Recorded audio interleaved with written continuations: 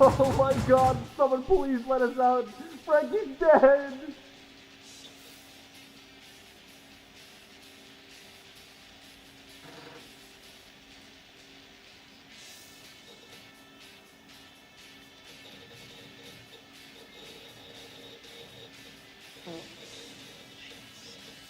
All you people out there like, when's the white Pestily? When's the... I don't give a fuck, alright? The white's whenever it is, alright? When's the patch? I don't know.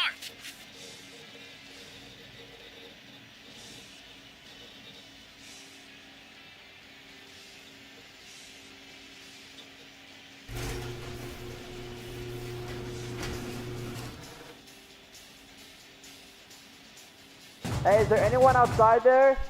I need more RAM.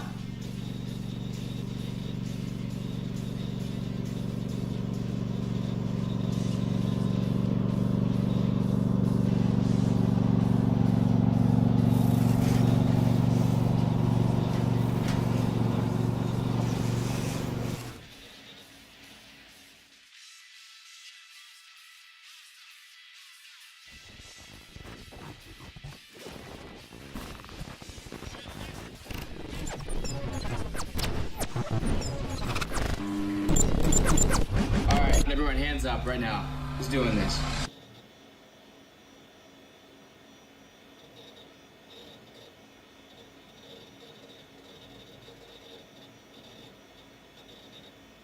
I'm live.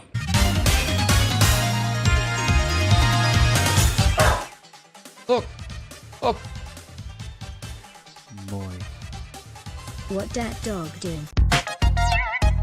Every other raid I've been fucking fighting SVD.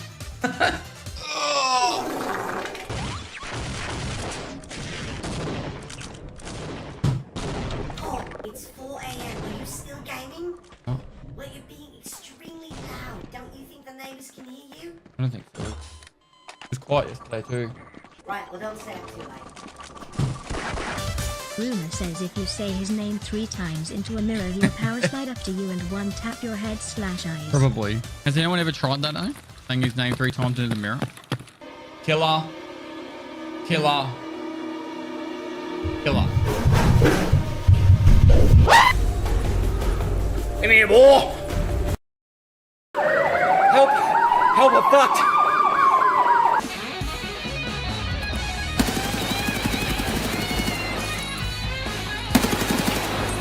I pulled a sneaky on you.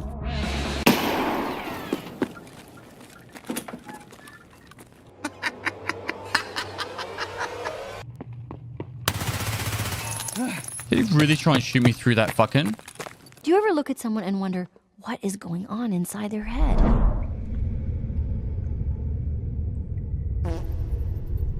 He's behind the box on the left. He's dead. Oh! Done. You just one tap that poor.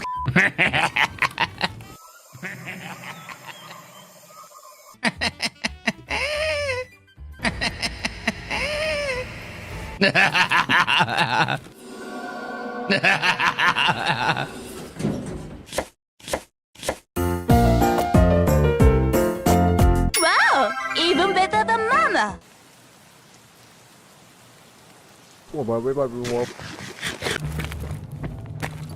Hello. Do you have a moment to talk about our Lord and Savior, Jesus Christ? Silent but deadly.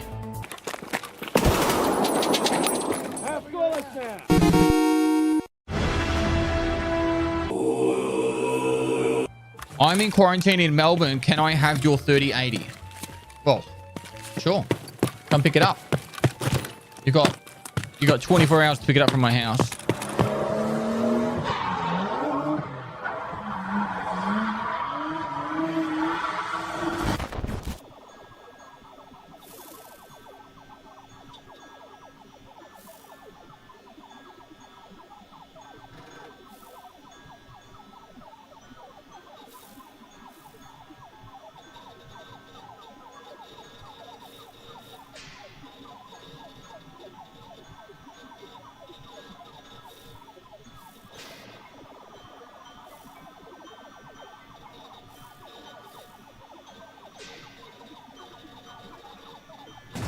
Он нас не выпускает отсюда, помогите, пожалуйста.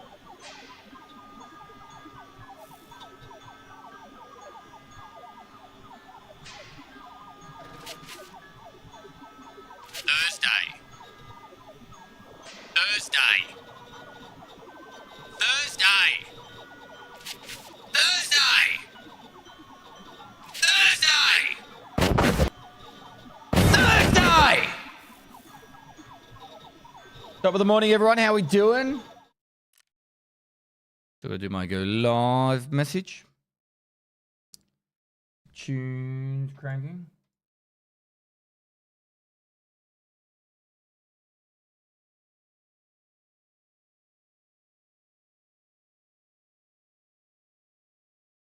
Push what's going on, man?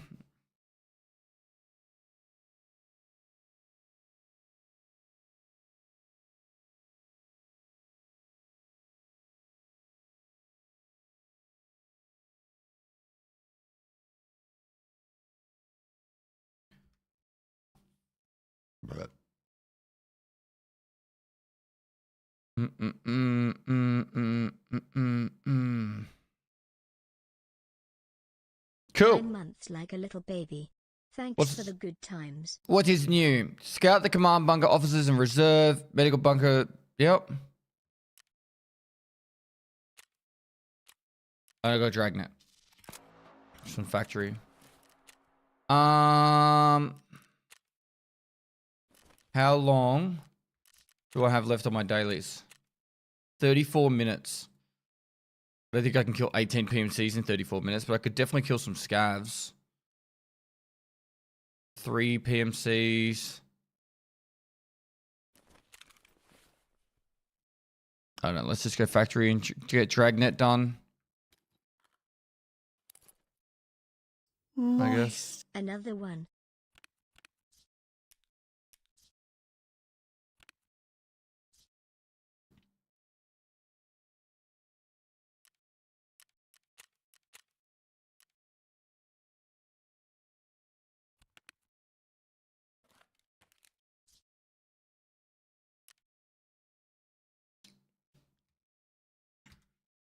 Ooh.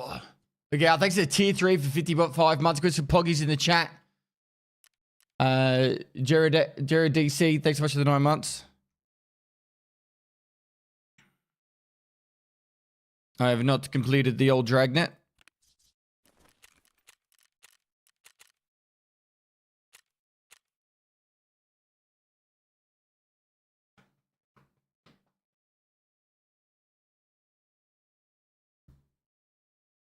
So what is it? 3 PMCs. 3 PMCs for that. I'm not going to get that done. 3 scavs. 3 PMCs, 3 scavs, and we just scrap this one. It's only 37,000 XP.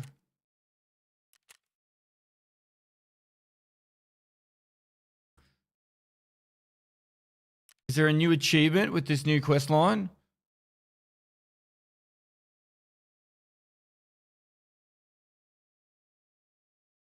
Targrad's Tales. He that steals honey should... There's a reward?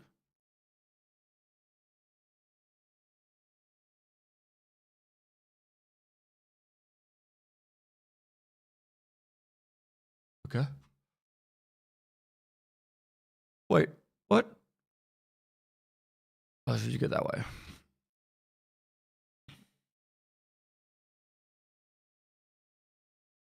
Only one new achievement.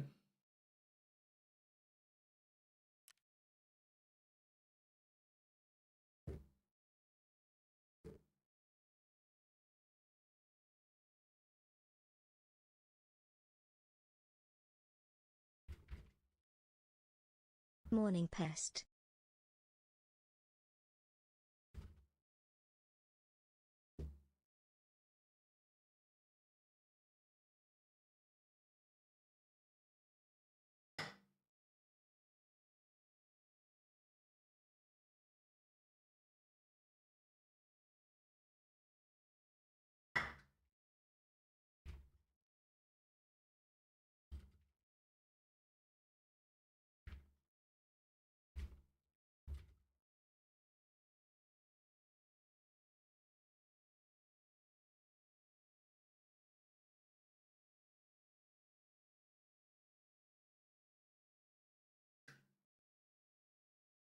Already found and reported a serious bug. I hope it's not reasonably reproducible. DM it to me.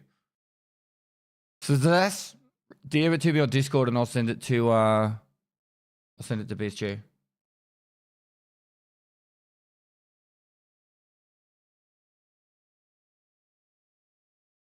Oh, forgot about insurance. I haven't seen Tarkov in a couple of years. What is that container? It's a it's the one from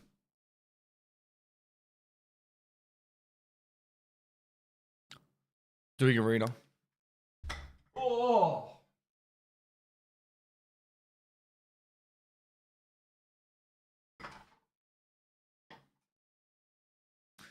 And when I'm wearing a blue shirt, color profiling on this camera is like I look tanned.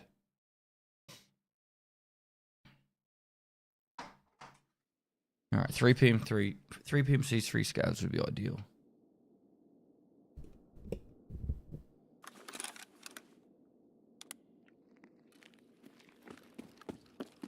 That should be a scav.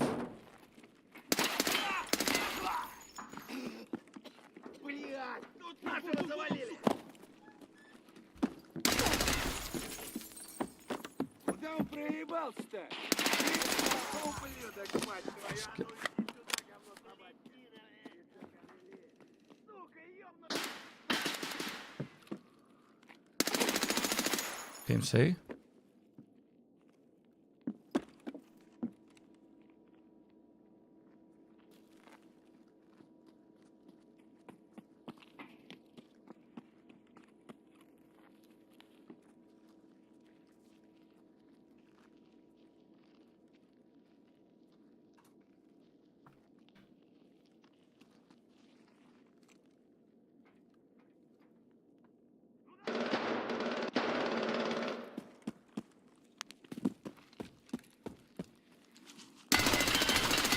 PMC.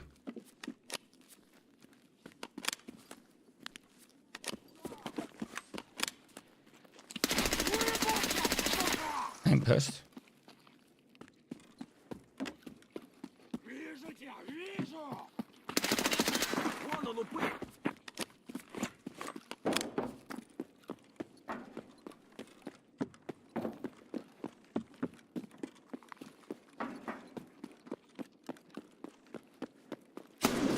And died to a Mosin. Sucks.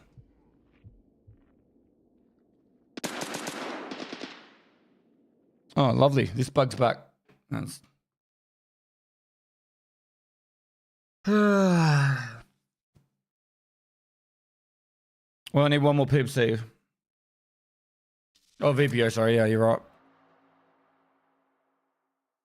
11,000 hours. Get a life, you fucking loser. Touch some grass.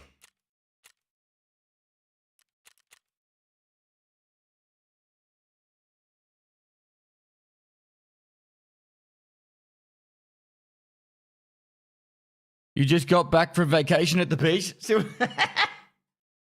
Told ya. Makes me look tan. How many hours you got, Pest? That doesn't matter. It doesn't matter.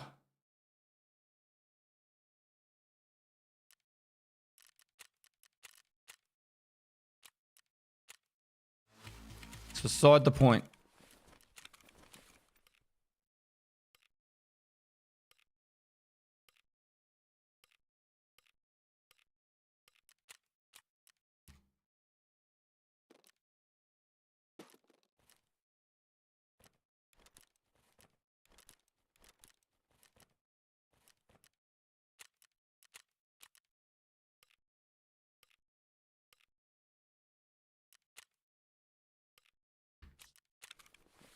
Right.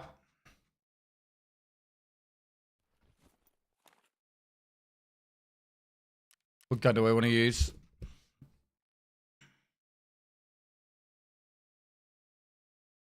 Need one more kill. And...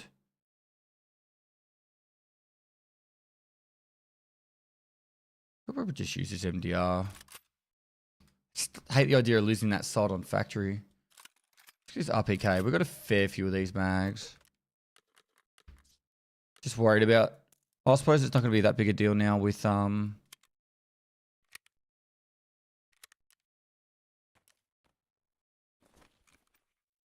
can't buy Calox.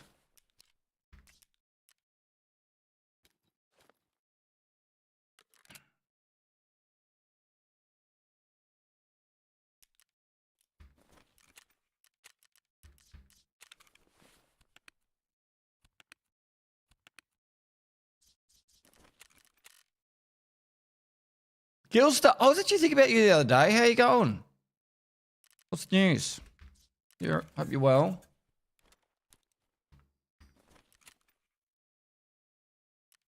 Gilly's like my third longest sub. Chat.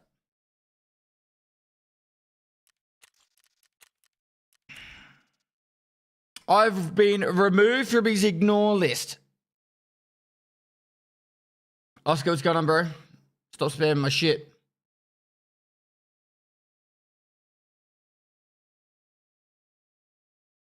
First, just a DM. I don't know if this had this bug in the past, but I don't think so. Hope it gets solved quickly.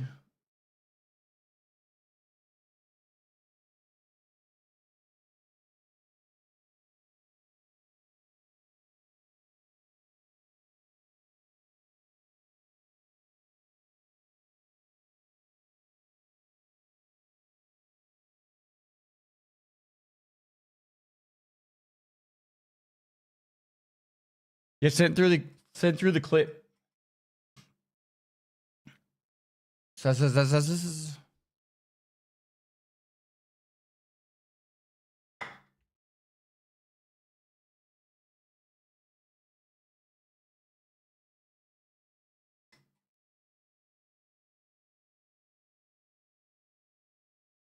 Can't leave a raid as a scav. Dying or extracting. Got to alt F4. You should be scavving anyway. Best place to find gas analyzers. Go file cabinets on reserve. When is the POE2 patch reveal? Hour and 40 minutes.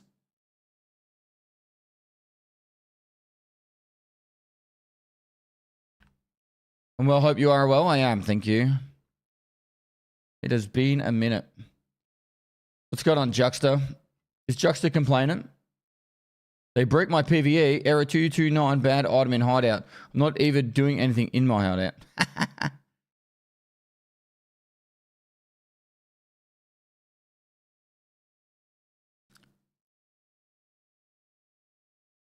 Is there a new event? There is. Yeah.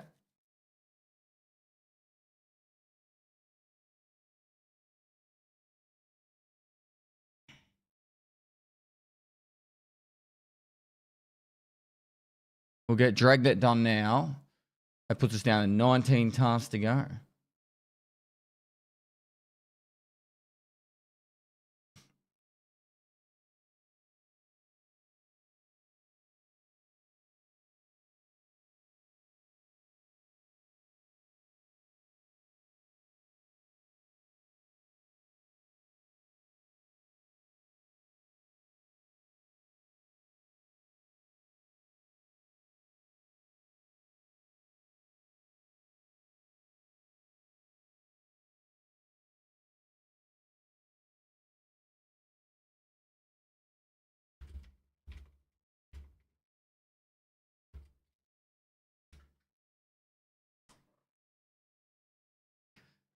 We don't really know much information about the event. There is an event on at the moment,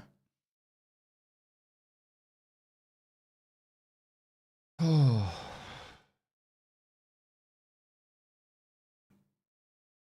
The new event is full auto grenade launcher with infinite rounds, no reload.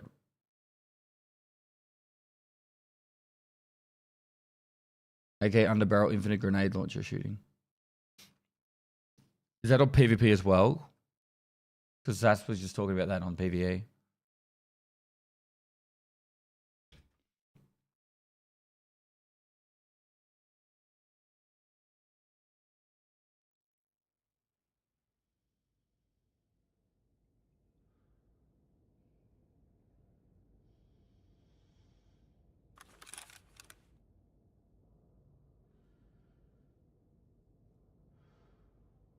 How's the new update today?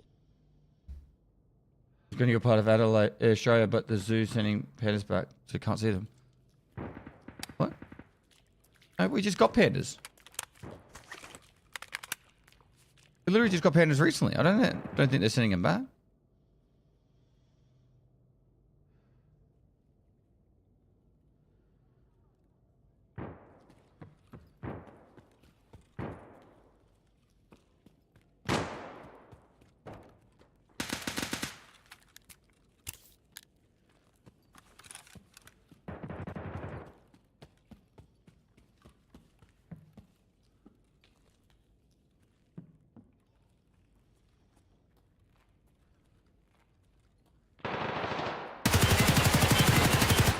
Let's go.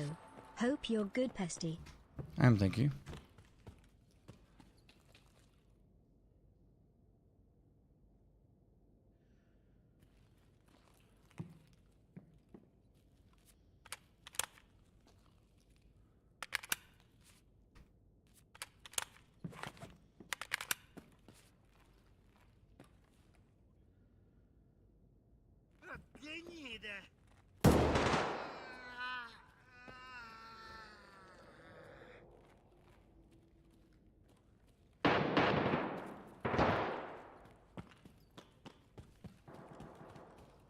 There's someone in this room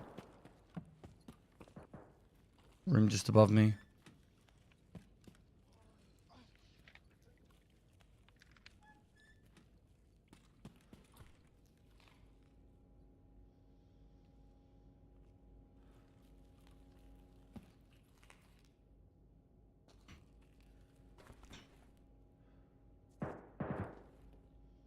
I did 2 raids and gave up, not feeling tacky anymore. That's fair.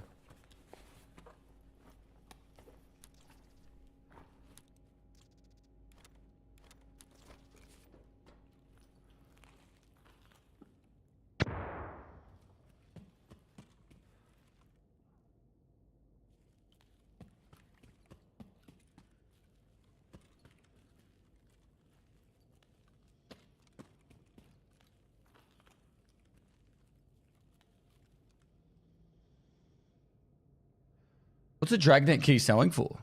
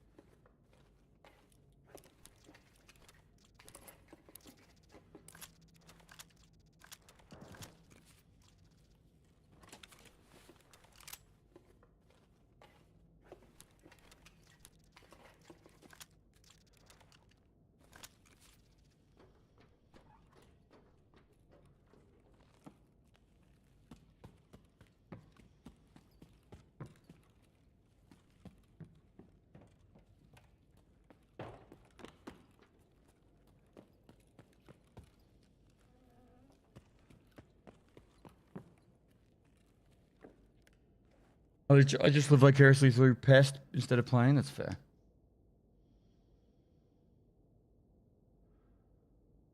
It's just in the dragnet room.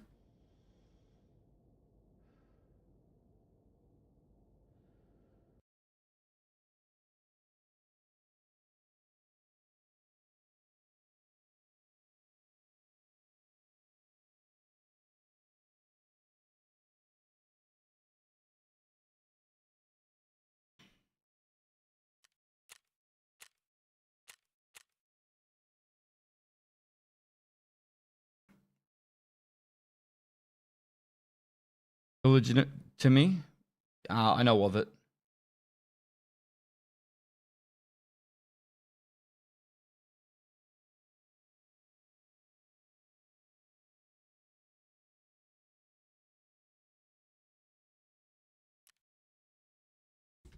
I saw Dragnet Key get bought for 28 million. Fuck, I'll put that up for sale for 28 mil right now. I don't need it. Done my quest.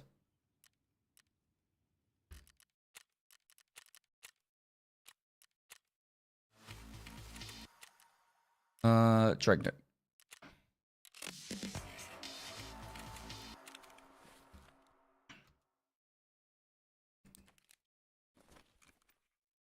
There's none for sale.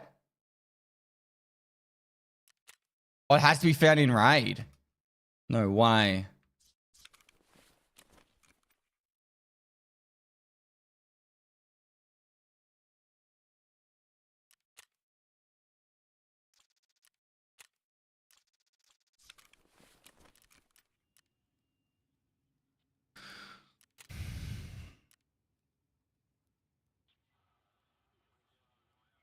All right.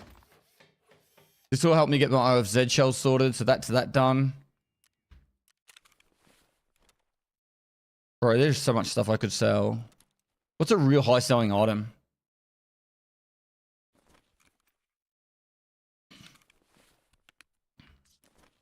Probably the easiest way to do it would be like...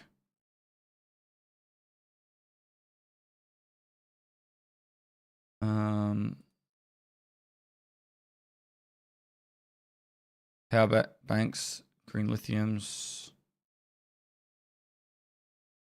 Double A bats 100k. Why are they 100k? Oh, is that toward you need it for the labyrinth?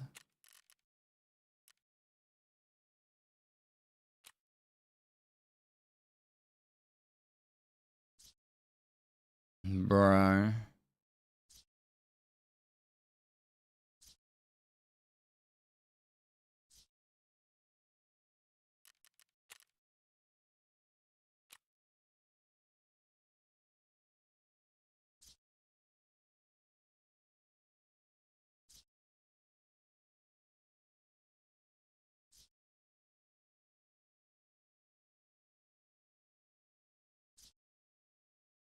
I don't know if I should just be trying to buy this shit up now.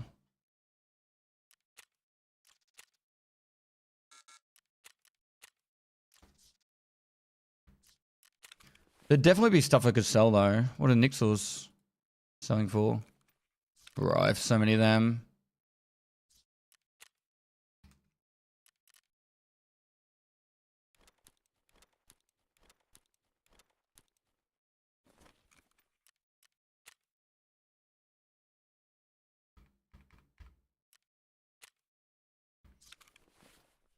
Is West 104 key new?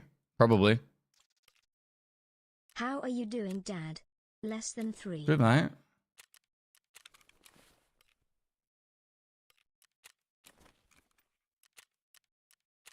All right, so...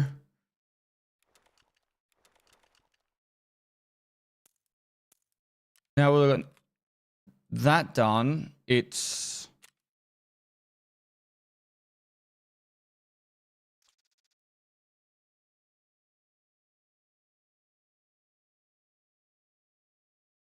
God damn it, back to Lighthouse.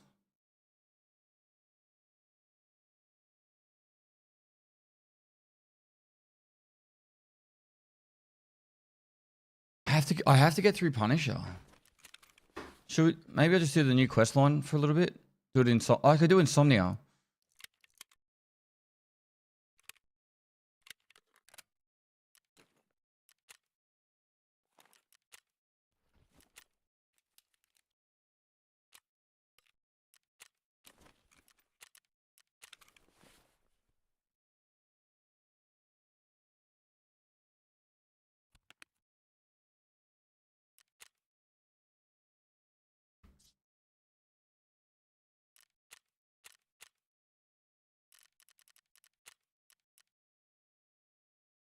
Wonder if there's like Intel. Do they sell for a bit?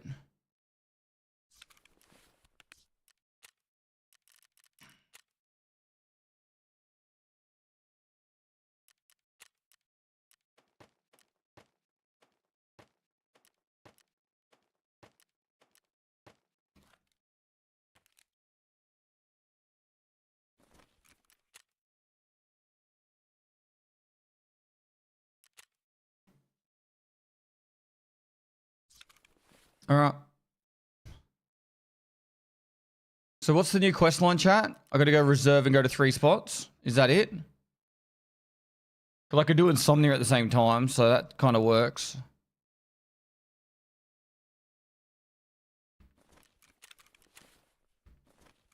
So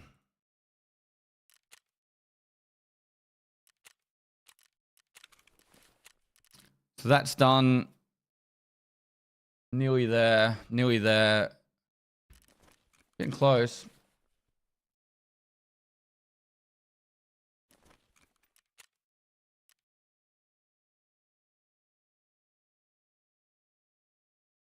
Tarkov's so boring, man. Just don't play it then.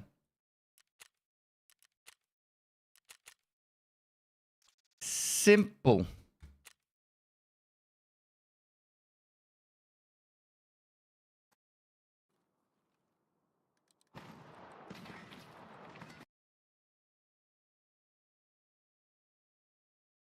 That's insane.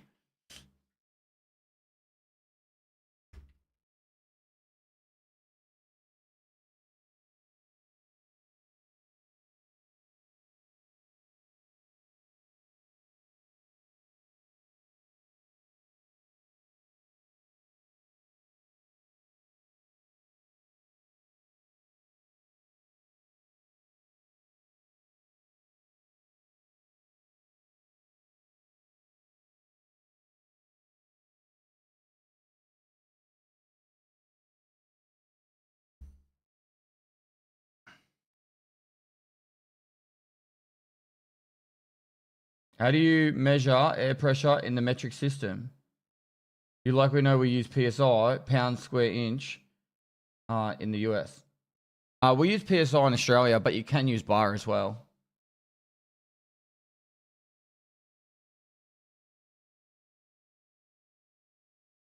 Either work.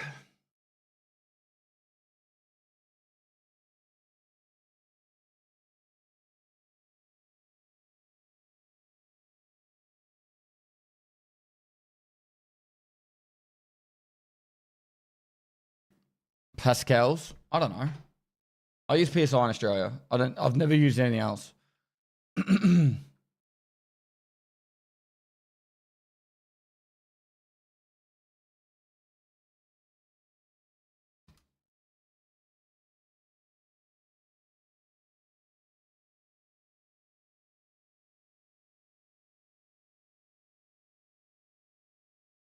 17 tasks to go, chat.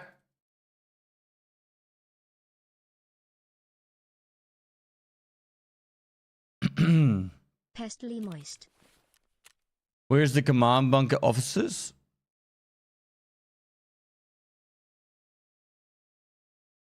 Do I need keys for any of this, chat?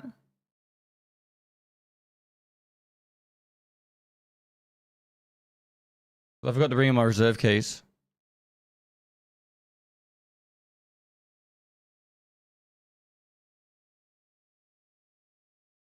White bishop, white knight. Sorry, white king.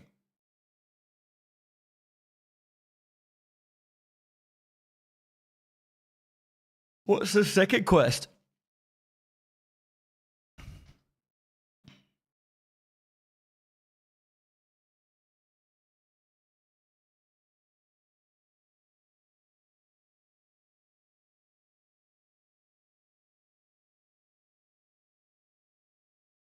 Investigate admin on shoreline.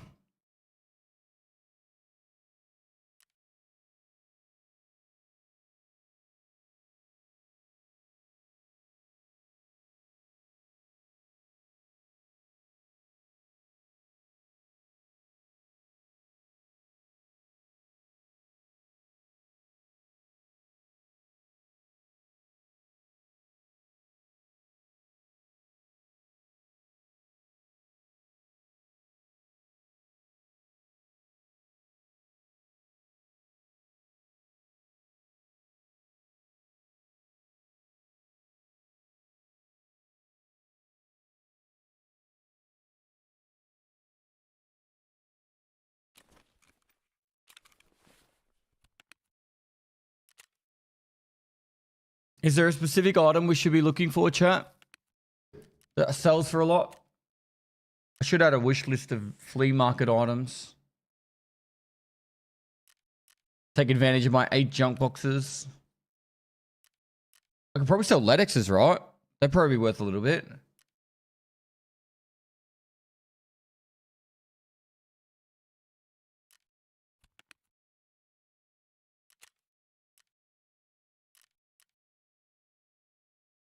$3 mil, yeah. Fuck, I might just farm labs for a day. Cash up. I don't need a lot of cash, but nice to get a little bit. Batteries are worthless. I suppose you got to be found in raid though, don't you? Gonna make sure I live. PS usage 200k. I just used all mine. I finished the hideout now, so I don't need to put any effort into the hideout. It might be worth farming Farming labs though for LEDXs whilst getting the last 2 statues. I think I just unintentionally duped items. See if you can replicate it in a clip and send it to me. I'll send it to Nikita.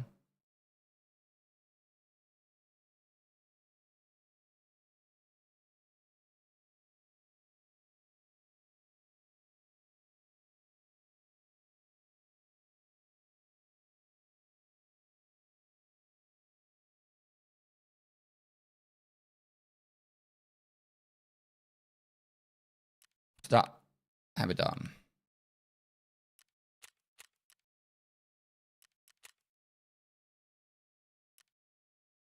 Tool sets will probably sell for a little bit.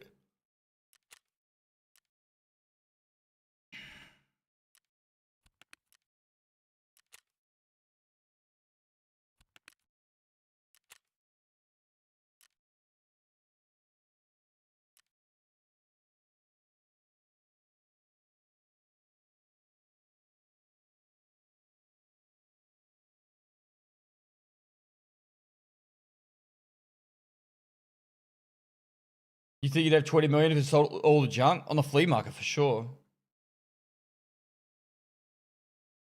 Yeah, they'll probably have it paced out over multiple days. Cololos. Or have cooldowns like time gates.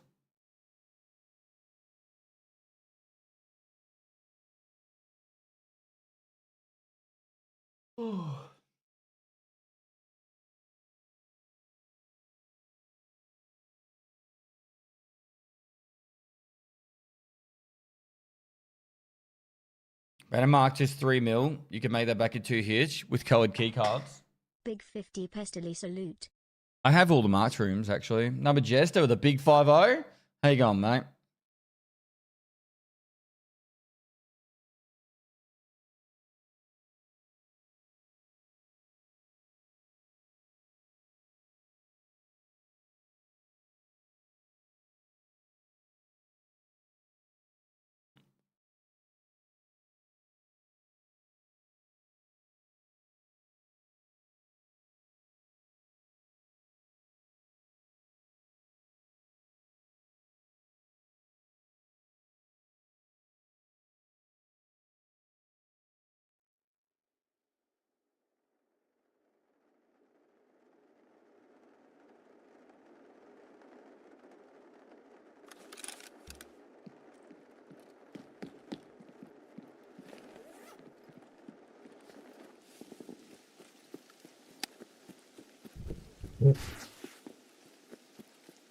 So I've got to go to White Bishop and Pawn, yeah?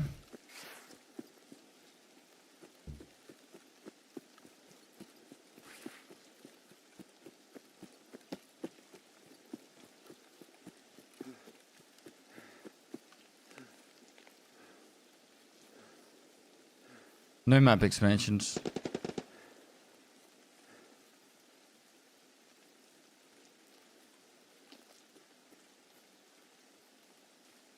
Is White Bishop the school one or the med one?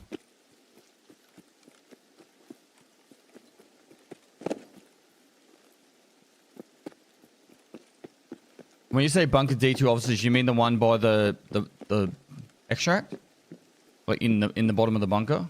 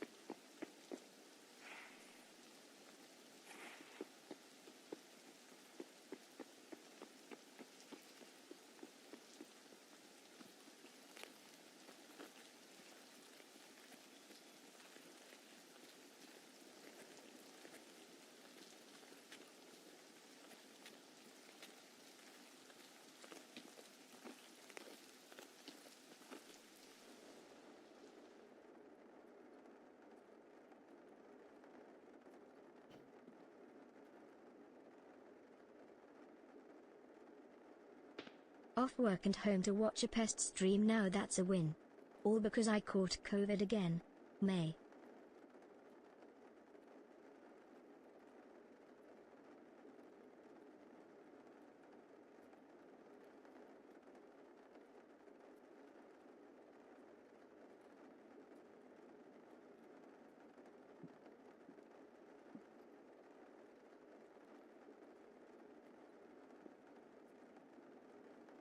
Down the hallway to the left. Oh. Yeah.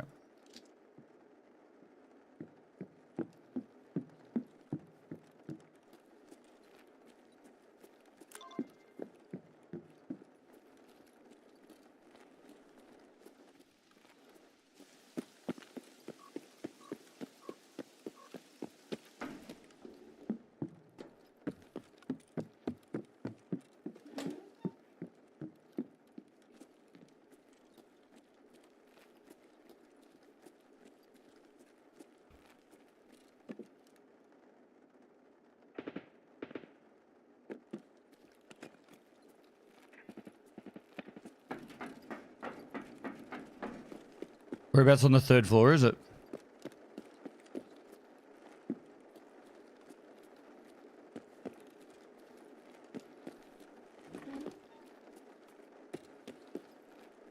Left down the hallway.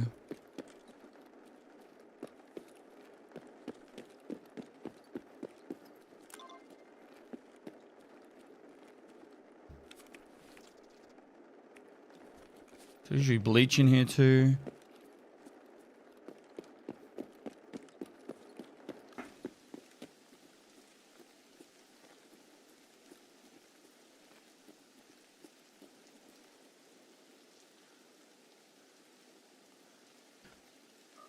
So where in D2, like you go all the way down to where the lever is and...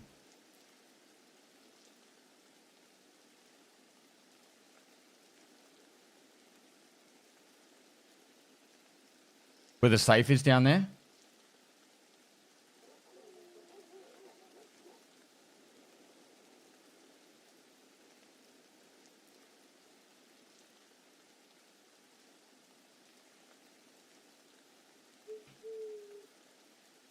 Room next to water.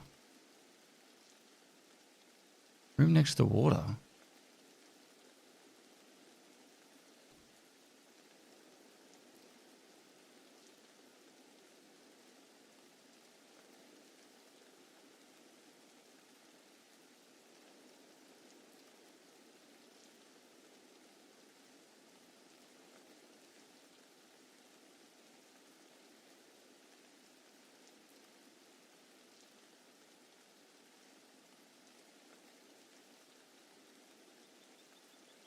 Is it in the water?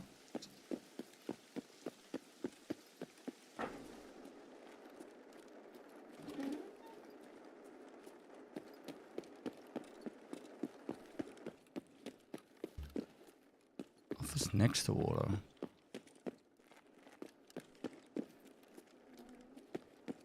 So that's why this plane went down this side.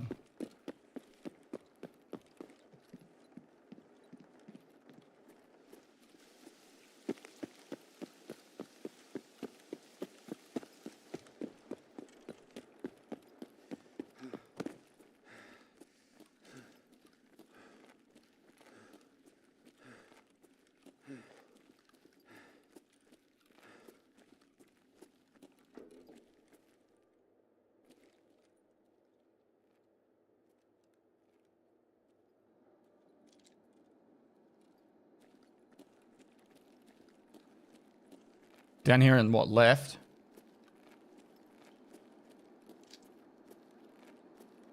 Is this what you mean by water?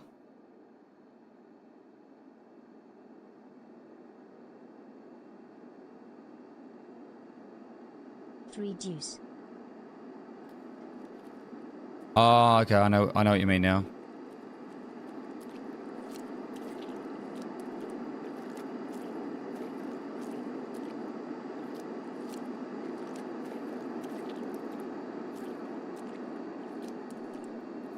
In the left here.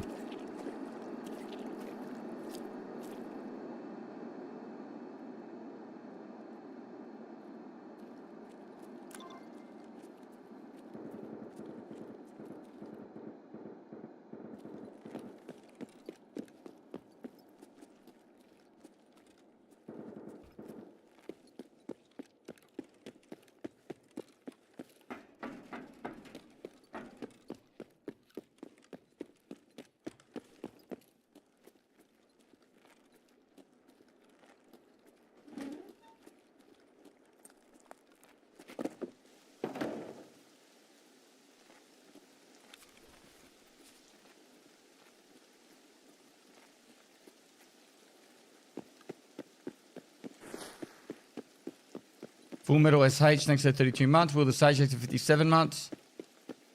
You got COVID again? It sucks, dude. Teddyson, thanks for 47 months.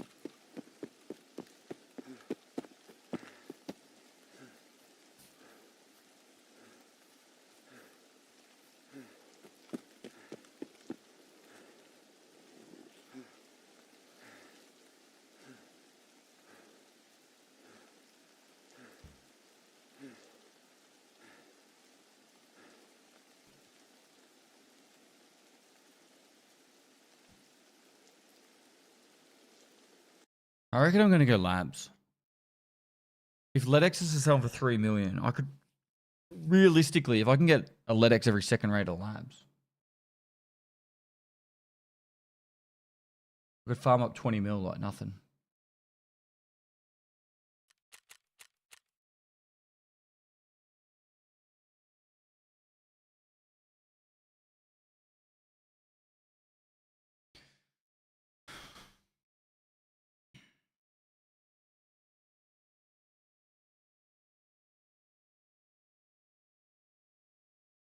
I'm not trying to shit on their event, but in all seriousness, if the event is just a quest line with an achievement at the end and there's nothing actual special or cool to it, I'd be a little bit disappointed to that.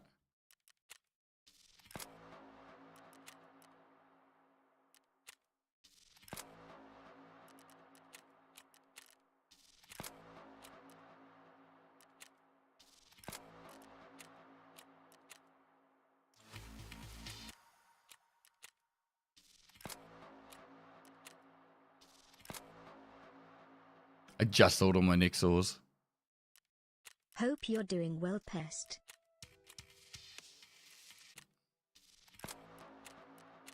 I am, thank you.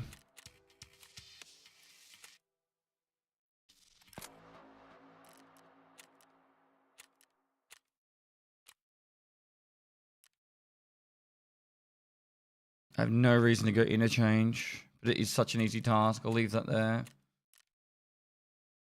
This one ain't happening. 25 scabs anywhere. We'll take that.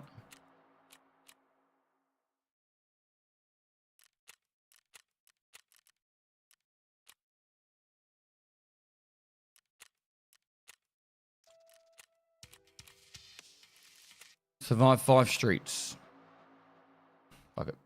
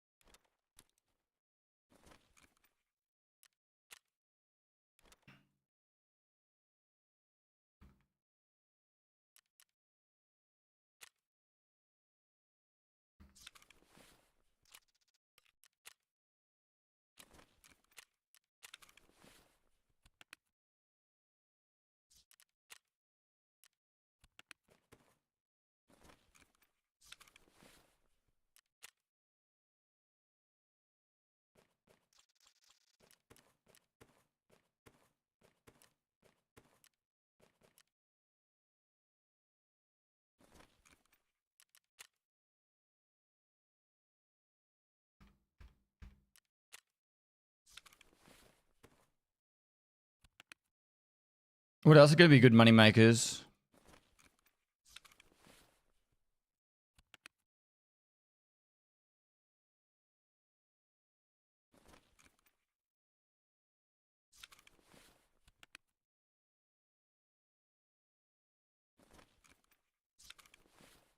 No, I can't see water filters being good.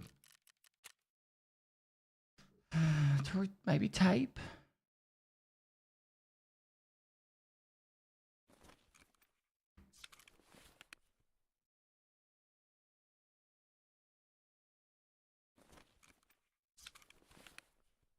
Helix.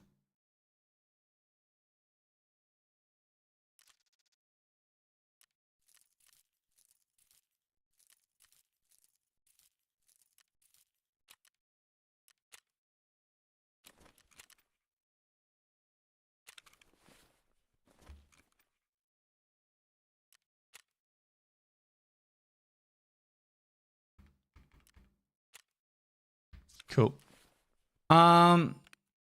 Part of me thinks going labs is the play right now.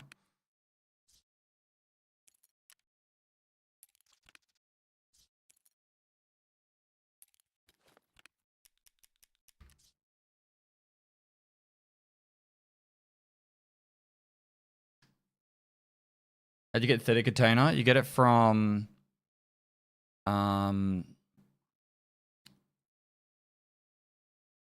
you get it from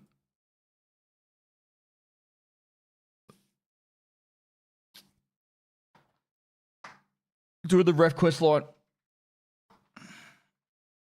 I want to read her. Oh.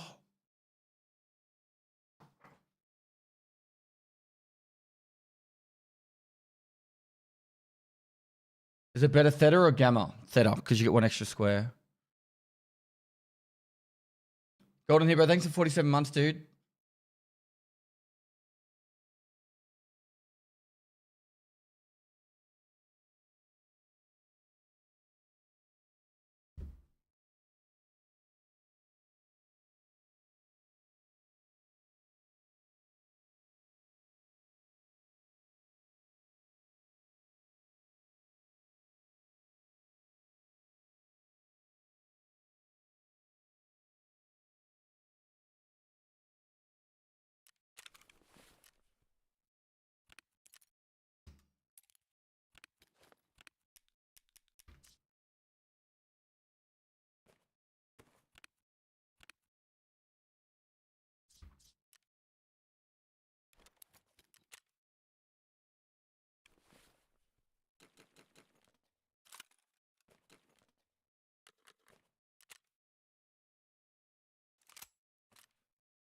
Howdy Pestily kitty.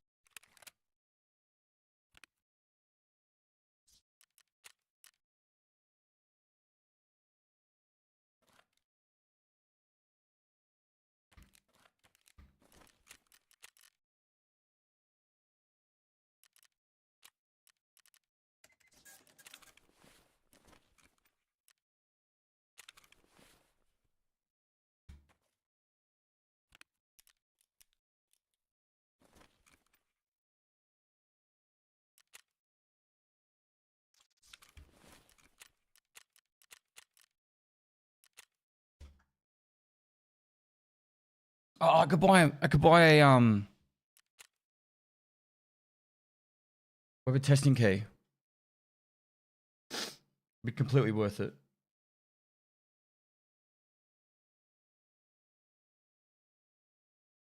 Benjamin says I caught the stream. What happened to your dynamic headphones? I've been using wireless headphones for a while now. I prefer it. How long does the arena quest line take? If you wanted to smash through it, you'd probably do it in about 6 hours, I'd say. If you had like a squad that's actually decent at arena.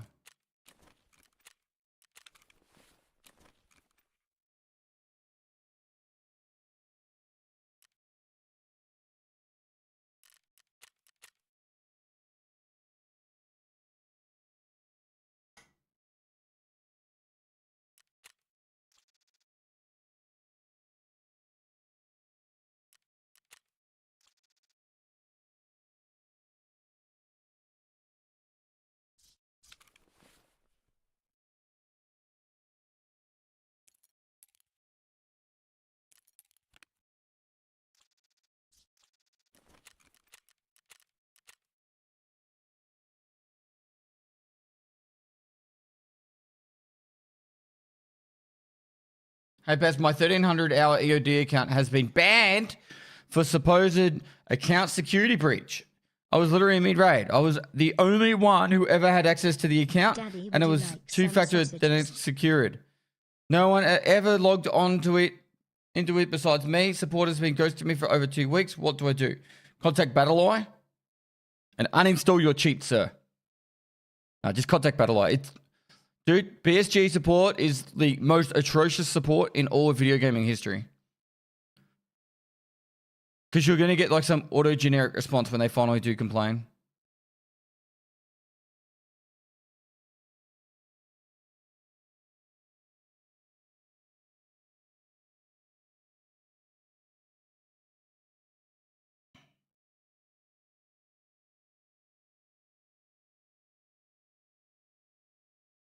PSG supporters of the BTR and Woods. It sucks, bro. Honestly, it fucking sucks. I am confident there's been a lot of false bans over the years. A lot. And every time they do one and they don't fucking address it, not only do they lose a player, but probably their circle of like friends could potentially stop playing. And on top of that, there could be one of the best ways to promote a game is word of mouth. Like, I guarantee you, if you played this game and you enjoy it, you've told your friends, hey, I love playing Escape for Tarkov, and therefore they want to play it too. So if you get banned falsely, it just cuts them off at the knees, you know, the players off at the knees. Sucks. Oh.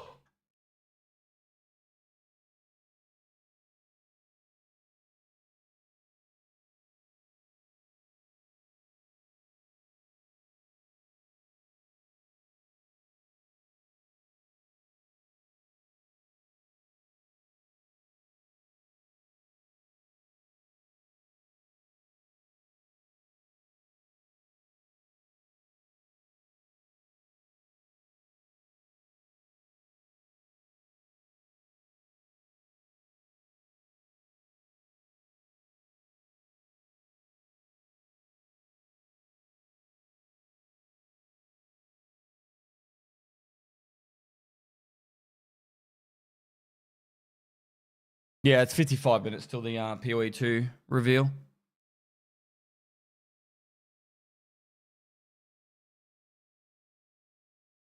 Becky Kane was already in POE2.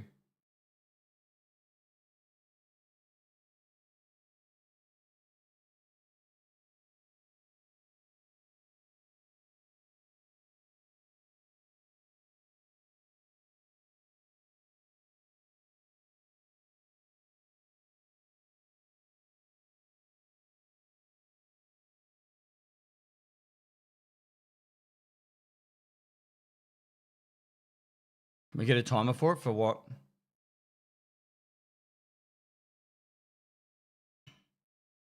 We need, by the way, we need the bear figurine and the cultist figurine.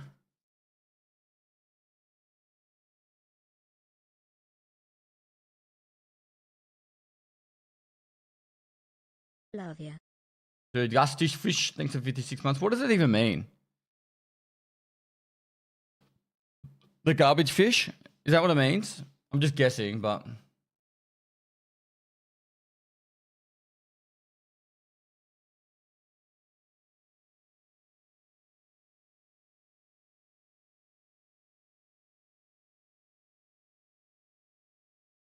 The nasty fish.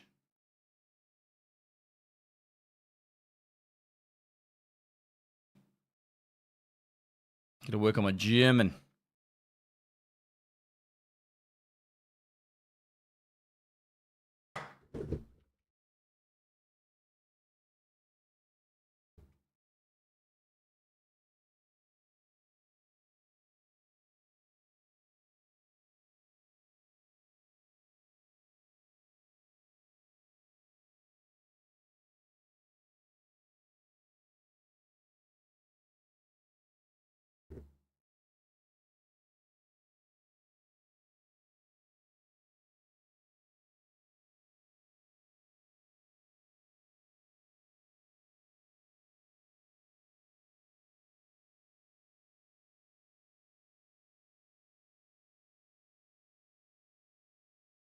Nobody told me 20 years ago that my name has to be pronounceable for an Australian Tarkov streamer.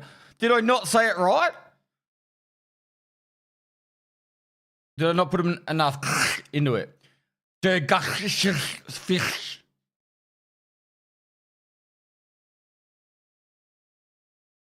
Is it Dutch or German?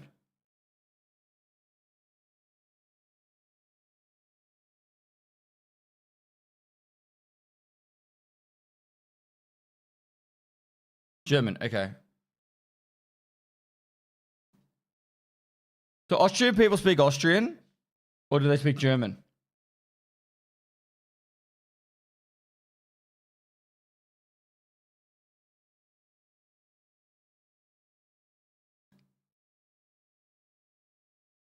They speak Australian!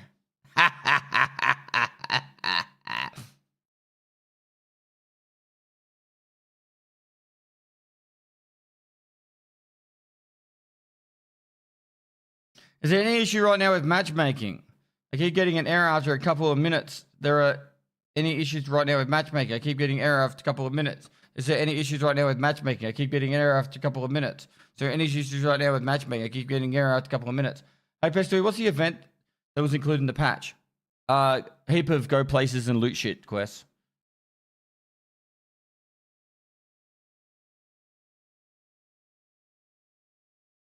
Is there any issues with matchmaking? Just ask once, chat.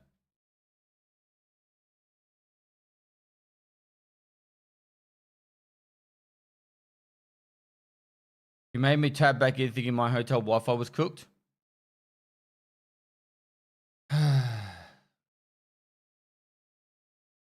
Yes, service fucked. Yes, service fucked. Is this video live or a recording? This is a simulation, sir.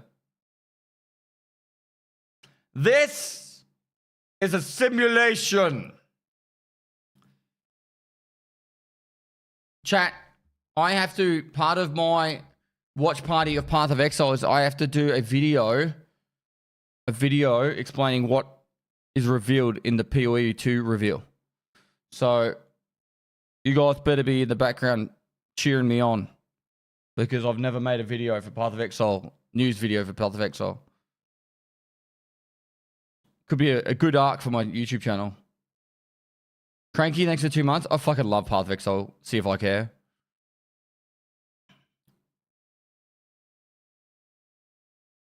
How much do you think it would cost for to commission an AI Pestily bot to do the streams for you?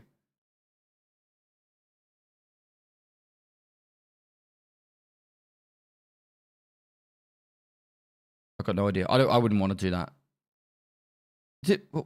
Was it Cobblecop or some shit was trying to do that?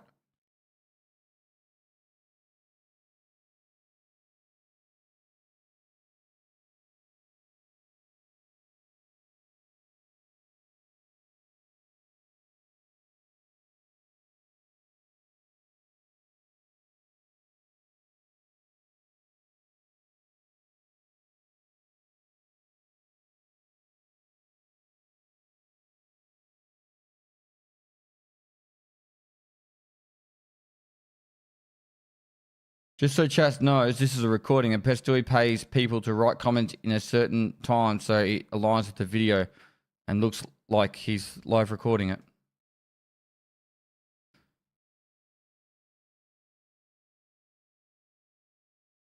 Pushkin and Mr. Brick, you guys got to move on, man. Wish me luck, boys. Just ate a bit of mold. Grabbed a piece of fruit. My girl was getting ready and she told me that one had some mold on it. Normandy, good luck, mate.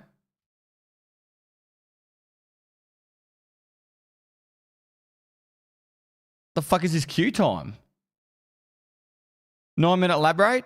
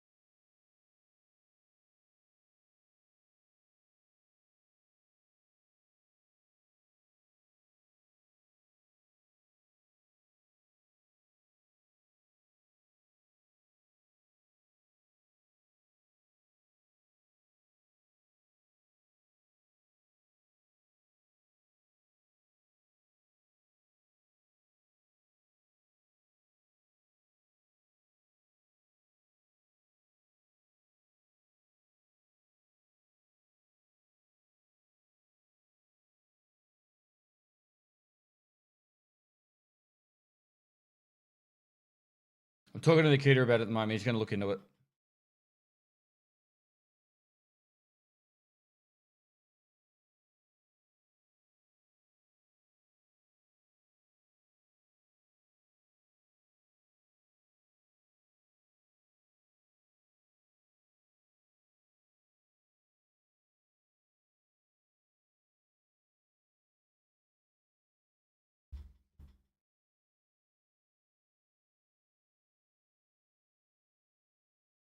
How the hell you got 7 million? What do you mean?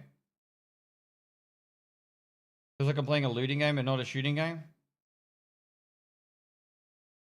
I bought the game last week, got 50 hours in, made like 7 million rubles, but keep dying to PMC bros.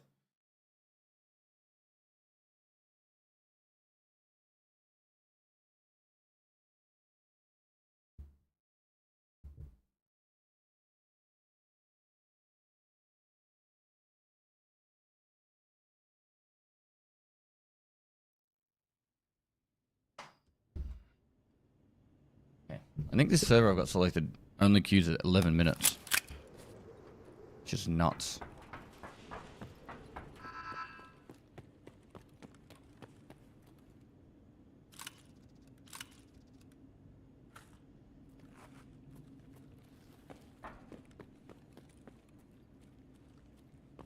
Fuck it, let's just do the res unit straight away.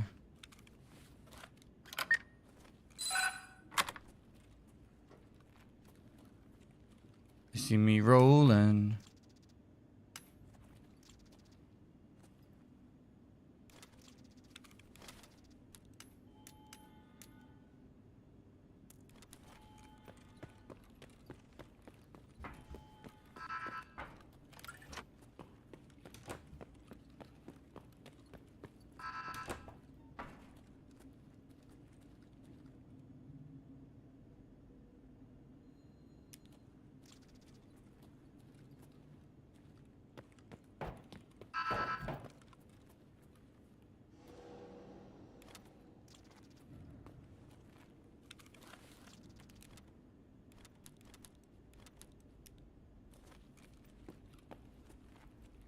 Ugh.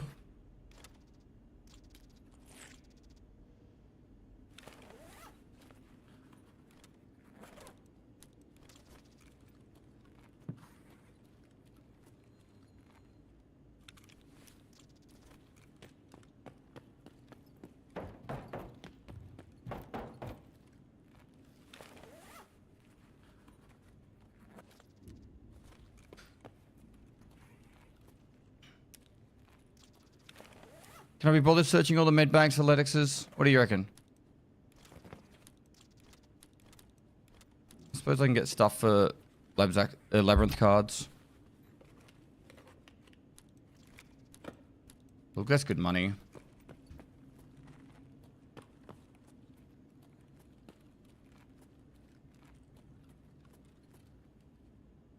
Mule will be worth a bit. Medium. We can get out. I very, very rarely ever use a mule though.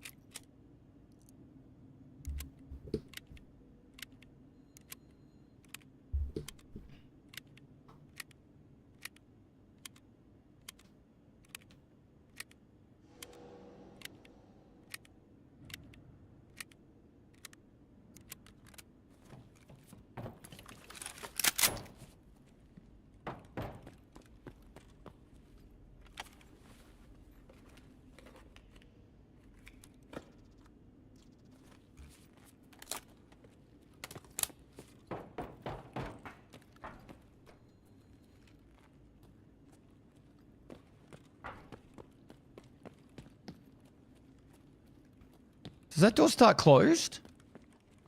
Starts closed, doesn't it?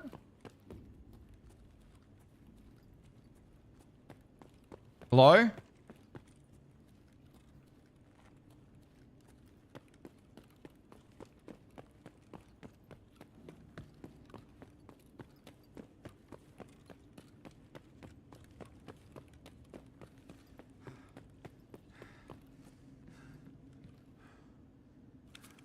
Should have brought a second injector case.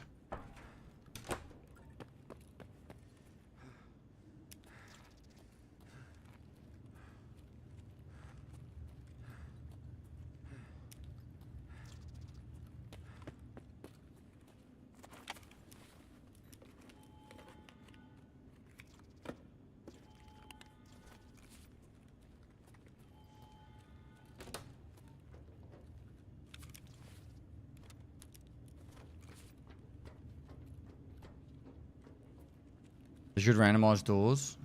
I did think like that, but...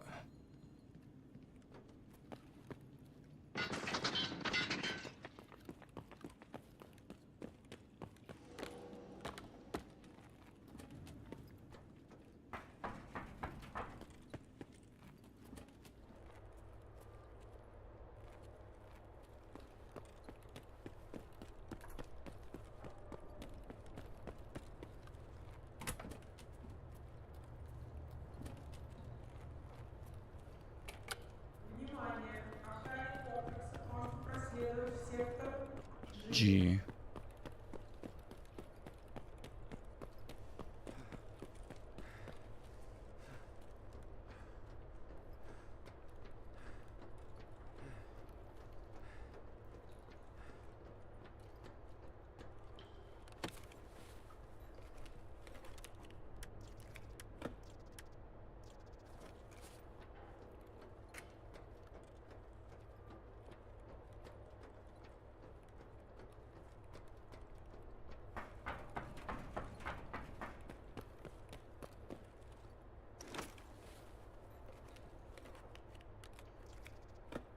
I just said these are terrible. I used them for 3 years and swapped the IEMs. It's so much better. Each their own, man. I really like these.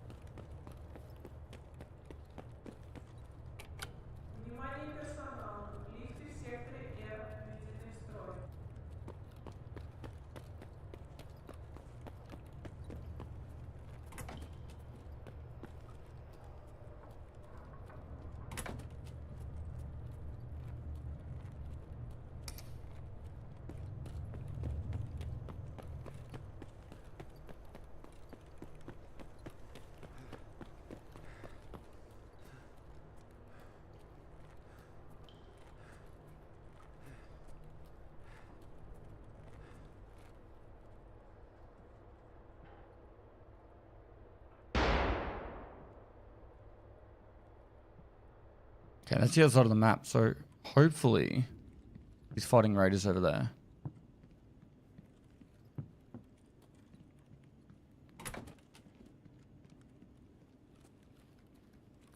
We can clean up Violet.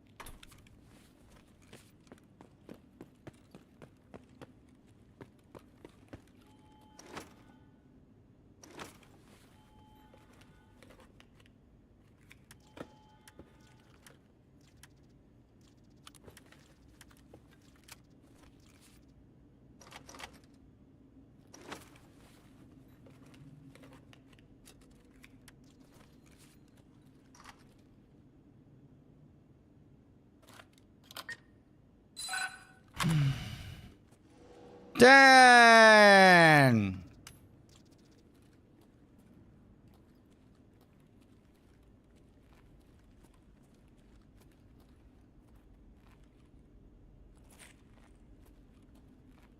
Worst Violet ever?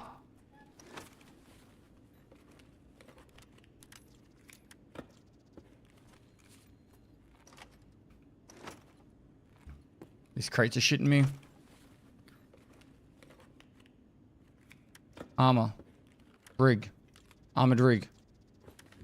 Armored rig.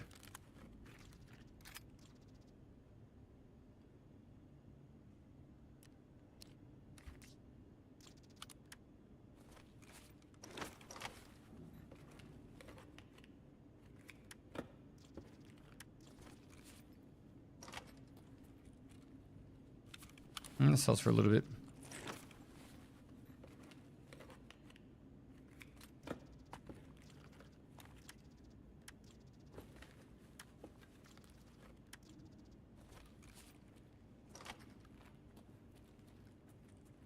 So do I go for yellow?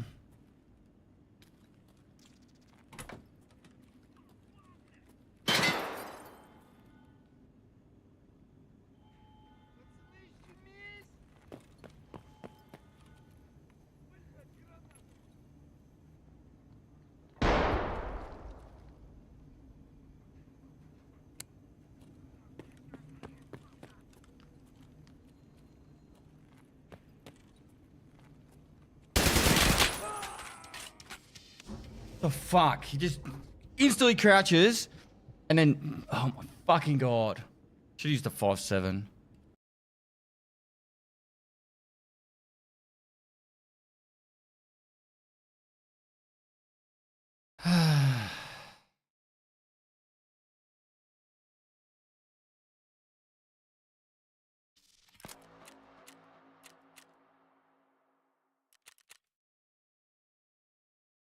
Is this live?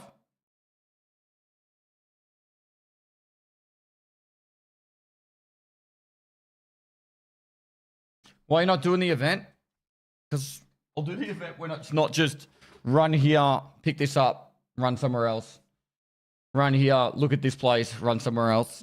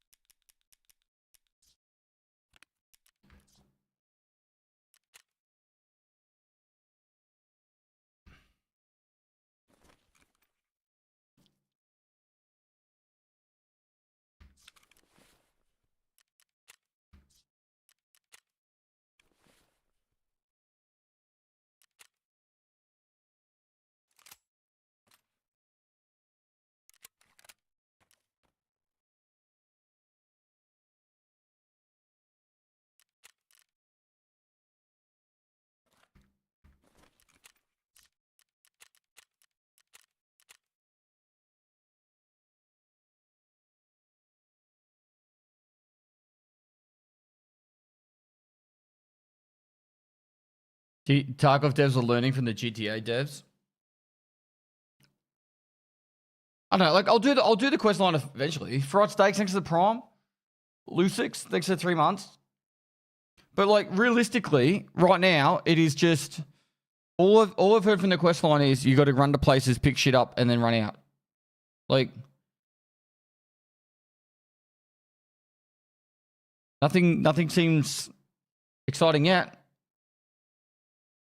I'll just do it after a prestige or I don't know, later.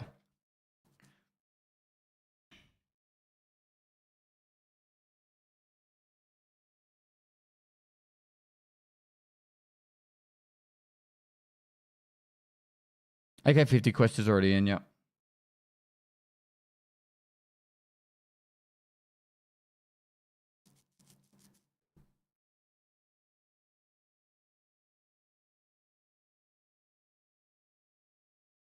The new quest from today, yep.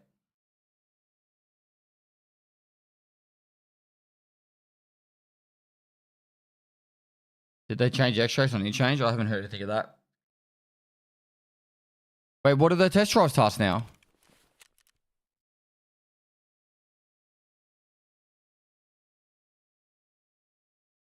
Oh, they're still the same. It's just you can buy the items.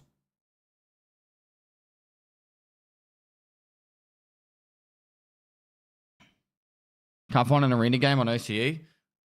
Select Asia and China as well. Gonna grab a drink.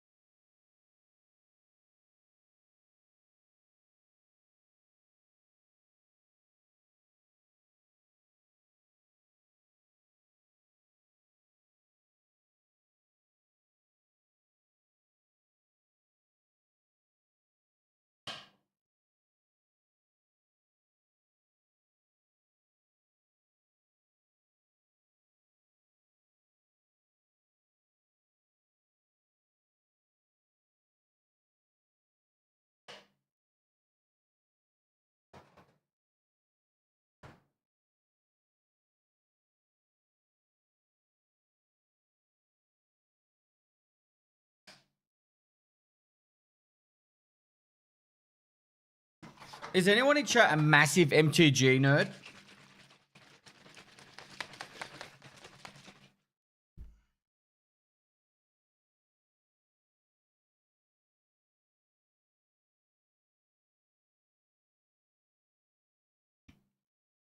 That has nothing to do with their lines and wanted to help me with stuff. Marjorie Taylor Green? Who the fuck is Marjorie Taylor Green? Marjorie Taylor Green.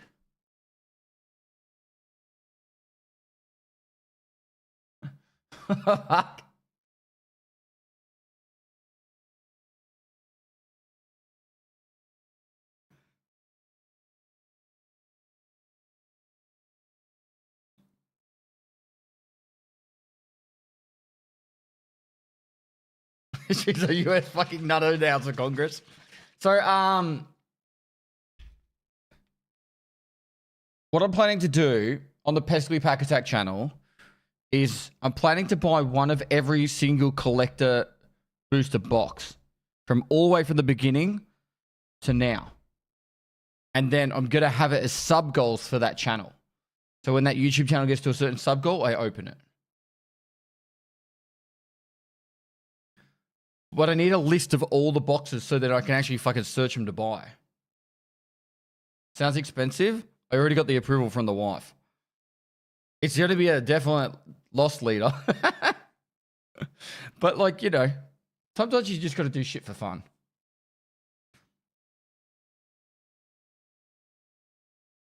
So if someone is actually keen to help, I'll give you access to my spreadsheet, and on the tab /MTG, right? I'll show you what I mean.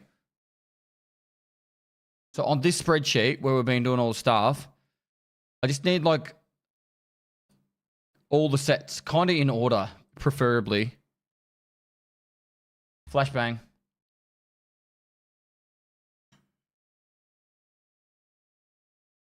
And then I'll... Who made this white spreadsheet? Oh my god. You did, Pyro.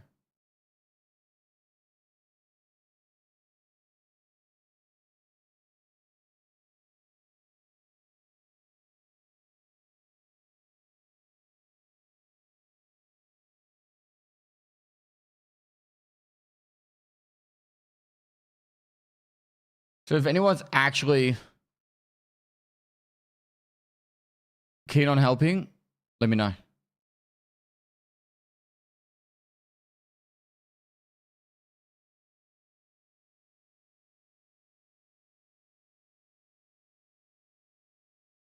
What do you need on it? Name, just the names or places to get them? I'm probably going to buy more of TCG Player. Forgot to update the ad blocker. But realistically, I just need all the names of the sets.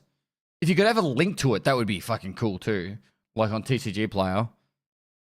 Just to make it like simpler. But that's about it. That's all. Realistically, that's kind of what I want. Bye, Hard Hell. Thanks for 25 months.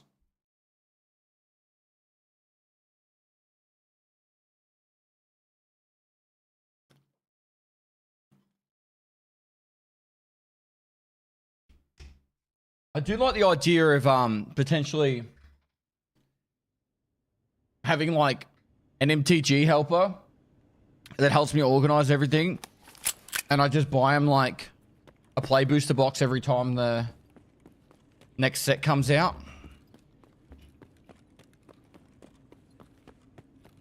When does the POE2 watch party begin? It's in 25 minutes.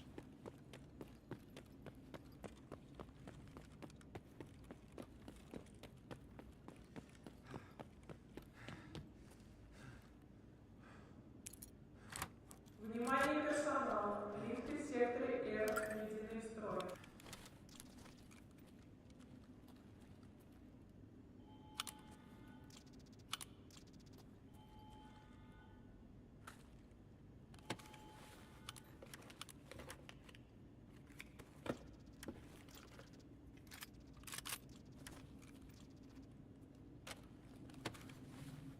Which button was that? Parking?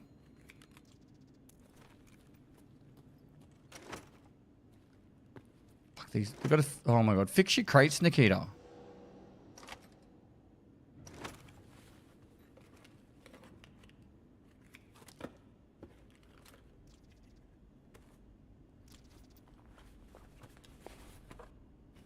That was main. So he's over near Violet, which is where I was going to go.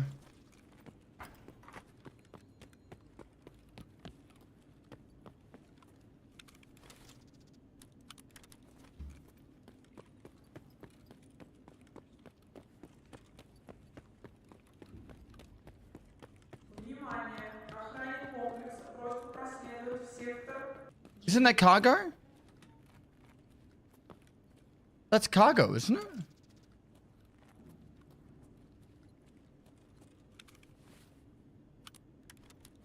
He's pressed med and cargo. Внимание персонала! Лифты в секторе О введены в строй. Okay, so he's gone underneath and pressed med, cargo, and main. I think we should be able to go yellow.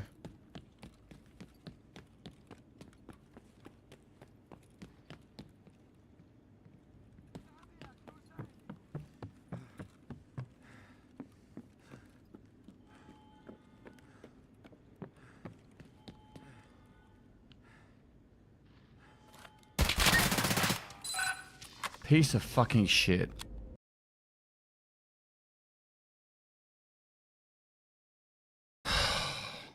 Literally no audio. It's just camping yellow.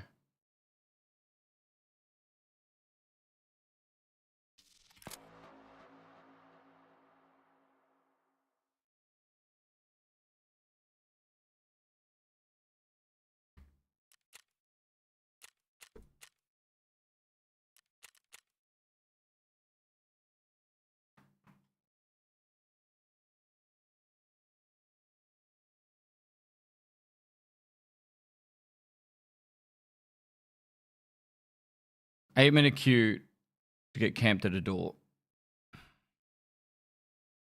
He wasn't cheating. Any luck today? Not really.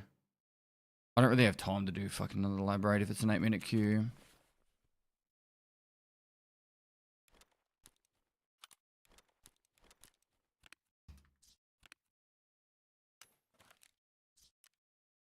Just try and go quick.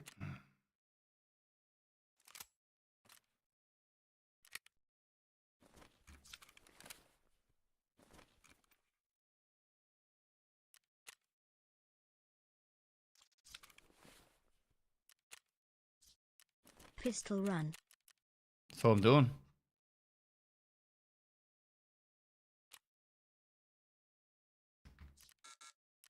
do you mean there's not enough fucking space?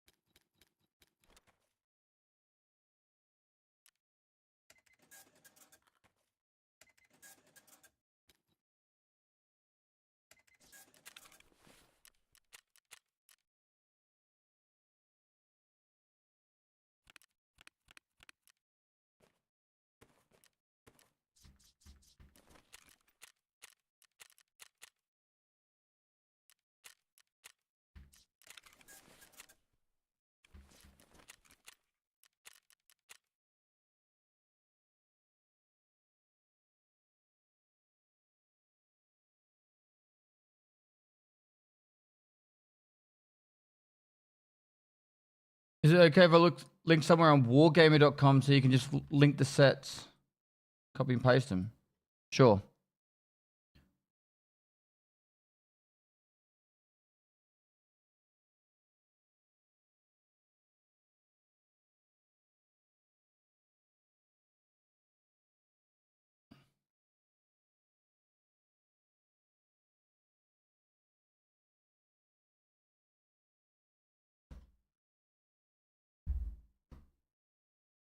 What message got deleted?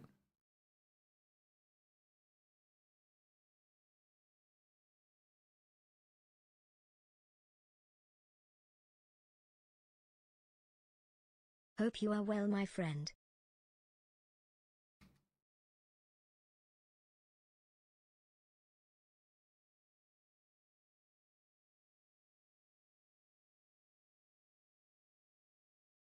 That's the sets in order, but when did collectors start? Look at the ads on this page. 1, 2, 3, 4. Oh, that might be the articles. 1, 2, 3, 4, 5.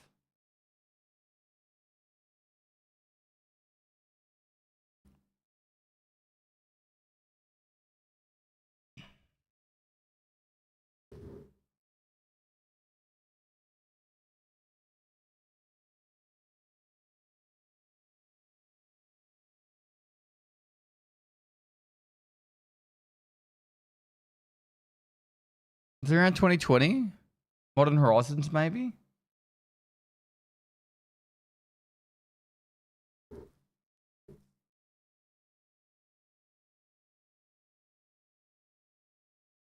Nah, collector boosters are only been since like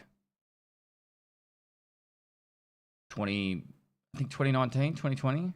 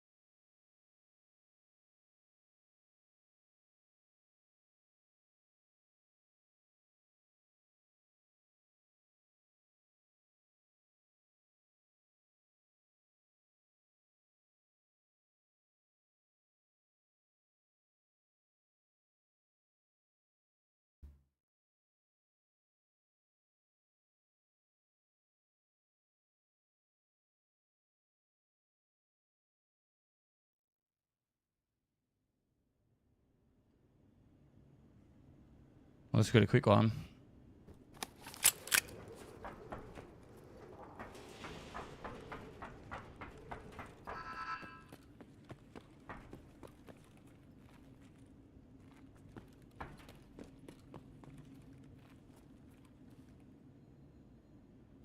See me rolling.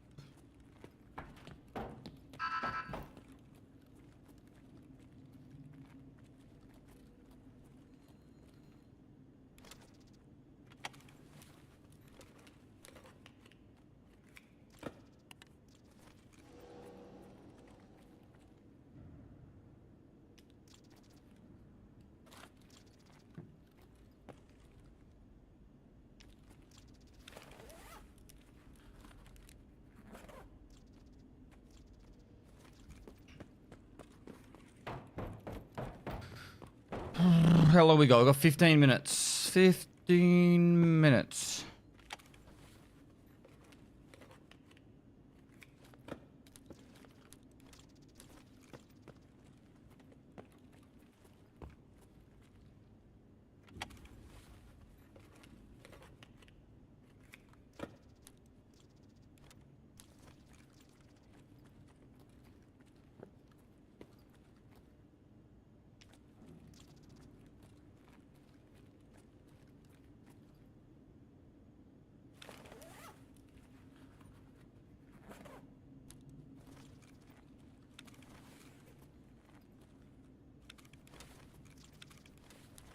Is Knackle selling for anything at the moment? Or that kind of covers the cost of the entry anyway, so even if I die, I'm in profit now. I want that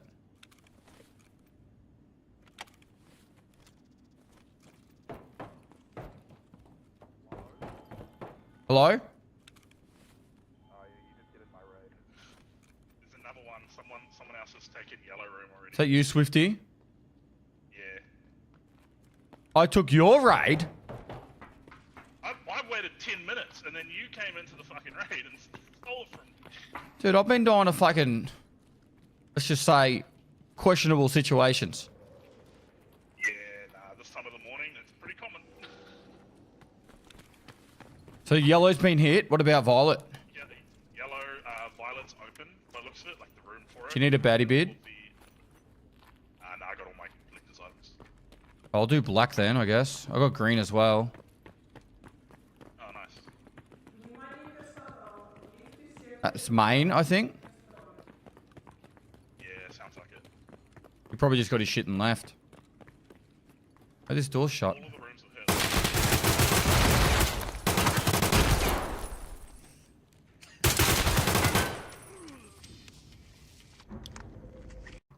You got there quick.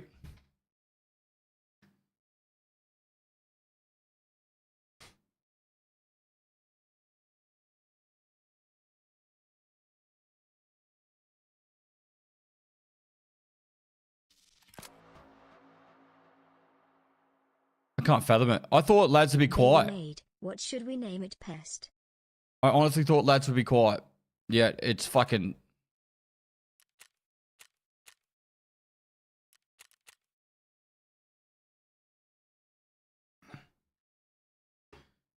It usually is this time of morning. Dude, it's fucking nuts.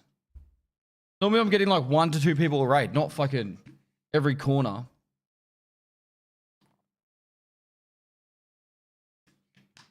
I am very excited for POE2. Everyone's trying to get things to sell on Flea. Yeah, usually I can, at this time of the day, if I pick the right servers, I can get max 1 to 2 people per labs raid, and I can cash in hard on that, but not today. But it is not this day. That's alright. Can't win them all. Like, I don't lose money doing that, by the way. Like, sell, sell, sell, sell, sell. Not to mention stuff that was in my bum. But like, there's 250k. It pays for the key card, the access card, the backpack, and the 5.7. What is POE2? Power over Ethernet 2. It's the up and coming greatness. But I have decided that I am not using that server anymore. That server, not good.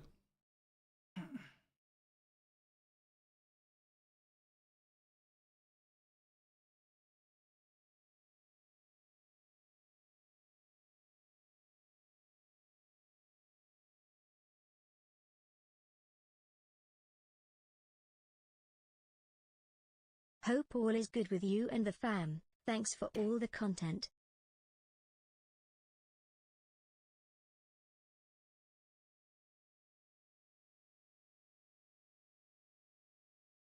No worries. No worries.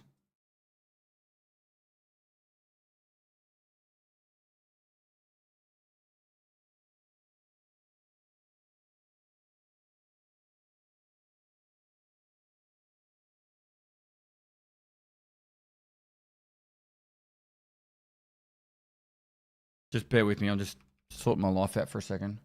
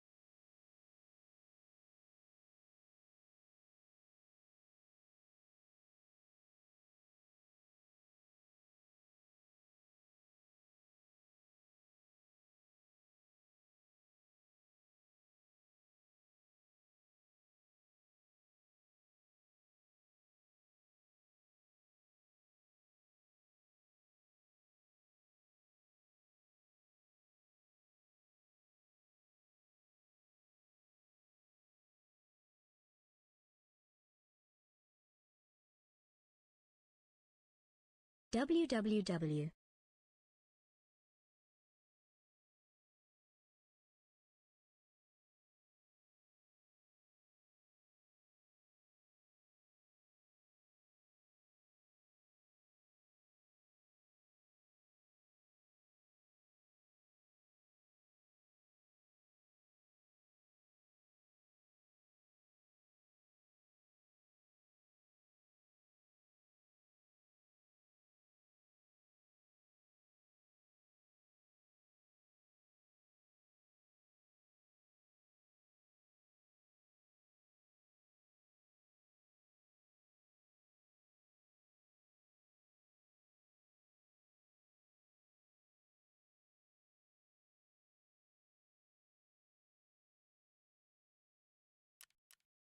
Sorry. All right, I'm gonna switch over to watch the reveal because it's not far away. Let's pause that. Unmute that.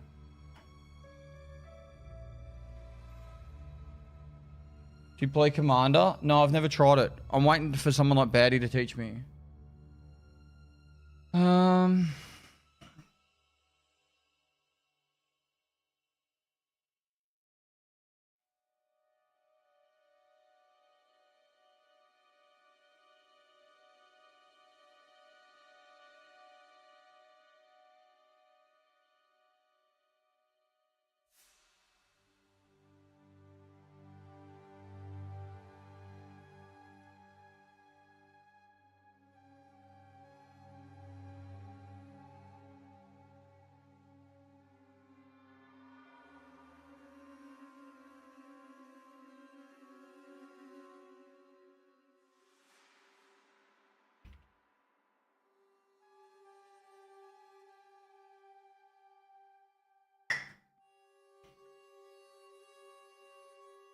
Righteous Fire waiting room.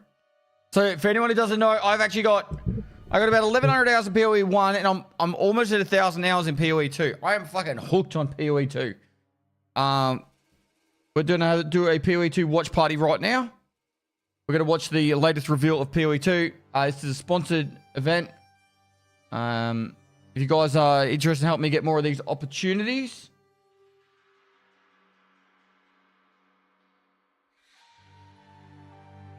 click that link.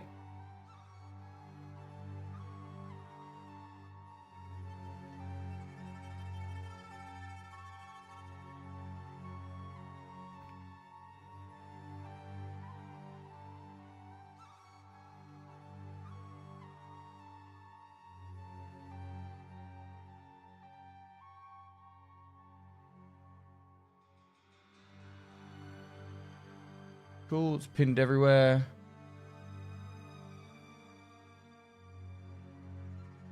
Can we get a beep boop in chat? Just make sure the bots are there.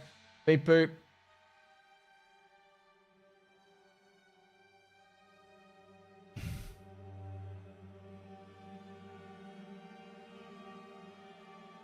Boop boop. Oh. Jeez, it looks like YouTube has less delay than Twitch. Lizard, lizard, lizard. Lizard, lizard, lizard, lizard, lizard.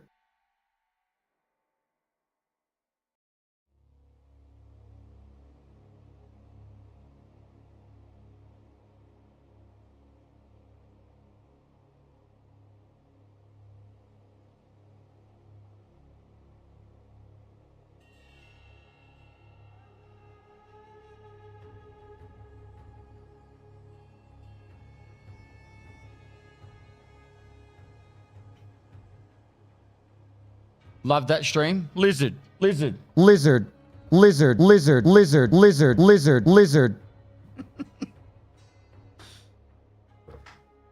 All right, what are we guessing? What are we guessing? I'm saying fourth act. I'm saying druid. I'm saying swords. What else have we got? Lizard. I'm back. Had to smash some chicken wings. I'd love some chicken wings right now.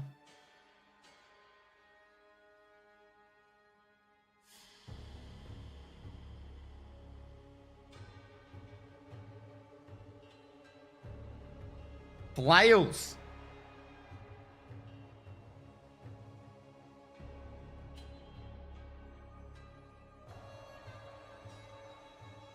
Oh, new ascendancy and new trial. I've heard new ascendancy, new trial as well. Make classes more viable. I think all classes are fairly viable. It's just they're not hardcore viable.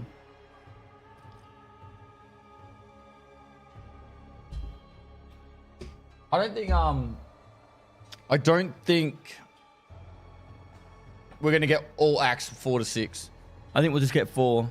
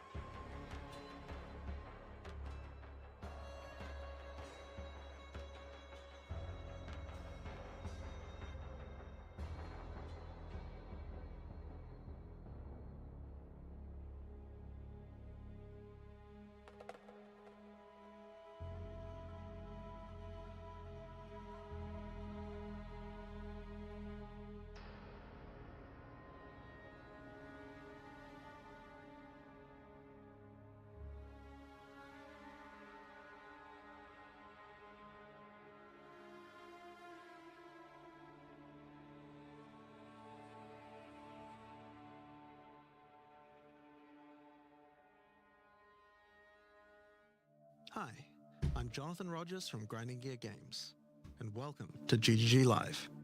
Today we're going to show you an exclusive reveal of what's coming next for Path of Exile 2. Twitch drops are enabled on today's live stream, so you'll be able to claim your Sun Priest's Incineration rare finisher effect by following the instructions below. Now with that out of the way, let's get started. It's time to give you a teaser of what's coming in Path of Exile 2, the Third Edict. Edict. I would call it edict. Edict. Edict. Karui! I have called you here to save our people. To save our way. Over the ages, we have known pain like no other. But we endured. And we became mighty. Now, outsiders dishonor our shores. And we have stood by, doing nothing. Hear my voice, ancestors. Show us your strength. Show us the true way. I understand.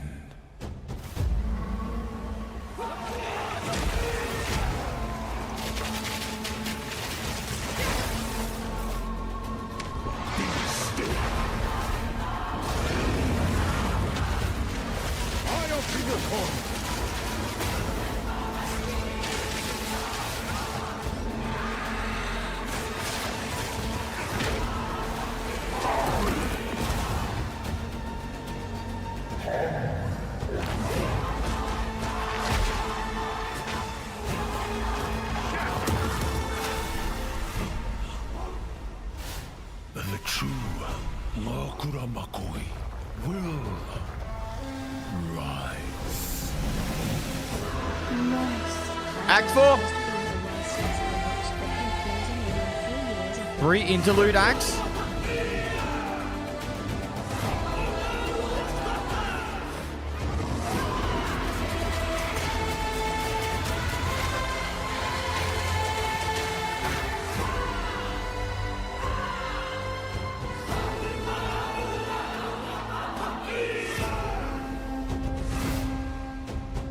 New trade system.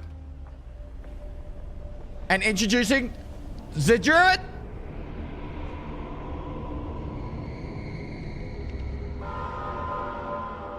What is Rise? Rise of Abyssal?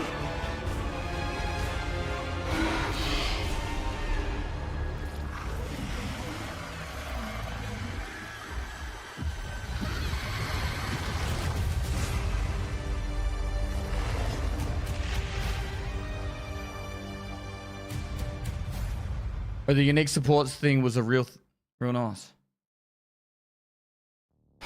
They're going to break down everything, I'm pretty Now, sure. as you can see, there's a lot going on. There We is. have a lot to reveal today.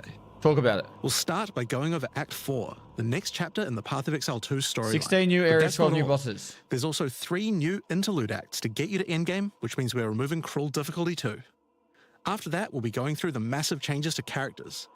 I'm super excited to show you how I've overhauled the entire support gem system, added new skills, and yes, there are buffs. Next, we'll go over the Rise of the Abyssal, this season's exclusive league mechanic, and talk about the new rewards, crafting systems, areas, and bosses that it adds. After that, it's on to changes we're making to the endgame. Then it's time to talk about items, crafting, and oh yeah, trade. That's going to be a big one.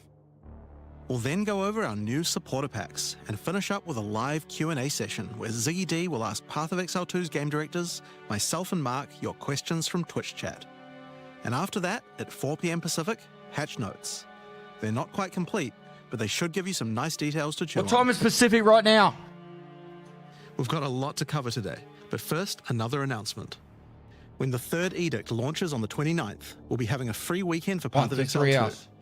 That's right, Path of Exile 2 will be free for the first time without requiring an early access key. The free weekend will end on September the 1st, so you'll have plenty of time to give the game a try. All right, That's let's cool. get started with Act 4. That's cool. The story continues from the end of Act 3. Doryani has agreed to help you find an ancient weapon that can be used against corruption, the instrument of the Third Edict. The weapon was broken in ages past, but he believes that the pieces may be found in the Karui Archipelago, the home of the Karui tribes. You will need to journey to Kingsmarch, hire a ship, and set sail. When you open the map, you can choose to sail anywhere you like.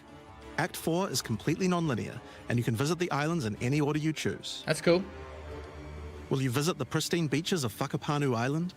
Whakapanu? The Karui whisper of a curse that afflicts all who travel there. Perhaps it's related to the weapon you seek. Or maybe you will visit the volcanic shores of the Isle of Kin. The Kin have been more restless recently. Drake, we're going to have so much to do. And driven by some dark force. Perhaps you will choose to consult with one of the local Karui tribes. Their ancient wisdom could hold clues to finding the Third Edict. No matter where you choose to go, you will fight dangerous beasts, find fabulous treasures,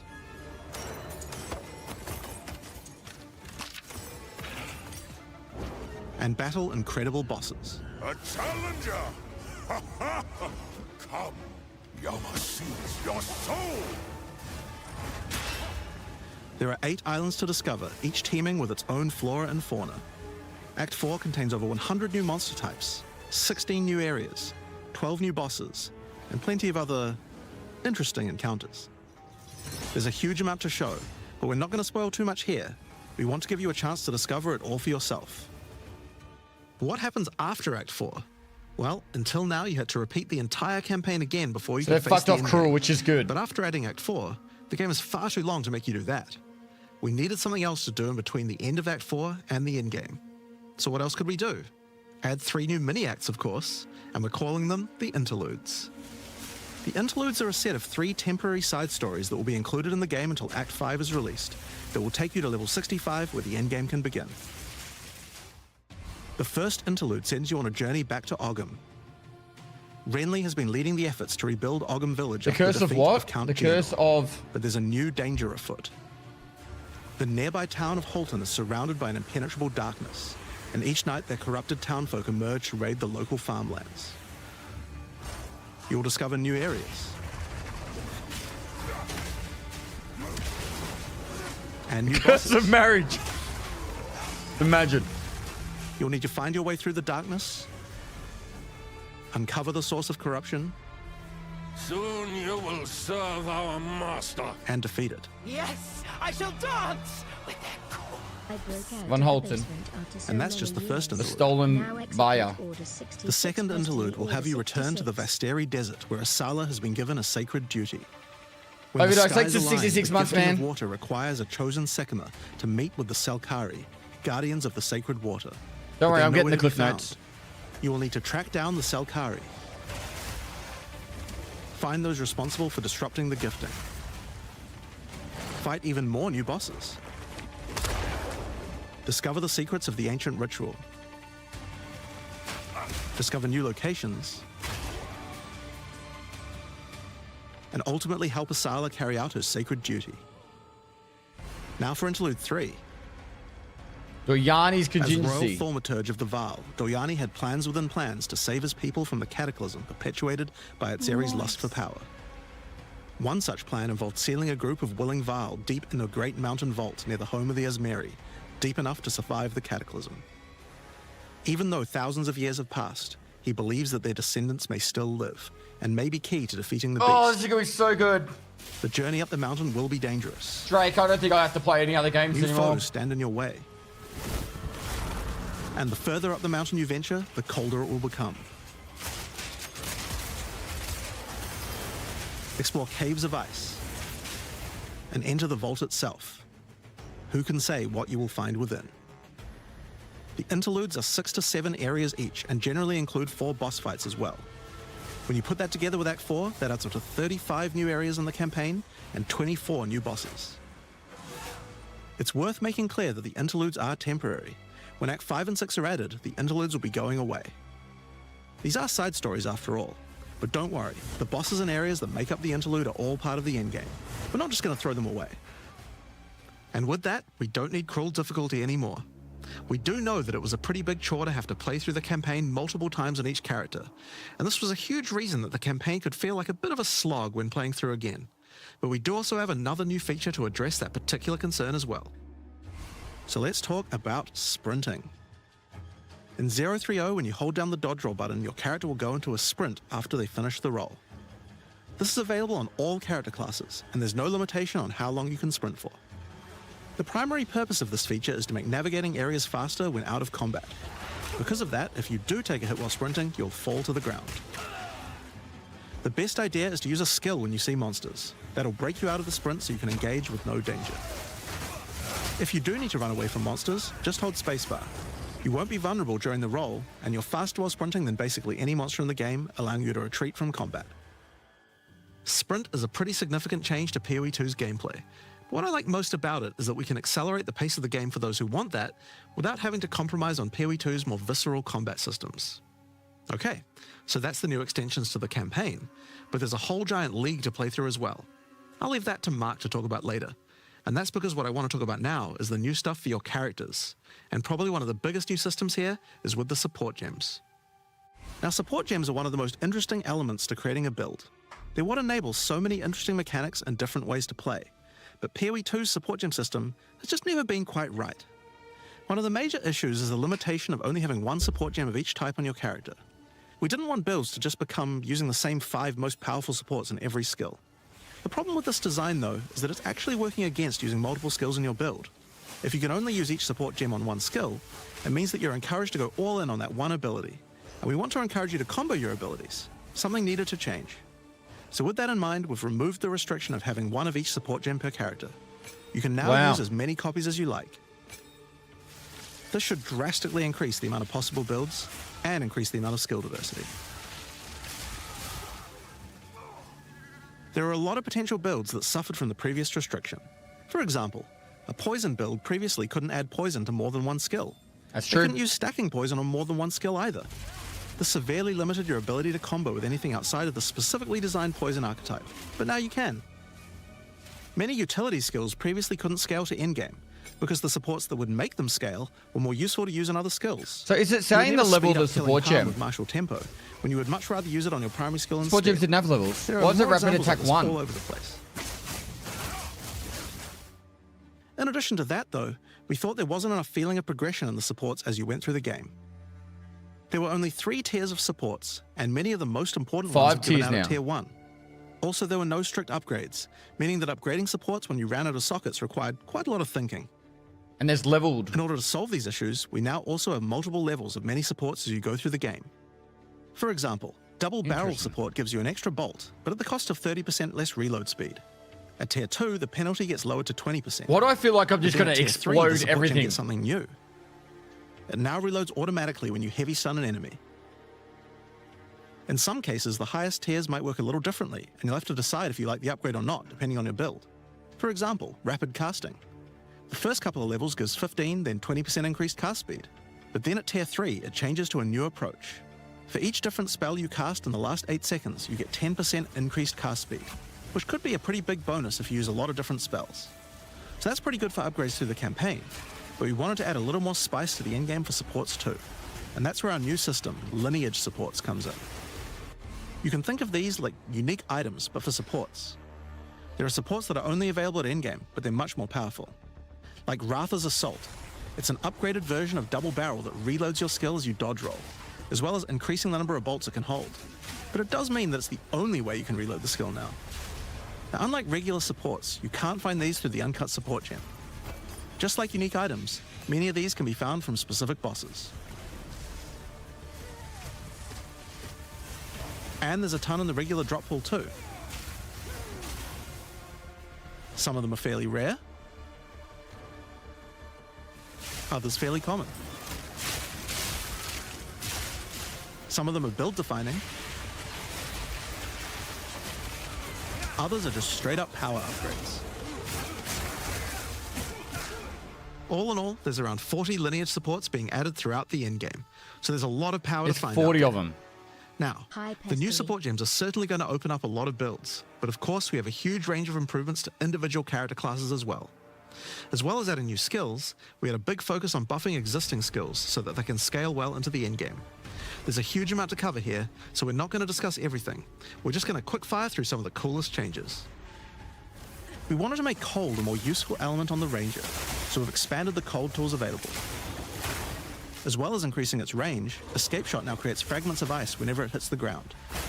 These fragments explode after a short time, making the skill better for killing groups of enemies. But not only that, we added an ice fragment support that creates more of them when killing frozen enemies. And a new buff skill called Ice-Tipped Arrows that allows all your arrows to create ice fragments. This already gives clear to rangers wanting to use ice, but to take further advantage of the ice fragments, Freezing Salvo has been upgraded to shoot additional cold arrows towards every fragment, giving you a nuke-like ability. We've also modified Snipe to consume frozen from enemies, dealing a huge amount more damage, giving you a nice ice single target option. And something you might notice about this is that the bonus is a lot higher against bosses. This is actually a change you'll see throughout the entire game. Since it's a lot harder to freeze a boss, you should get a bigger reward for it. Fair. Another theme you'll see throughout the game is making movement feel better. Toxic Growth is a skill that was pretty cool, but a bit annoying to use with the jump that it had. Now Toxic Growth is a range skill, so you can spam it more easily. And we've also added a new poison skill while we were at it, called Toxic Domain. It creates a small area around you that makes all your attacks create toxic growth pustules, but attached to monsters. Another skill that was annoying to use was Electrocuting Arrow. It's now just a regular arrow, making it easier to use. But it also means you can support it with projectile supports. And it now also has Area of Effect, making it a tool for more than just single target, and allowing it to scale into the endgame. We also added a new spirit reservation called Mirage Archer. This is a meta skill that allows you to create shadowy clones of yourself to use a skill of your choice. Of course, one of the other big problems the Ranger had was survivability. Evasion was the weakest of the 3 defenses, and we wanted to change that.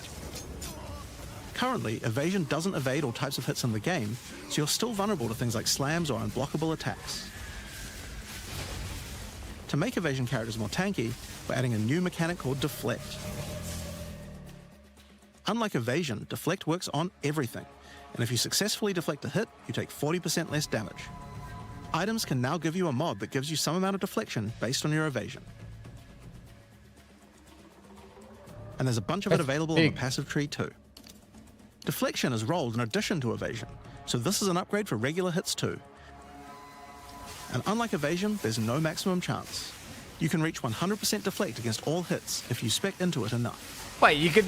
Of course, this is a buff that helps all Dex characters. Is there a cooldown so the on deflect? And the monk, but especially the Huntress are seeing big defense boosts from this as well. Speaking of defensive mechanics, okay, just permanently let's talk about deflect. block and parry. Now, one of the big concerns on the release of the Huntress was parry feeling unreliable. One of the big reasons for this is there's a lot of hits that are not blockable, and thus not parryable either. So a huge balance change we're making is that now everything is blockable, except for specifically unblockable red flash so it's a skills 100% that chance bosses to use. deflect and take 40% less damage. Okay. This makes parry much more reliable. And not only that, but to make block and parry nicer to use, you now also move faster than before while using these abilities. This is a massive buff to passive block as well. So to counter that, we did have to lower the max passive block a bit, but overall you should feel much safer. I'd rather the passive block than the active block. block. Really cutting the mustard. So we decided we needed to upgrade a bunch of them, but also add some more as well. Let's start with a buff. Volcanic Fissure now branches into multiple fissures, giving it much more clearing potential. We've also added a new skill called Forge Hammer. This skill throws a molten hammer that does a slam at a distance. You can recall the hammer back by using the skill again if you like, but the cooler thing to do is to use a Warcry near it. Using a Warcry makes the hammer explode, making a bunch of volcanic fissures around. Who's going to build a Thor build? Volcanic fissures re-trigger when you slam them, so it's a great skill to make a flaming arena to fight a boss. We also buffed Perfect Strike to have a much larger area of effect, and changed Molten Blast to not always force you to move forward. There's so I can't even take notes on this. There's so much stuff. The skill now has massively boosted chance to effectively ignite every boss, every skill has been fucking and you're redone. going to want to ignite monsters due to a new glory skill. What about called witch Ancestral stuff? Cry. Show me the witch stuff. Ancestral Cry charges up with glory. I don't even play any of these characters. characters. In King Kaum's favor. After you do, use it to channel Kaum's ancestral power. Every attack will be ancestrally boosted with fire. Your very steps will explode, triggering volcanic fissures, and molten balls will erupt from your attacks. Warrior shield skills were another area we wanted to improve. Now that we've got sprint, we actually don't need to have a cooldown on shield charge anymore. And that also does more damage the further away you are when you use it. Shield wall got significantly upgraded AoE.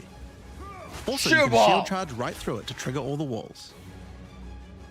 We also added a new shield war cry. Fortifying Cry gives you a defensive buff, but it also builds up charge on your shield that empowers your other shields. I can see that one hitting bosses. And just Magma saying it Barrier now. Doesn't require timing in order They're to going to make it that Just that wait one for your hits shield the to charge boss. up and block. Where's this video? It's a live stream. Path of Exile's Twitch channel. Seismic Cry now stuns enemies that are primed for stun. And we changed the Sunder interaction with Armor Break. It now also gives a Sundered Armor debuff that makes enemies take 40% extra physical damage. Great for bosses. Ancestral Warrior Totem has undergone some pretty significant changes too. We wanted the skill to feel more like using an ultimate. That summoning an ancestor to fight for you was a big deal. So we've changed this totem to require 3 endurance charges to summon, and massively buffed its damage. Oh wow. It also now scales with your weapon damage too. Since there's no limit anymore, if you build around generating endurance charges, you can summon an entire forest of totems. That'll be so strong. In order to make that easier, we added some new sources of endurance charges. There's now a support to make Perfect Strike generate charges, and a support for generating endurance charges from heavy stuns as well. Speaking of totems, we wanted to upgrade the Warbringer. Among the other changes we've made to this class, Answered Call now gives an extra totem, and the spirits have just been generally buffed in many ways. Titan boss was always annoying. Use ancestral warrior forest to make an army of Karui that would make Tukohama proud. We've also merged the Great Wolf Howl and Warcaller's Bellow support, so that you can get all the benefits with 1 point. And Encased in Jade no longer removes the Jade when getting hit, making it a much better defense. Next up, let's talk about accuracy. Accuracy was always intended to be something that warriors didn't need to care about very much so long as they're in close combat. But unfortunately, that's not currently the case. This was particularly annoying with skills like Bone Shatter, which you certainly don't want to mess with. So we significantly buffed your chance to hit at close ranges when you don't have much accuracy. Warriors shouldn't require any accuracy investment in order to hit with close range attacks now. I never knew they had to. We also wanted to improve armor. Now, one of the major weaknesses of armor is the inability to defend against elemental damage. In order to mitigate this, we're adding a lot more of the stat that allows your armor to defend against elemental damage. It's now available on items and in a lot more places on the passive tree. One of the most important improvements we've made in 030 is to declunk the action and flow of shooting crossbows. You can now reload crossbows without any movement penalty. But not only that, all skills that can be used while moving now slow you for a shorter amount of time. This change benefits everyone, not just crossbow skills. With both of these changes put together, the run and gun playstyle feels much better. It's hard to explain how important this change is for the feel of the class. The This also makes movement speed, like clearing maps faster. Comboing skills much better. Take Shock, for example. It buffs damage and lasts 4 seconds right now, but that isn't really giving you enough time to take advantage of it. If you're going to add a lightning skill into a build that otherwise wouldn't use one, we need to make mechanics like this much better. So we've increased shock duration on monsters to last 8 seconds. That's huge. Actual. And skills like Plasma Blast, which are intended to be good at shocking enemies, now increase the damage bonus by a lot more. You'll find changes like this all around the game. Chill now lasts 8 seconds, giving you more of a reason to weave in cold damage. Freezing skills are better at freezing. Burning skills need to cause burns that last longer. But making skills like Permafrost Bolts and Incendiary Shot double down on how they're supposed to be used, it makes using them in your build alongside other skills much more likely. We're also making sure to buff specific combos too. The freeze explosions from frag rounds now chain to nearby enemies. And using high velocity rounds with armor break will now fragment the opponent's armor. This causes monsters to take a portion of high velocity rounds damage with every subsequent hit, even tiny pellets. So that means following it with a shotgun blast is way more effective. Now there's a lot more buffs to crossbow skills, but for now I'm just going to talk about the new one we added, the Mortar Cannon. This one lets you socket any grenade scope, and using it will summon a cannon which loads and then fires the grenade you choose.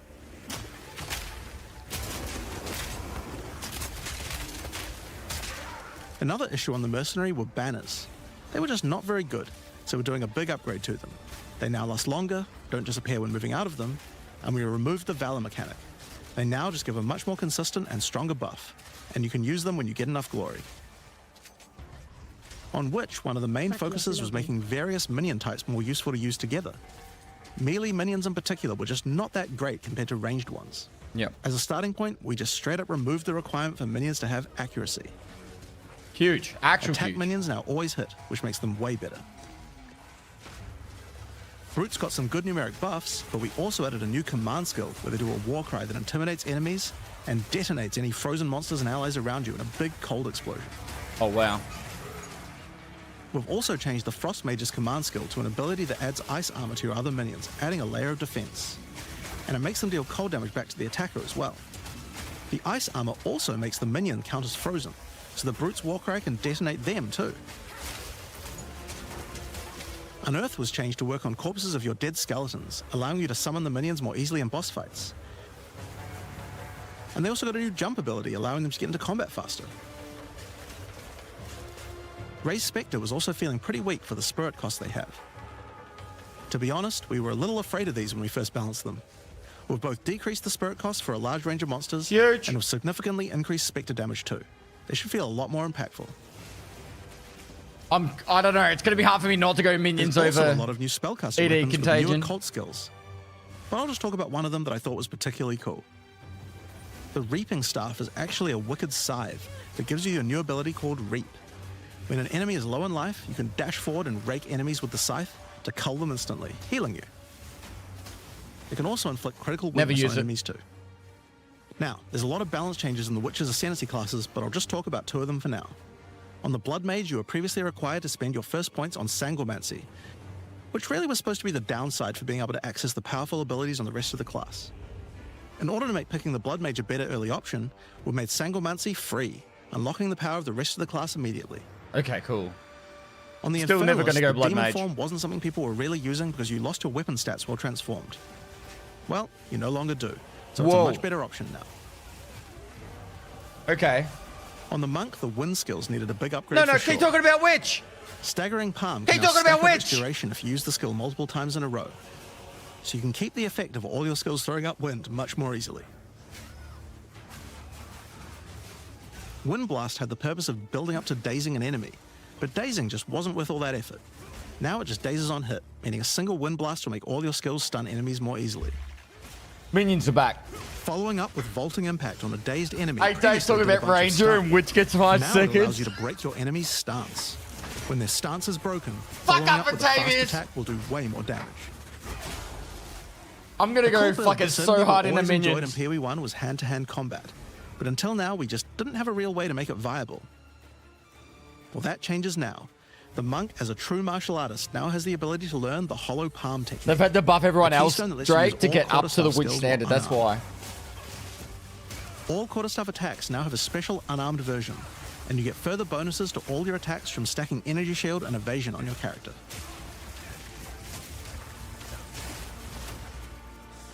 A new keystone we also added to the monk section of the tree is Walker of the Wilds. This changes mana leech to work with elemental damage instead of physical, which is pretty useful for all those elemental attacks the monk has, but it works well for the ranger too. Now, one of the least used ascendancy classes in the game is the Acolyte of Chayula, so we knew we needed to make some changes here. One of the key things we had to do was make the chaos damage that the Acolyte can do much more useful.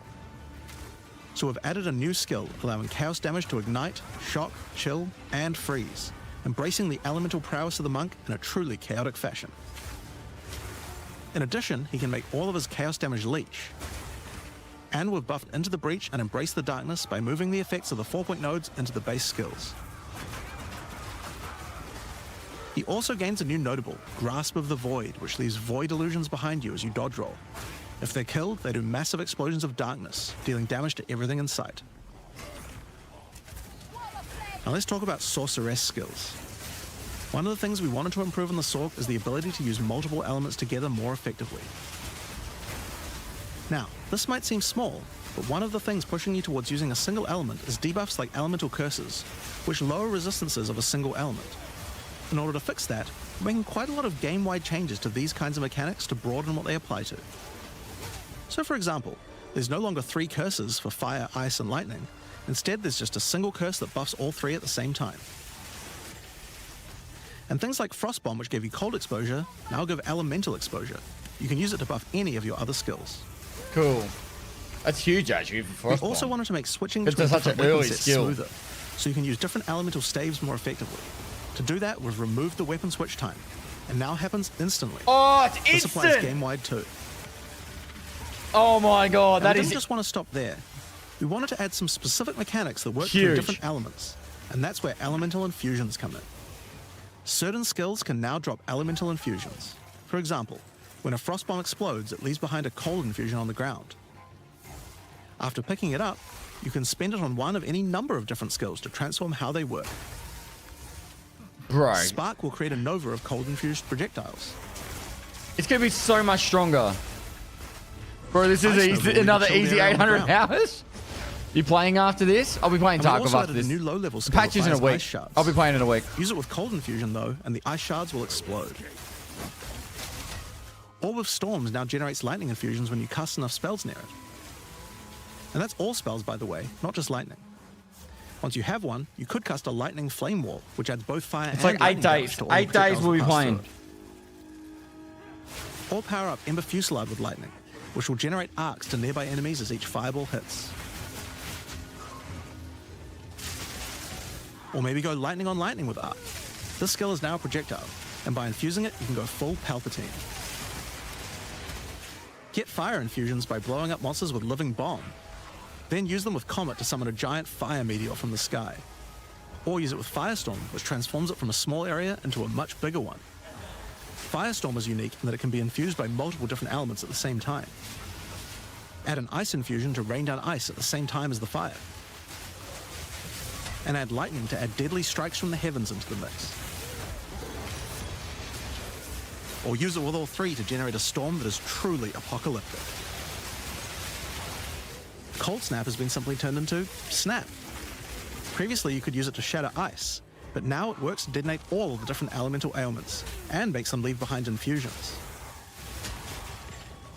And just like how you could previously use it on Frostbolt, you can now also use it on Orb of Storms and Solar Orb to detonate those as well, which means you can create many infusions at once. We also have a Spirit Reservation skill, and a support gem to help generate them too. So much fucking... On the passive tree, we've added quite a few new keystones to the Sorceress section. Here are a couple of examples. The Black Flame Covenant keystone converts your fire spells to chaos and causes your ignites to deal chaos damage. Your fire spells and ignites will also turn purple. The Ritual Cadence keystone causes your invocation skills to trigger more times. It makes them trigger periodically over a longer duration instead of one. Like for those auto bomber builds. I love playing Witch, but there's so many options now. Now, in addition to skill changes, we've added a lot more options for the passive tree for each class. Overall, there are more than 100 new notables on the tree, usually around 20 per class, along with smaller clusters as well. Check out the old version, and here's the new version. It's a lot more dense, and there's more interesting nodes than before. Now, we probably can't go through too many of these in the livestream, so I'll just show you one from each class's area of the tree. We tried to be a lot more thematic with the new nodes, so for example, the Molten One's Gift. It lets the benefit of armor break apply to your fire damage.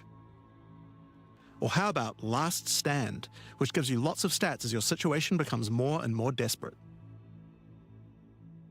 A lot of these have themes aligning with ascendancy classes, like for the Gemling Legionnaire, for example. You have crystallized immunities, which makes you immune to different status ailments depending on which support gem color you have socketed the most. Show me the top of the tree. Another ascendancy class aligned notable is Sanguimatic Rituals. It allows arcane surges to generate life instead of mana, unlocking that support gem to be used with the Blood Mage Ascendancy. In the Sork area, you'll find these Archon nodes that allow you to convert all of your elemental damage to a specific element. You become a Lightning Archon when you spend enough mana, after which all your skills will be converted to lightning, and you will do extra lightning damage as well. We have ones for cold and fire too, with different triggers. Here's another cool one. Elemental Practitioner gives crit bonuses if you've triggered a skill recently, while also making crits generate more energy for triggers. Or maybe you'd like the Great Boar. It gives you a reason to stack dexterity to make you tougher, giving a bonus to life and stun threshold. Ooh. That could actually be huge for Ranger. Cunning Fox. It straight up gives you 5% quality to all your gems. Does that mean you get 25% quality? Now, another major change is attribute requirements. We felt like players probably had a few too many nodes and attributes and not enough in interesting 157 passive. now? So we lowered attribute requirements by 25% across the board. That means you'll have more points to spend on interesting notables rather than just needing to allocate more strength, dex, and int. Now, there are way more changes than just these. These are just some of the cooler ones we wanted to show off, but I'd say that's just about enough for now. We're not even half done yet. So I think it's time that we talk about the League, the rise of the Abyssal. And to do that, I'd like to hand things over to Mark.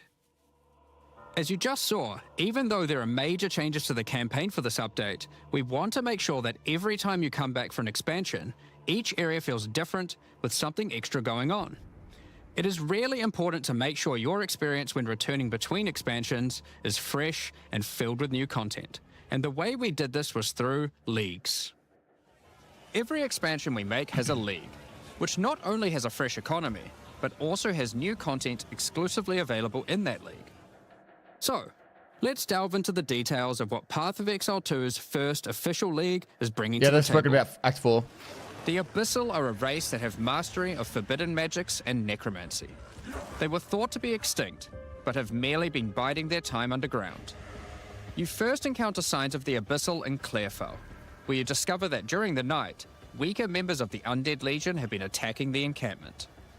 The townsfolk require your help to investigate where the monsters are coming from and put a stop to their attacks. Out there, ancient creatures, lurking beneath the surface. As you proceed through Rayclast, you'll find fissures in the earth connected to larger pits. The monsters normally inhabiting the area are being affected by it, harmed by it even, having their souls eaten to strengthen the Abyssal underground. As you defeat the monsters, the fissure closes and Abyssal emerge, angered by you killing their food. Once all those fissures have been sealed, the pit activates, and more Abyssal pour out.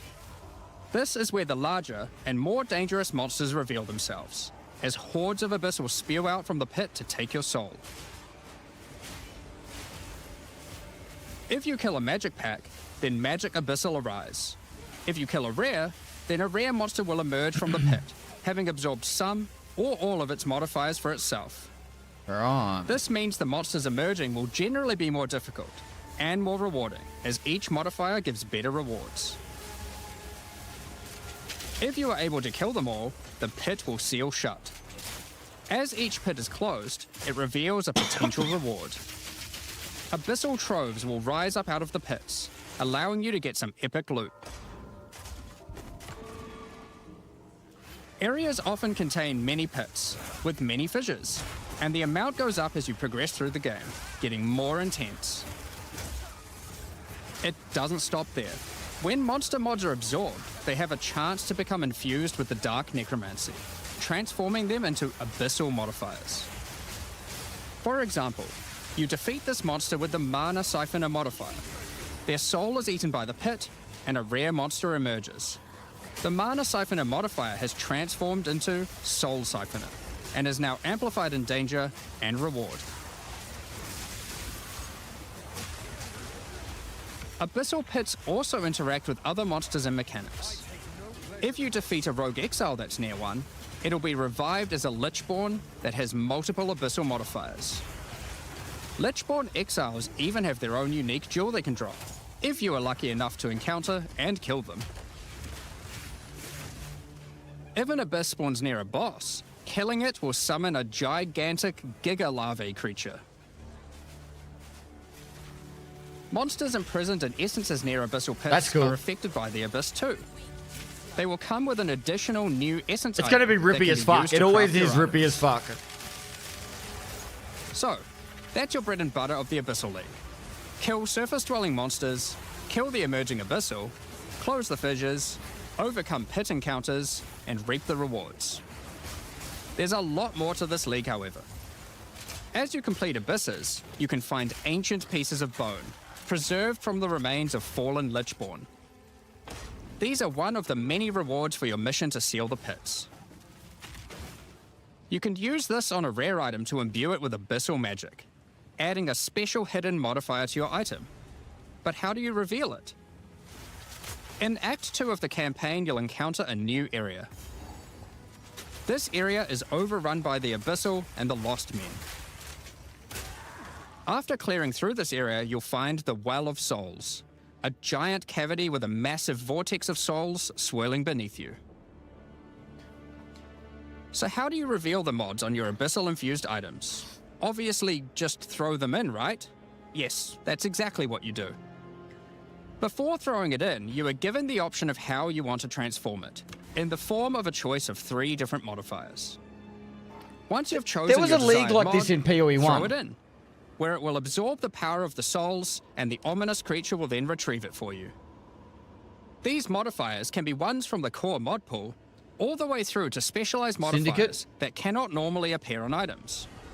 During the campaign, you can use it as a way to more easily add useful existing mods, but during the endgame, there is a whole set of new and powerful mods you can add to your items. Like this mod for crossbows, that allows you to place an additional ballista totem. That's pretty or this one that adds spirit to your staff. Whoa. Or this one that allows you to generate more combo with your quarterstaff skills. And speaking of endgame, you can also use the system to craft waystones. With a preserved vertebrae fused into your waystones, you can get some new modifiers that push difficulty and rewards to new heights. Here are some examples of those mods. You always get a choice of 3, so you can avoid anything you don't think your character is capable of. With this modifier, the natural inhabitants of the area 9 are additional all pits. spawned near abysses. Areas overrun by Abyssal. And there are up to 9 additional Abyssal pits in the area, making More it just density. a full-on Abyss ruckus. Or this one, which causes the final Abyssal pit in the area to always result in a boss encounter. That's cool. Be it either one underground, or one that emerges out. There are dozens of these waystone modifiers in total you can get from this crafting. That covers the new crafting mechanic. So what's left? Well, we talked about how when closing pits you can get abyssal troves, but sometimes when closing an abyss, you'll reveal an underground cavern that leads to the abyssal depths. After jumping into the depths, you'll find an abyssal city, swarming with legions of the undead. When underground, every single rare abyssal enemy will have an abyssal modifier. And at the end of the dungeon, you'll even find a rare with a more powerful Lichborn modifier. Once you're able to defeat this powerful rare, you can also find some nice rewards. Aside from the entire area being valuable due to the abyssal modifiers on the monsters, it has its own specific drops too. One example is a set of lineage supports that can rarely be found in these depths, like Kurgel's Leash. This support empowers both you and your minions when you command them, granting unholy might to you both. Another depth-specific outcome is a set of omen-like items that amplify your abyssal crafting. Additionally, we're adding some new socketables that can drop from the abyssal depths. Take Ulaman's Gaze, which can be socketed into your armor. These are a bit special in that you can only have one equipped at a time, but give some pretty powerful effects. Think of them as almost a unique socketable for your equipment. In the endgame, where you can still find depths, you also start to find a different type of underground chamber. In these areas, you'll find an ancient spire, a device being used by commanders of the Abyssal factions to plunge Rayclast into a lightless void. Your goal is simple: kill this commander and destroy the spire. There are 4 bosses in the Abyss League, and there are some pretty cool uniques available from them. An example is this belt, Darkness Enthroned. It has 2 sockets, but hold on, socketables don't work on belts. Well, this belt has a special mod that allows it to count as a different slot for the purpose of socketables. This one, for example, counts as a helmet. I kind of want one that counts as a body armor. I wonder how rare that one is. You can also find this unique jewel, Undying Hate. This jewel transforms part of your passive skill tree into an abyssal version, and has multiple depths. The deeper it goes, the more of your passive tree is affected, allowing you to fulfill your fantasy of becoming part Abyssal Lich. Now, the last thing that Abyssal commanders can drop is a Finger of the Lich. But what use do you have with a random undead finger? Well, the next time you return to the Well of Souls, with the finger in your inventory, your character will almost feel compelled. To do what, though, you might ask? To jump in. The items you threw in came back more powerful, right? So, what's the worst that could happen? Well, you will just have to find that one out for yourself. Cliffhanger. Along with the introduction of Act 4 and the interlude, we will be adding 25 new endgame maps. These maps will contain all the new monsters and bosses we're adding, improving variety and giving you opportunities to experience the new boss fights many times. Let's take a look at some Do you examples. need a PhD to play POE2 endgame? Rock Pools is a map where you explore a shallow rocky coastline, surrounded by coral and filled with sirens. At the end is a giant Goblin King boss, ready to eat sulfite and squish you like a bug.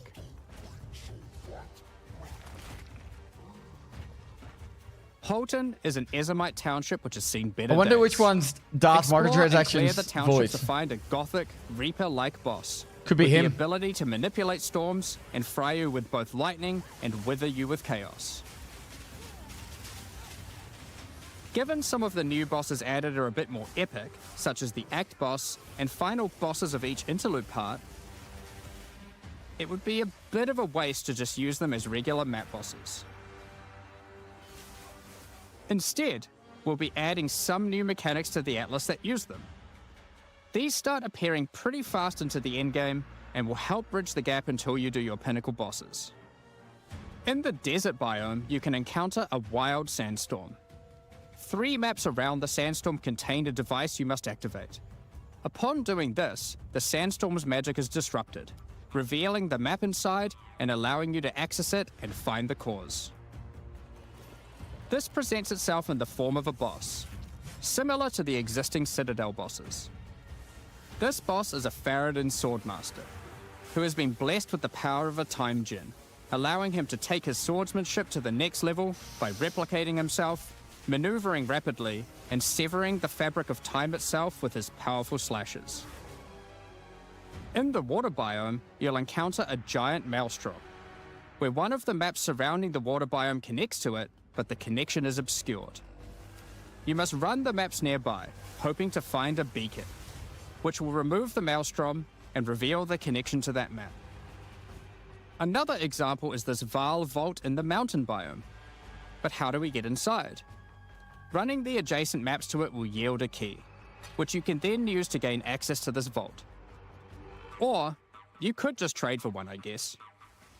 Use the key to dispel the powerful force field surrounding it, leading to the Vaal Elite and their rewards inside. These all contain Uber versions of the Act 4 boss, and the bosses at the end of each part of the interlude.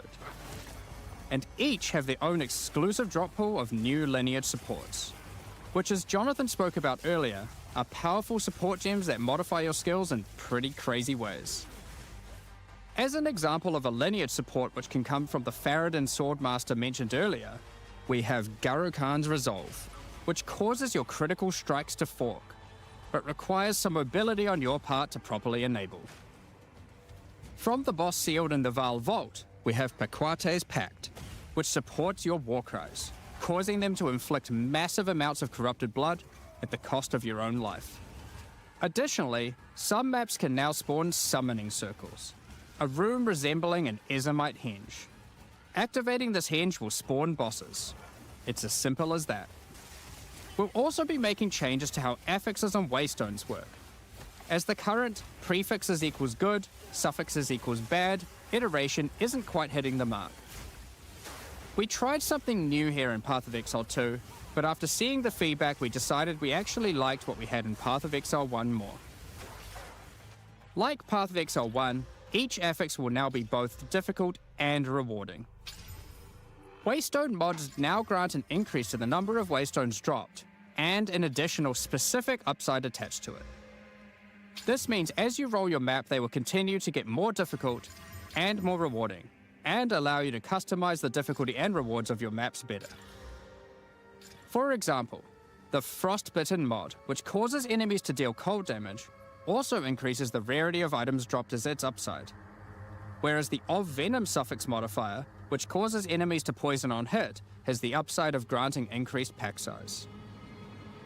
Some maps will end up having a lot of rarity, some a lot of pack size, and others will just have a mixture of everything. Due to now having more modifiers granting difficulty, we will of course be reducing the difficulty per modifier to account for this. So, that's your Atlas, maps, and waystones, but what There's about so much. Breach, Ritual, Pinnacle content, and others of the sort? We're making some changes around this too. The first change is that you'll now be able to invest 2 points into your specific League Atlas trees before having to run the Pinnacle content. There will be a specific objective for each type of content which grants you those points. For example, in the case of Delirium, it's simple. You just need to find and kill one of the bosses in a map, Omniophobia or Kosis. The rest of the points for each content come from the Pinnacle content. Okay. But we're making some changes to accessibility here too. Currently, access to most Pinnacle content requires the same key at the easiest and most difficult version of the content. This creates a negative feeling where at lower difficulties, instead of wanting to run the content, you're often better off just selling it to someone who can run it at maximum difficulty. To address this, each content will now drop splinters, which will not form into singular items. Instead of using the singular combined item in the Realm Gate, you can now just bring your splinters. Upon inserting the splinters into the Realm Gate, an interface will appear, allowing you to pick your difficulty, and you'll notice each difficulty has a different entry cost. This means if you want to run easier difficulties, it costs less, which also allows you to run this content much sooner into the endgame. Because these encounters now just require splinters, their corresponding Atlas tree no longer affects the difficulty of them, and has been changed to purely affect the content and maps on the Atlas. The Arbiter of Ash works a bit differently. Instead of requiring splinters, he still needs crisis fragments. We now have only 2 difficulties of the Arbiter. The first, requiring the existing fragments obtained from citadels. The second, Uber Arbiter, requires Calamity fragments. These come from Citadel bosses also, but only once you've allocated the maximum number of points in your boss Atlas tree, ensuring those Citadels are at their highest difficulty level. Since we're talking about Pinnacle content, we also felt that the leveling curve in the late game was a bit too steep. We've smoothed this out a bit so that it's easier to get to the mid-90s. We've also added some new in-game unique items. Let's take a look at a couple. Thunderfist is a pair of gloves that grants Crackling Palm, a skill which empowers your unarmed attacks, granting the ability to call down the storms themselves on enemies you hit. Put simply, Literally every monster you hit with your unarmed skills will be struck by powerful lightning. Pair this with the aforementioned hollow palm technique to embrace your true unarmed prowess in combat. Another unique we're adding is Henekura's Sight. Equip this amulet to be granted the power of the Mother of Death herself. This is reflected by granting you a skill called Foresight. While you have Foresight, your dodge roll no longer avoids hits. But instead, being hit while dodge rolling restores you to full life and makes you unable to die for a brief period of time. You'll notice when this does occur, a copy of your character appears and takes the full damage. This is you seeing that future, as if you hadn't been wearing the amulet. Ultimately, your in-game experience should be more streamlined. That's insane. With new content to find, you'll be able to invest in your Atlas trees sooner, engage with pinnacle content faster, have less FOMO running said pinnacle content, reach higher levels easier, and do all of that while finding many new chase endgame items. Talking about finding items is one thing, but what about crafting them? We've taken a step back and looked at some of our crafting systems to make some notable improvements. Let's start with essences, which suffered from an issue where the regular essences were effectively useless and didn't give players the tools or excitement that a crafting system should provide. To alleviate these concerns, essences are being changed in a few ways. Firstly, they're being changed to function like regals and add specific modifiers with specific values, meaning you know exactly what you're going to get. We found that players were often bottlenecked by regal orbs when crafting in the campaign, so this helps to fill that gap, allowing you to better upgrade your items. For example, I never used essences. This lesser essence of flames, Unless it was movement which speed will or be able chaos. to add a flat amount of fire damage to your magic martial weapons. Secondly, we're adding many more tiers. That lesser essence of flames, for example, has a regular variant and a greater variant too, adding even more fire damage with each upgrade. The intention of this is so that when you find one early on, you don't worry about holding on to it till later to use on a higher level item. Which is what I always did. You should feel free to use them as they come to get powerful upgrades during the campaign. Lastly, our highest tier of essences, now called Perfect Essences, will function like a Chaos Orb instead of a Regal. So it will replace one of the modifiers on your rare items with the specified mod. Such as this Perfect Essence of Flames. You'll notice this one doesn't just add flat fire damage like the ones before it. The Perfect Essences often give something a bit different, with some opportunities to be pretty damn powerful. There are many different essences, each with many tiers, covering many of the more core modifiers you'd want on items early on, through to chase specialized ones for endgame. Speaking of endgame, we really wanted to expand our crafting options for late endgame crafting projects. You might have noticed that at endgame, you get way too many transmutes. Wouldn't it be nice if some of those didn't drop, but instead you got something a little more powerful? Yes. At higher levels, you can now find Greater Orb of Transmutation and Perfect Orb of Transmutation. These can be used on normal items to upgrade them to magic, They give tier 3 or the better. modifier generated is of a minimum level. It gives tier... This is similar to how you find higher tier items on the ground, but for crafting. These higher tiers will also exist for Orb of Augmentation, Regal Orb, Exalted Orb, and Chaos Orb, meaning you can get all of the orbs required to take your item from normal rarity to a fully completed rare with guaranteed high tier mods. On top of these new core crafting currencies, we wanted to make sure there are powerful crafting bases to use them on. Now in endgame, you can start to find exceptional items.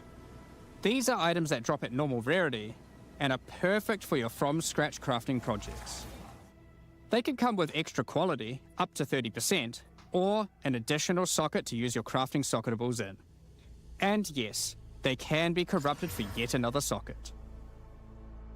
You can also get exceptional unique items. To add even further to your crafting arsenal, we've added a whole suite of new omens to ritual content, and removed some of the more unimpactful ones that weren't being used. Some of the new omens include the Omen of the Ancients, which will cause your next Orb of Chance to not destroy the item, but generate a random unique of the same class. or the Omen of Sanctification, which is my new favorite. This will cause your next divine orb used on a rare item to re-roll the values of its modifiers, allowing it to exceed the normal minimum and maximum values, That's cool. raising the ceiling on the new most powerful rare items in the game. This omen will also cause your item to become sanctified. Sanctified items cannot be crafted, just like corrupted ones, so consider carefully when you use this. Another is the Omen of Chaotic Monsters, which will cause your next Chaos Orb to reroll all modifiers on a Waystone, allowing you to fix your maps if you get some modifiers that are not feasible for your build. Besides these examples, there is a huge variety of new omens for you to discover in your ritual encounters. With the release of Act 4, notably taking place in the Karori Archipelago, you'll be able to now find a new currency item, Henikora's Lock. Henikora, the Karori goddess of death, has the power of foresight and is able to see many futures, including the outcome of your next craft. So, imbuing her lock onto an item gives you that same power too. For example, you'll know whether or not to use an Exalted Orb on your item, as you will know exactly what the outcome is. That's crazy. So, that is crazy. With all these new crafting improvements, it's safe to say you're going to be making some epic items, and not necessarily just ones for yourself. So given that, it's time to talk about a massive one. Trade. Trade system. It's finally here. The moment we've all been waiting for. No more websites. Fully asynchronous trade. Over the years, the way players trade with each other in Path of Exile 1 has morphed from using the forums, through to the in-game chat, all the way through to using the website. These systems, in all their iterations, work for a while, but with each iteration, new problems eventually reveal themselves. Be it requiring you to be in your hideout too much instead of out there killing monsters, or never getting responses from people who are either AFK or just can't be bothered. In order to finally solve this, and this has been a long time coming, we're adding a new system that allows you to buy items from other players without requiring the seller to be present. They can continue farming, killing monsters, AFK as they please, and can even be offline. With the introduction of King's March in Act 4, you will encounter Ange, assistant to Rog in the Meridian Free Traders Company. Over the last 2 decades or so, since Path of Exile 1's storyline, Faustus has handed down his knowledge and expertise to Ange, and she is now ready to take over his business. If you have a hideout unlocked already, you can immediately invite her there. If you don't have a hideout yet, you will need to acquire one.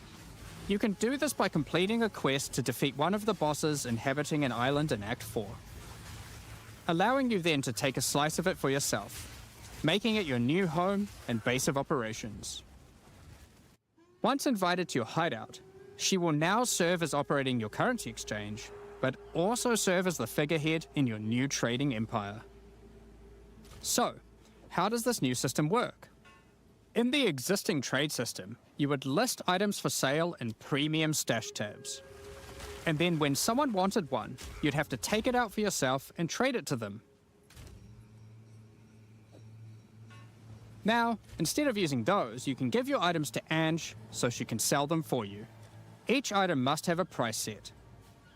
The prices are set using in-game currency items, such as Exalted Orbs or Chaos Orbs. Once a price is set, other players will be able to find the item by searching for it on the trade website. Once a desired item has been found, you can hit a button, which will instantly teleport your character in-game to their hideout. And then you buy it from their trader. You can immediately purchase the item. And you can see the other shit they've got up for sale. If you want, browse their other fucking goods, glorious! in case there's a good deal someone else hasn't yet discovered. You'll notice that as a buyer, on top of the currency the seller set for the price, it also costs gold to purchase an item, as Ange has bills to pay after all. Tax. As a seller, you'll immediately receive a notification when an item of yours is sold, and can also see an effect above Ange in your hideout when she has unclaimed currency.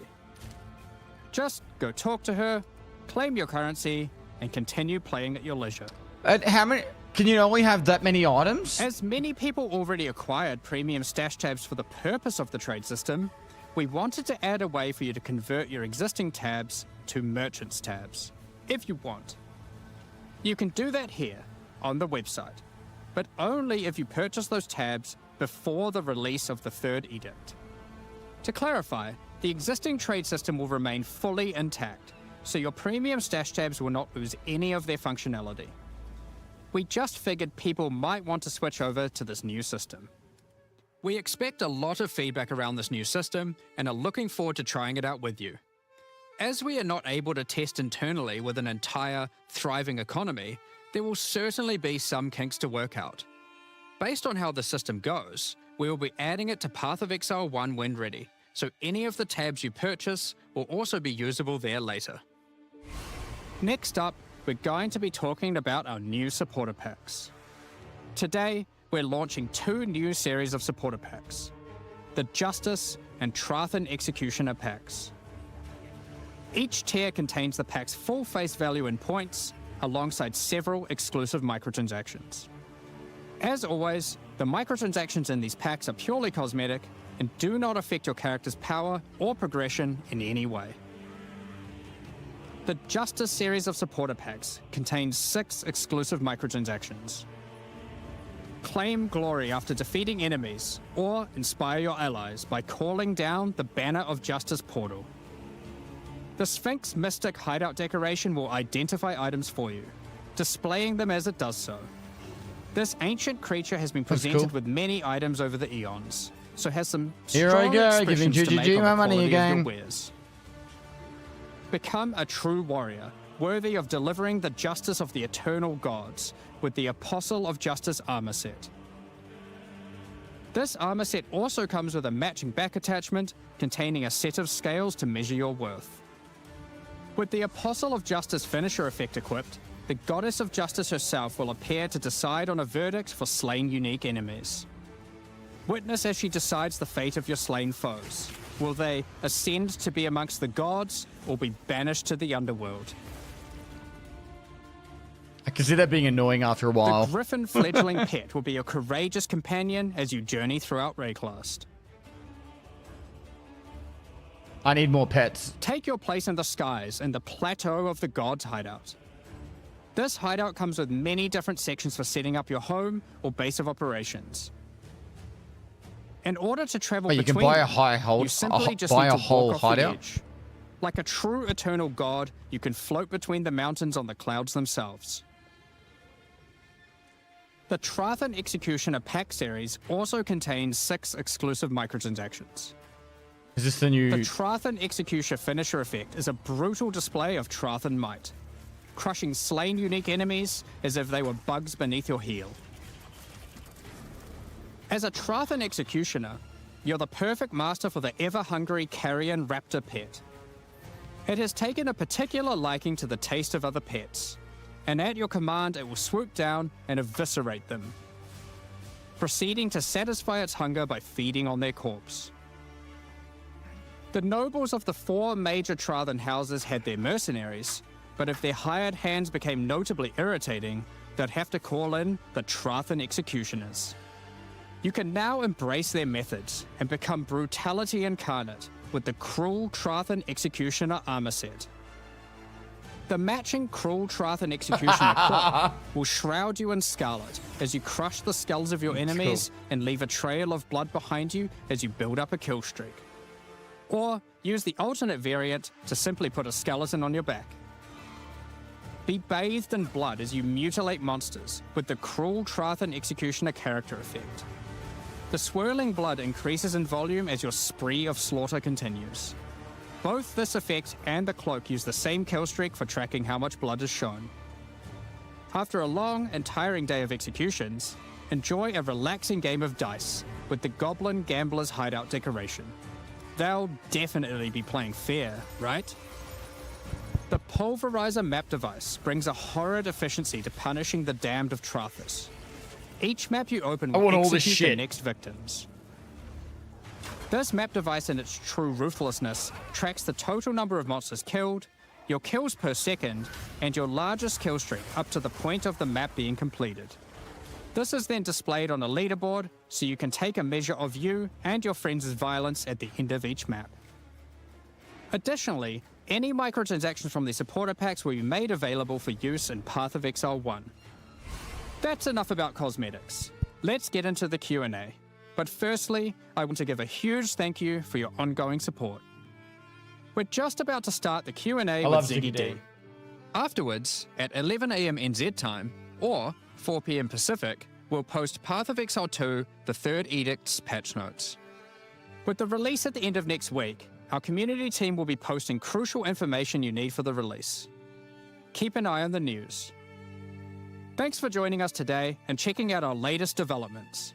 We're looking forward to seeing your experiences with Act 4 and its new bosses, fighting the Abyssal, trying new builds, and crafting new items. We'll begin the Q&A shortly, so please get your questions ready. It does suck that there's no druid, but like in all seriousness, this is my notes. And like I was summarizing like crazy.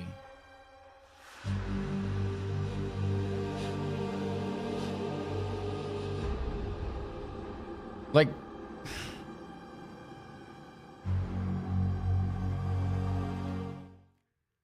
hello and welcome back, Exiles. After a absolutely there's a horrible microphone. Reveal, we now have a suitably juicy Q&A session for you. Probably like 2 hours or something. So grab a cuppa, grab a snack, and settle in. I'm joined once again by Jonathan and Mark to discuss a lot. The patch that had to fix all the things, right? That was the goal. It's not just me, right? Literally everything, but we certainly managed to do a lot of things that we were very keen to do. Yeah, you guys were telling me that this was uniquely nerve-wracking for you because there was, I guess it felt like there was a lot of pressure on this one to fix everything. Absolutely. I mean, look, we've obviously got a lot to prove. You know, we need to make sure that we're like that. Well, put it this way: I wouldn't want people to feel like we that we don't have answers to a lot of the things that people have been unhappy about. So you know, like we really tried to do as much as we could in one go to kind of do everything. As I said, didn't get to literally everything, but we got to quite a lot of it, and I'm thinking that people will be a lot happier with this release than they were with the last one. Yeah, I was pretty shocked to see how much was in this one, especially given that you've moved to this kind of like 4 and 2 cycle of. You know, is there an event near to you? Yes. Path of Exile 1 expansion, which also had a lot of pressure on it to be a big one as well. Yep. So yeah, I mean, it's certainly hard. I mean, look, the really hard part is having to make an act at the same time. Like that's a really huge commitment. So I'm certainly going to be happy once we finish the campaign because we're going to be back to normalcy again. But yeah, it's a what it does do is it means that there's like a huge amount of content to draw from. There's obviously a huge amount for players who are not necessarily the in-game players as well, because you've got all of the new campaign stuff. So it's like a pretty big deal for all that stuff. But it also meant we could take a bunch of that stuff and move it into the in-game. I'm not following. The game kind of sees a big expansion as well. So yeah, 1 minute. It's been quite a good one. Yeah, I remember early on we had the process. Actually, we just literally grabbed my whiteboard in my office and we just wrote down every single problem. Yeah. And I'd say it's not a strategy we've done to this degree, this methodically before. Right. We were like, okay, we have to solve everything on this whiteboard. Yep.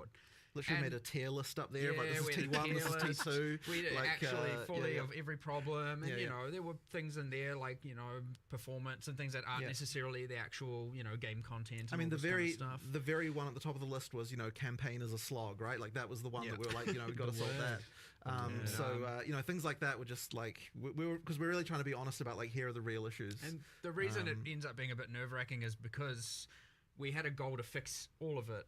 And we didn't get to fix. We aren't fixing literally everything. We're fixing almost, a lot. And I'm sure a few new problems introduced here and there.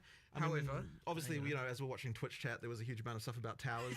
We had a plan; it was on the list. It just unfortunately we couldn't get time to sort it. So that's one of the. It's probably the notable one, I would say.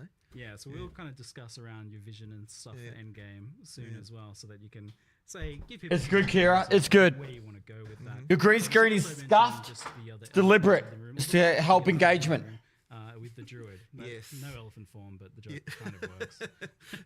Yeah. So, it seems that Druid has been uniquely challenging to get shipped. It's been something you've been working on for a while now, and just getting it right. What has been the challenge with Druid and getting it out? Well, I mean, okay, so we started believing that we were going to have Druid in this version. And that was the case for at least 2 months of the 4 months of development that we were that we had here. And obviously, like a bunch of work had gone on before that as well. But at some point, we realized, like, you know, that we don't want to have.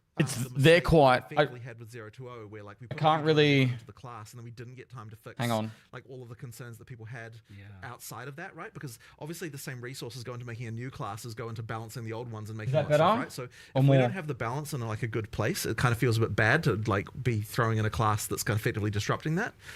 So then what that meant was at some point we're like, okay, since we don't believe we can get both the class and all these other balance changes we want to make in at the same time, I've got it's them up actually full better volume. to cut the class and then have the Remind me to turn that back down after, because you guys are going to get destroyed once I do anything else on this PC. It's like a really hard thing to cut because obviously like, you it takes a week. have another one without a class. Patch comes out next feels really week. terrible. 8 days. But you know, we've got the 8 philosophy days now of like we have to right make sure now, that we're in in 8 the release days, month that you'll we be say we're playing going to be it. in. I'll be playing it. So therefore something had to go, and unfortunately that was it. But it means we've obviously got a huge head start for you know, when we actually do it next time.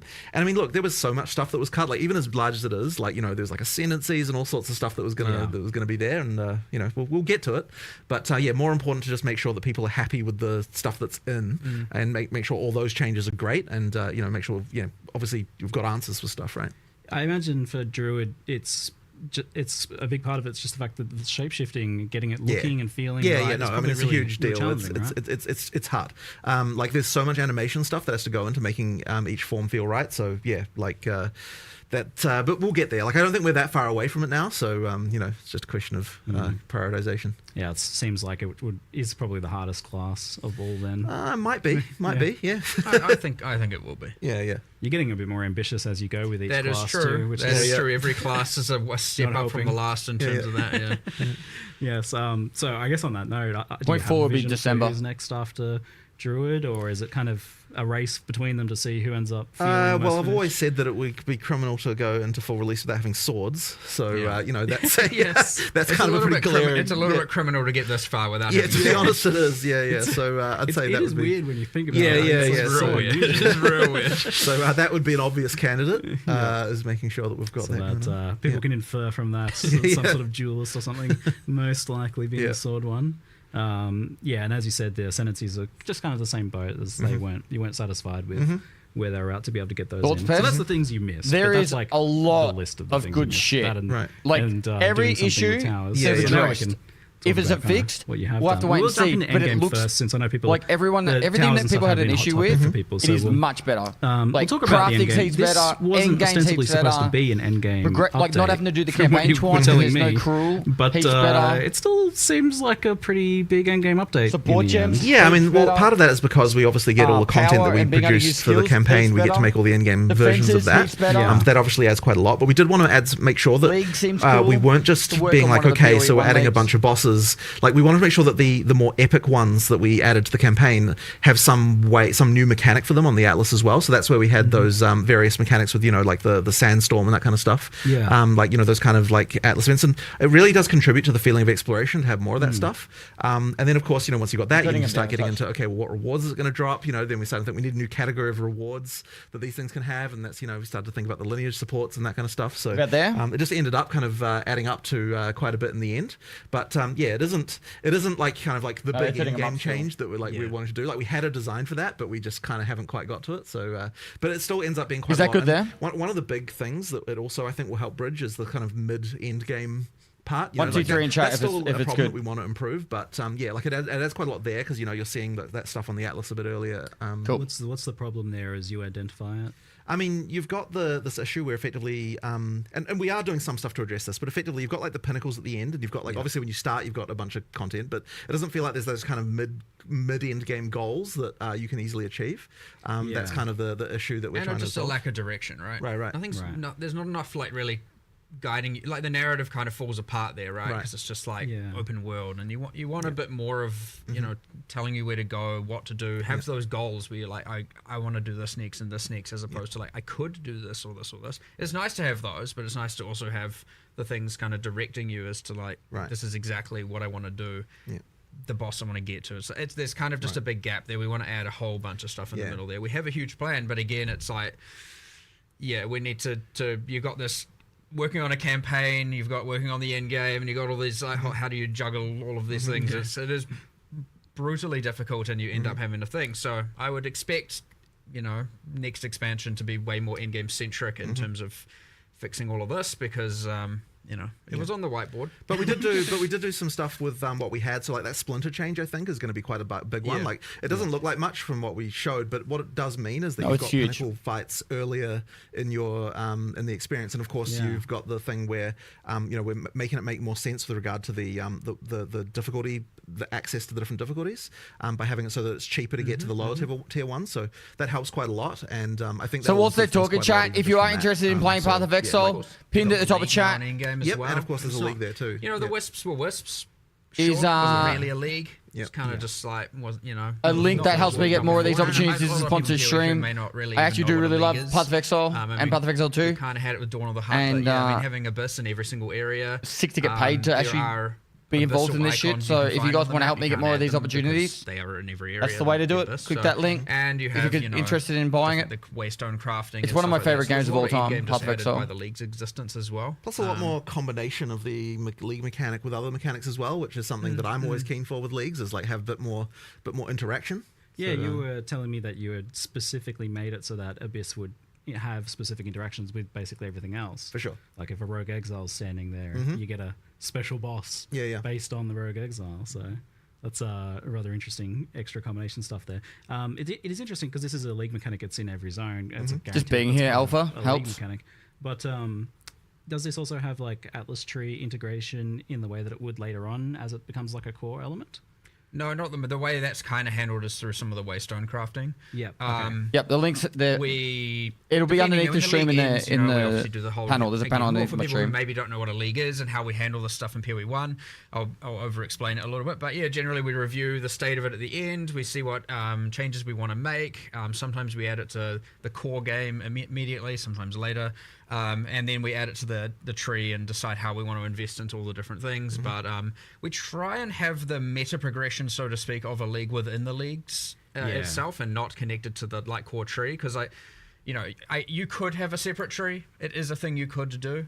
But in this case, it comes in the form of the Waystone crafting. You did an experiment with that recently in Path of Exile 1, doing that in a league, and you didn't exactly like the result. Different because it's not a separate tree, and that was during Necropolis, yes, and it felt like because it's in every area, you have to take it. Yes, exactly. So that didn't work.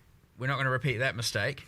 It could be a separate tree, but we just did it through the Waystone crafting stuff instead, and you can invest in the Abyss and juice the Abyss that way. And I mean, we'll see how we fold it all in as we go into the 040 though. Like that'll be an interesting one. All right. Well, one of the kind of like, I guess, endgame issues that I've identified in the past was kind of how the Atlas trees worked and progressed and what they afforded, and it felt very top heavy. Like you had to beat the boss to get points to just scale. Well, that's what I'm talking about with the lack of mid game stuff, right? Yeah, exactly. Yeah. So that's changed now though. Like the league mechanics don't scale difficulty of bosses at all. They're just about what the content is in maps. Yeah, and you get the points way earlier. So in fact, you even some of them. Yeah, we made some changes to that actually as well since last night.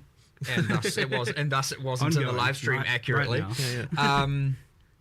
It was talking about how you have to complete specific objectives like killing the Delirium boss and whatnot to get your points. It's actually just now you follow the quest line, and there's a point in where you get the tablet, which is after you find the league and you kill the, just do a Delirium, you successfully go back and get a tablet. You're also going to get the first 2 points there. Now cool. I wanted to change it so that you can get like, if we have 8 points, you get 4 points before the pinnacles and 4 points from the pinnacles. Right now it's 2 and 6. We're still looking at this just because we made a change last night. There's a good chance we might end up, adapting this a little bit more.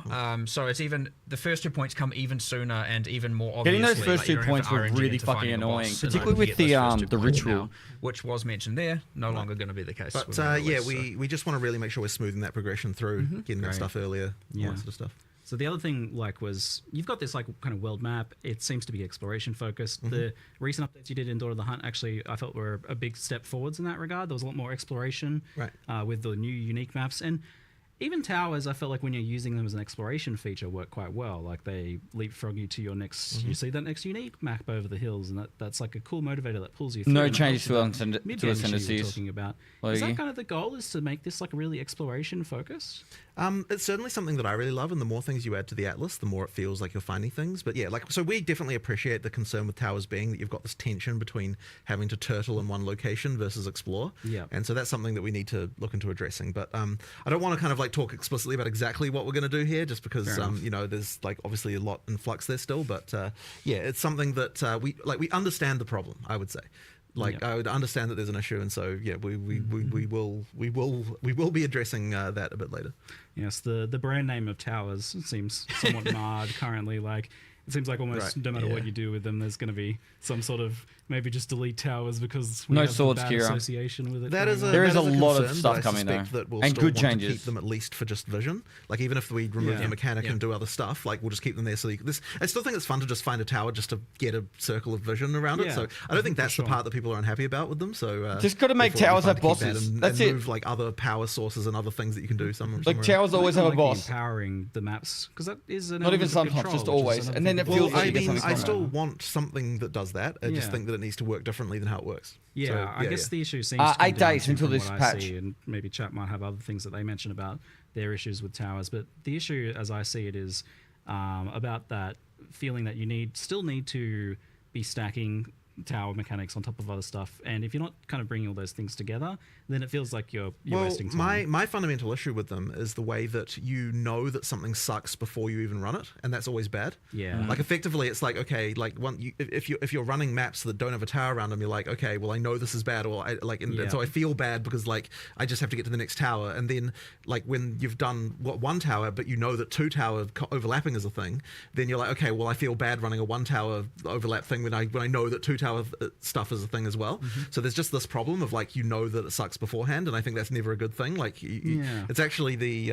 opposite of the action RPG philosophy of like the reason you have random drops is because like any monster could be the one that drops the next thing. Exactly. And if you don't have that, then it's like you feel bad for playing the content because you know it's not the best already. So you need that like random element more. So there needs to be some adjustment to make that better.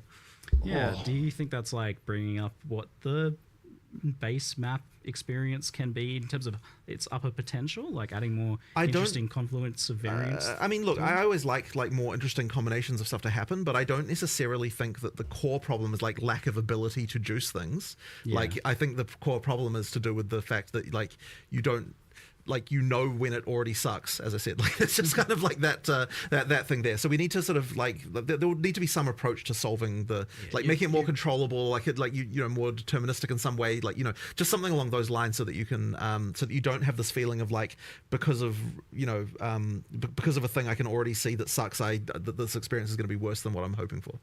So somewhat related to this, another thing I see brought up all the time is being able to kind of choose what map you're doing and just being able to exert more elements of control. I saw a post in chat just there that was like the idea of being able to kind of erect a tower where you want it, rather. Like, is this element of like being able to choose your maps a little bit more, or have a bit more influence on what's happening. So I think having control over what content is there is good, but I don't know that I want to lose the fact that you still have the Atlas fundamentally where you like the actual map areas you get are random, and part of the reason for that is that it gives us a lot of opportunities to do interesting things with like different maps can have different things that they drop and other stuff like that. Like there's a lot of that sort of stuff that's like quite nice. Like you can actually have a unique map be way more powerful if like it's kind of you don't know exactly when you'll encounter it.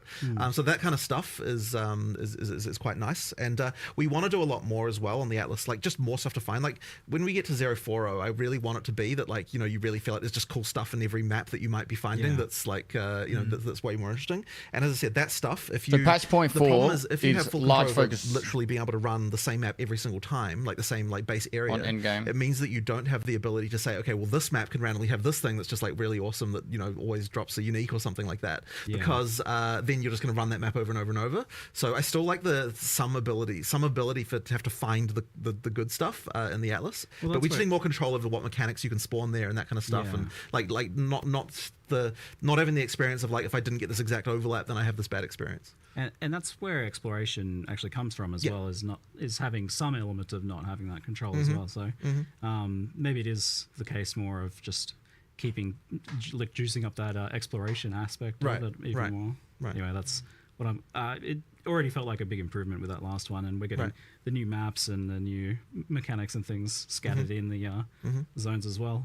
So it seems like there's a fair bit more going on. The main point, like we did what we could, 100%. And 040 expect a lot more improvements there, but again, we focus more on everything else. There's an insane amount of content there. It's we wish Towers was in that list, but it will be. Don't worry. These things are coming. We're aware of the problems. We are aware, like 100%. It was expected when we got to that section to see a bunch of. And I think a lot of people are going to be getting a chance to experience some stuff they didn't experience because it came later in last league, and maybe they had tapped out before then. So there's a good bit of extra stuff to explore there, maybe with this one. We'll loop back around to Endgame if people have more questions that they post and that we pull from the chat. But we'll move on to the Act 4 and the interludes, because that's a pretty big thing. Obviously, getting rid of Cruel was a priority. You wanted to do that as soon as possible. There's been this problem that you were laboring over for many months about how to do that, how to add Act 4 without having to add the rest of the acts all at once or do some weird thing. Well, you've come up with making more acts to solve the problem instead of So there was certainly some skepticism when I first proposed this about like how can we possibly do that. But basically, the main thing there was that so the interludes are not exactly the same as an act in terms of like each one of them is like a straight line, like you're going from here to here. There's no different. There's no complexity around the plot. But like realistically, Act 4 will probably get you to level 50. You only need like 5 more levels out of the interludes to get to the end game. But all of that stuff we can use in in-game as well. So you're at level 45 when you finish Act 3. The only thing we're really wasting is like a kind of like 50 would be Act 4. A little bit of like storyline structure around it. As I said, it's not nearly the same level of like narrative structure. 15 levels. Maybe you get 55 from Act 4. And that's something that. And ultimately, what we realize is to get from the end of Act 4 to the end game level, 65. All you need is like 20 areas. Probably roughly, needs like 10 to 15 levels to bridge that gap. And so that means that I was like, you know what, like with 20 areas, I reckon we can do it if we're like, we're using a few mechanics from maps, we're taking some, we're doing a lot of art reuse, that kind of stuff. Like we can find a way to make something pretty quick, and it won't necessarily hold up for like years and years, but it will certainly be good enough for 6 acts in total. Like for a relatively short period of time. And by the time you get to that point anyway, like you're usually pretty fast as a character. You're like rushing through, just to get to end game. So I think that that'll end up being like pretty damn good for the time being. Plus, new bosses, new stuff to experience. Like, in my opinion, it was a no-brainer to do it compared to some weird thing like having to repeat Act 1 and 2 again or something weird like that. Like that just wouldn't have been good. And we really wanted to get rid of Cruel. I mean, like we never wanted Cruel to exist, right? It existed as a compromise. So being able to get rid of it is obviously something we were very, very keen to do. There was something you get to the Act 1 Crawl and you're like, I've know all this content, you're ultra powerful, and that's a little bit feel good, and then you're like, doing all this again, it's just like a little bit like just you can do it, at that point you're like, just get me to end game, like whereas when you're playing through the new acts, like it feels, well, with Act 4 and the interlude, it feels just a lot more natural and still fun, and you're discovering stuff, and it's not that just like, I just did this. Doing Act 2 to 3, but at least for fast players as well, they're going to be like, oh my god, I just did this like a few hours ago. It's like just too short of a time. Where but one thing about Act 4 and the interlude, by the way, which I think is really cool, which is very different, and something you don't really appreciate until you play, is you get to Act 4 and you're like, okay, where do I go? Well, I have many places I can pick. I mean, Jonathan was talking about how their kind of interludes are kind of straight lines, but there's 3 of them. But there's 3 of them. You can do them in any order. There's a choice immediately there, right? You can do those in any order. You can do them in any order. You can do them in any order. Oh, that's cool. When you complete one or partially complete one, it levels up the other 2.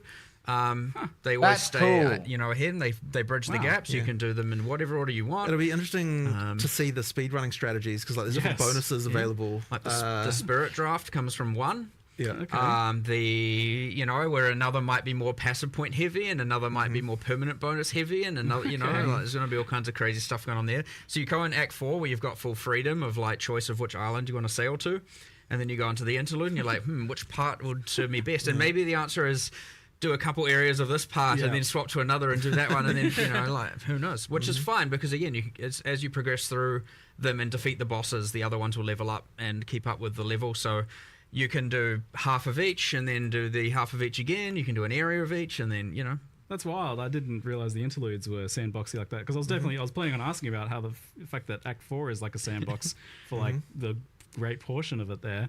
And that's going to be super interesting from like racing and speedrunning perspective as to what people take. But also that does seem like it might help with the campaign slog, the repetitiveness of it if you can kind of do things in a different order each time. Is there some good reasons to do it in different orders as well? Like you mentioned, like differences in rewards, differences in challenges too, I imagine, for different builds? Yeah, for sure. So, like the reward thing is like probably the main reason you'd change the order, depending on what's going to work best for your character right now. So yeah, each one has got stuff that like we're taking all the different fixed bonuses. I think that actually the fixed bonuses are different a little bit now, aren't they, than the way that they were when they were in Crawl? Did you change what stats they were? Yeah. I thought you did. The passive point number is the same. Yeah. The spirit is the same, but the other bonuses we've kept like, we'll still have the resistances that you got before. But some of the other bonuses from, like, for example, Crawls, the snake in Act 3, I can't remember the name of these areas. We have internal names, the old snake chamber. The reward from that will be slightly different because not all three of those options are available, and they're available in different ways. Some of it might be, some of it might not be, and some of it will be in Act 4, some of it might be in the interlude, So it's kind of mix and match all over the place, but there's some pretty cool stuff in the interludes that that you've obviously got your permanent bonuses. You've got skill points. You've got just like which bosses do I want to do first or last. That's all nice, but you have a little other things subtle. Like the first area of one of them. I'm not gonna be as spoiler light as possible here. Has a wandering vendor that sells guaranteed rare caster gear, and you can go and be like, I'm gonna go there, check that. If I'm a caster, and then I'll go to the other two acts because that might have like a straight up weapon upgrade. And then there's another act that sells a whole bunch of greater runes, and so you might be like, I need some runes. I'm going to go there, find that vendor, get some runes, and then go to another. And then one of them has, and you're going to have to find this for yourself. One of them has a nameless seer in it, and so go for it. Find that. And, I'm not going to tell you which. So do you know in advance some of these rewards so that you can make this decision? Like maybe not those kind of secret ones. But I think it doesn't. Does it say it on the? Does it show it to you on the world map? You generally see the icons on the world map up to the point your character and the NPCs could reasonably know about. Okay. So it depends on the act a little bit. In some cases, it's like no humans have been there, so you can't know until you've opened it, and then it will, or until you have been told about it or know about it or advanced the quest, and now you see all the icons. So. Some yes, some not, and be a bit of a discovery process. But like, look, it's gonna players are gonna share information pretty damn quickly. But yeah, it's actually quite fun having all this different choice and different axes, and we haven't had this level of like, sure, you've got Path of Exile 1 Act 2 is go left or go right, and you got a little bit of that in like Act 8, but you don't. Yeah, get this much like parallel things going on like this in a kind of interesting way. So it'll be. I suspect it'll actually last a little bit longer than we anticipate, given how we had to put this kind of 3-part thing together so quickly. Last a bit longer in terms of like players finding it fresh and interesting. Yeah, that's the hope. Okay, good. All 3 interludes kind of appear on one world map, so you kind of got 3 parallel tracks you can see on one map. Cool. So yeah, that's cool. It's cool. Decision paralysis is going to set in. Where do I go? I think a lot of people will just pick one just because it's the first one. Yeah, I bet that'll be the most common You'll choice. see stats on that, I'm sure. It's 60% pick rate for the first option. Yeah, probably. Left to right's most likely. Left to right makes sense. The order of the islands in Act 4 a little bit less predictable. Yeah. One of those islands, like there's four permanent bonuses kind of going on in one area, kind of thing. It's like a because. Go there first. I'm not going to tell you which ones. But, I'll have to figure that one out, eh? Someone will do it, figure it out. Yeah. Make the progression guides. But I like the idea that it could be different for different builds too. That would be very cool if that ends up being the outcome, because that will keep things fresh long term. Yeah. There's a good reason to do it differently and doesn't just get kind of immediately solved. Yeah. So Act 4 was planned to have a new way of ascending, but that wasn't mentioned here, so it's not quite ready yet. Didn't quite get time for it. It'll be coming a bit later. But you can there's still a quest to go to the place where that is happening. But and we added like a kind of another reward there, just for the time being. Yeah. But later on there'll be that. The amount of work required to make that trial just unfortunately wasn't quite compatible with making all of the other stuff we made. Probably if we hadn't made the interlude, we would have been able to do it. But I think the interlude was more important just to get rid of Cruel. So we ended up making that decision. But we'll get to it. Thank goodness. I don't know. I don't know if I will play most of us Minions. imagine I know it's gonna Minions be, is I so can good though. imagine where a lot of that work comes in. So hopefully you guys, is it something that you'd like to get ready for next league then, it sounds like? Well, I don't want to promise anything because at this point we're in the mode of like we'll cut stuff if we need to make the release happen. So I wouldn't want to promise anything, but that would be nice. We'll just have to see. I guess the other question then is, do you think it'll be like different enough and appealing to people who don't necessarily want to ascend the other ways? Well, it's certainly different than the other ones by a very significant margin. So I think that'll be interesting. And what's the vision for how Ascendancy works long term then? So is it the idea that you ascend once in Act 2, once and then again in Act 3, and then again in Act 4? I mean, you will be able to do it that way, but if you want to do other, that's a way to do it. But if you want to, if you like a certain trial better, doing it that way is also fine too. It's just interesting because there's like not as much of a gap as there usually is between those first 6 months that way. Like it's quite rapid fire. So and then it would be a big gap until the end game, and you do your choice of fourth one. Yeah, I mean, I guess we see that as fine. Like you kind of want to get your build locked in to some degree by the time you get to that sort of level. I kind of like it. It's just different to how it's been done in the past before, right? Where we had, whereas like right at Endgame, you did that third one. So that's interesting stuff. So a big part of this obviously is then continuing the campaign slog kind of discussion was just the speed of the campaign, how that tied in with difficulty, zone sizes and things like that. You guys did a whole bunch of big changes a couple weeks into the last league where you reduced zone sizes. So we did a bit of that.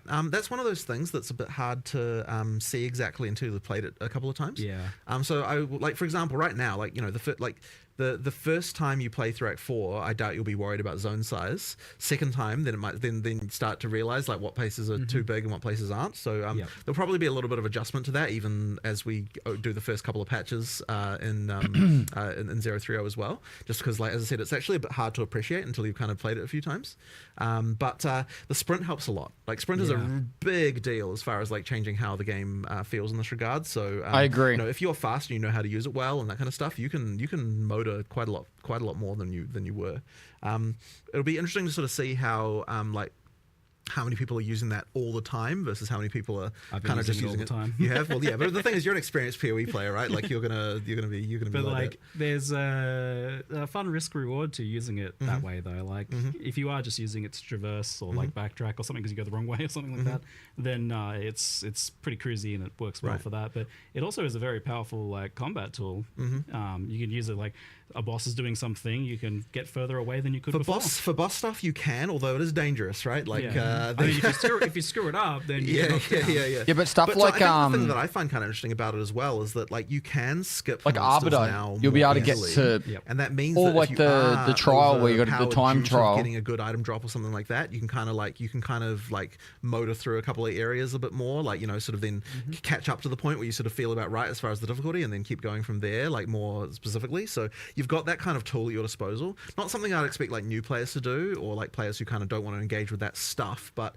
if you're talking about like the person who's playing through the campaign the fifth time, certainly that's an option that you've got that can kind of speed you through a little bit faster. So that's something as well that it kind of does, just because you are faster than basically everything.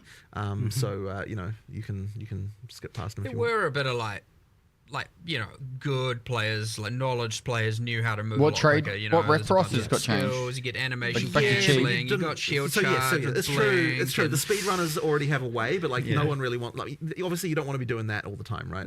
Like unless you're like really dedicated to speedrunning. So.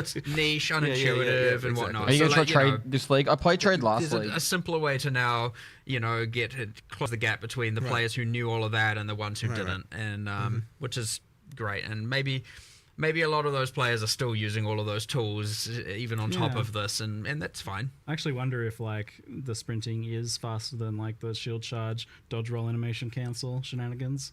Haven't exactly done a race. I think it's close. I'm pretty sure it's relatively close though. Yeah, well, the difference there.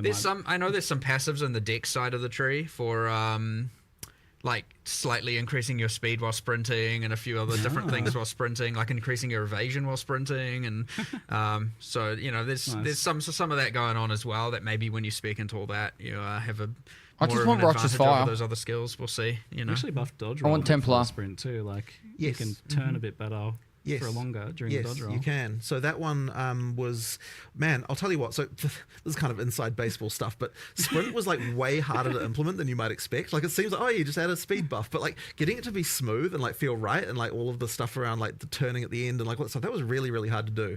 Like it was like there was like a programmer for a very long time just working on sprint issues. Like holy crap. So yeah, like it's one of those things that like every little imperfection of it, so you do it so often, needs to be ironed out. I'm looking forward to stacking move speed and dodge roll distance in Sanctums and using sprint. I used sprint in the Sanctum and I was testing earlier, and it's so fun doing some of the things with sprint. It's like we're like mega long dodge rolls into sprinting is gonna so fast. I mean, we've in general just improved mobility. We've improved, and even outside of that, it's like talking about sprint, slog, fast. Like there's more to it. There's for sure. Obviously dodge rolling has improved. The mercenary, like slow while reloading, but also something like Jonathan and I both just randomly did one day, just logged in on live. We played mercenary and we were both just like, what happened? What did we do? What has gone on here? What I believe feels terrible. It was the 0-0 change that related to like contact points or something. There was something like that I think broke it. Because it wasn't actually feeling like how it felt before we released. So it's like, oh crap, we need to fix this. Something went wrong drastically there. That one really improved it. But we also made a change where you're a little bit faster coming out of when you're using a skill while moving.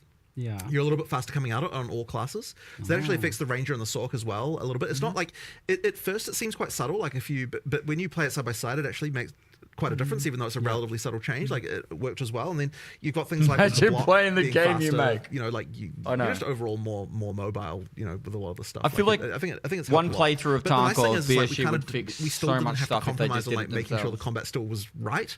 That's obviously been like a big worry, especially because there's so many other buffs on these other character classes. Like there is definitely a concern that we've like overcooked, gone too far, like things are like things are going to be too easy, and I'm a bit worried about it, but I think it should be okay. We just have to. You mentioned like the way you've designed this, not meaning you didn't have to compromise on like combat and that, and that was a big hesitance for you. Like you really wanted combat to be not optional in the past. You were talking about before, for sure. And things like that. So why does it feel like the way you designed this lets you not compromise on that vision?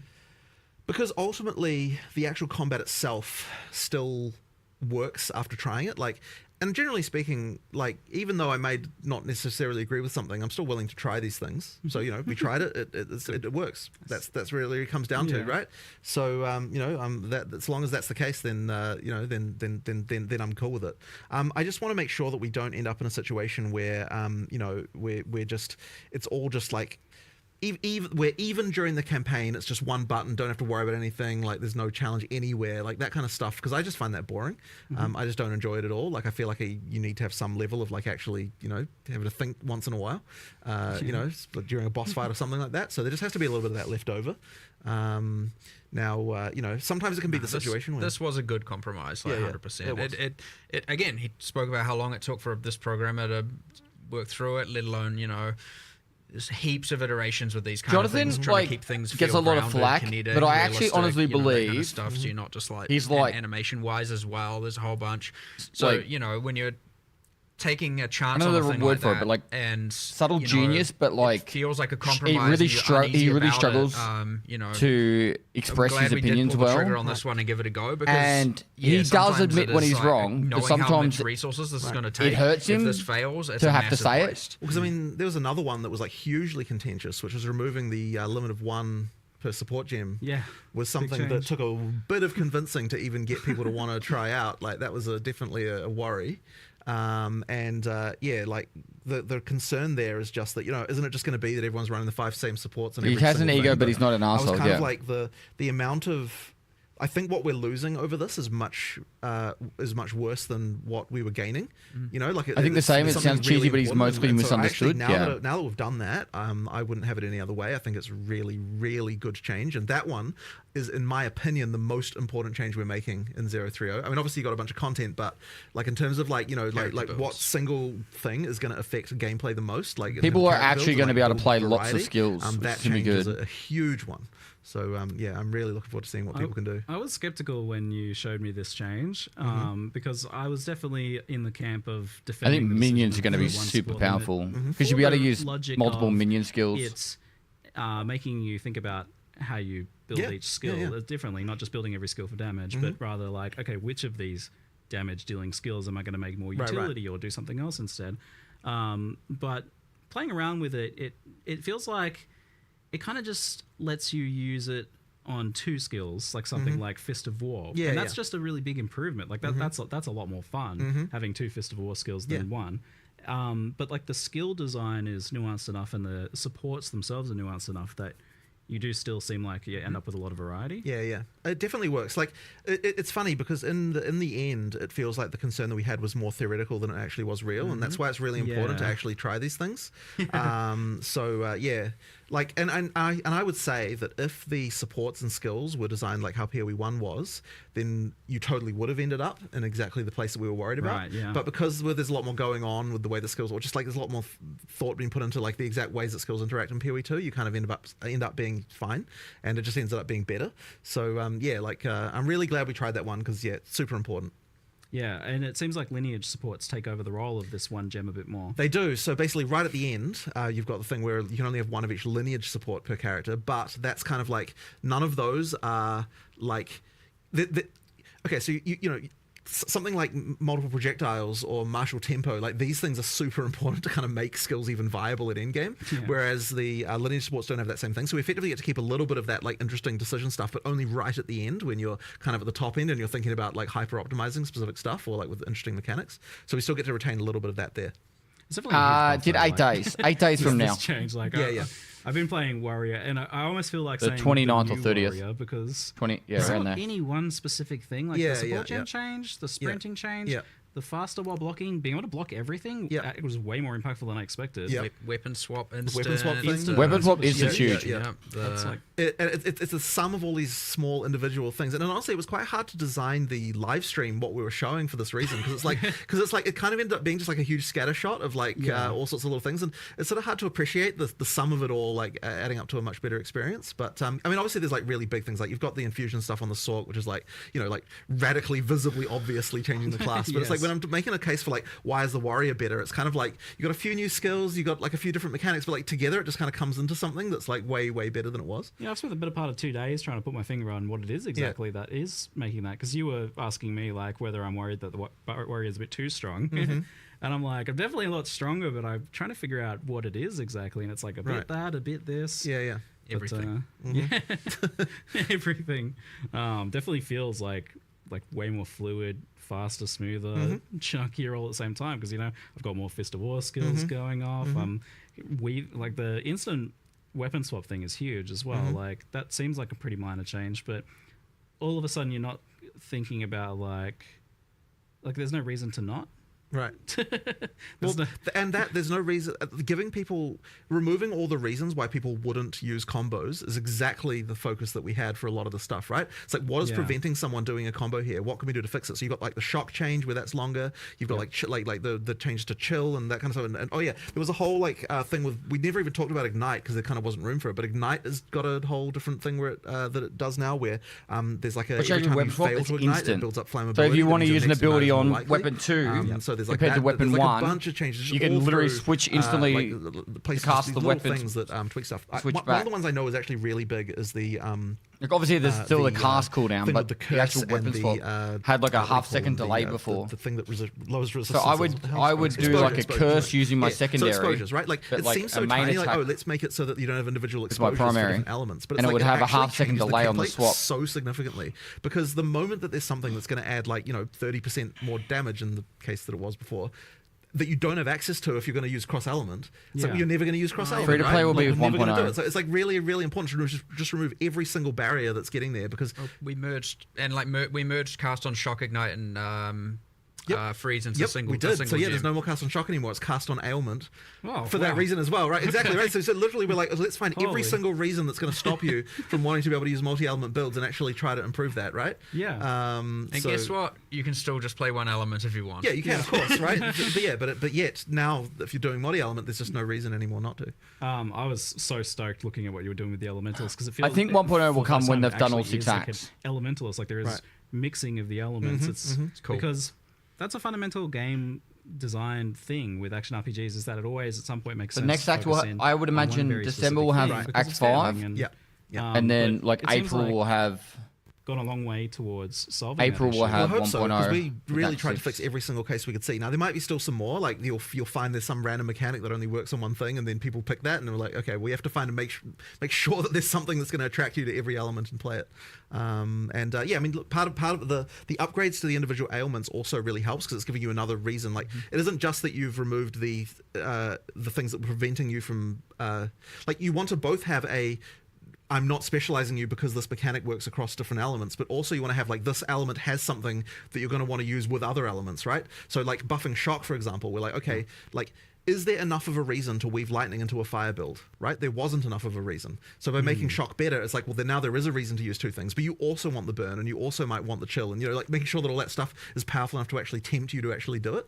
You need, because like 8-second shock, and you even mentioned bigger magnitude shocks. A number of the skills have a bunch of shock effect on it. So effectively, if a skill is supposed to be for shocking, then that skill will have magnitude on it, because the idea is that like, we really want to make sure that, it actually works. But so that kind of stuff, it's the same with the fire skills that are intended for burning as well. Like if something's intended for burning, it's going to have some kind of duration or something like that. So it's like you want to use that one, then you want to switch to something else while that's burning away and that kind of stuff. Yeah, because I always want to do that sort of thing, but you feel if you're interested in getting access and playing, click the link pinned at the top of the chat. Help me get more of these opportunities. Yeah, exactly. With the 87 months, dude. Thank you so much, man. You wrap back in the support Seventh Son, changes thanks so where much it's for the like, prime. okay, like why would I want to use this other mechanic when I can't do this as fast, or I can't do it as powerful as I could have been doing on something else that I've all-in on. Like it's like that as well was contributing. It's like the whole lot was just all a bit of a mess in that way.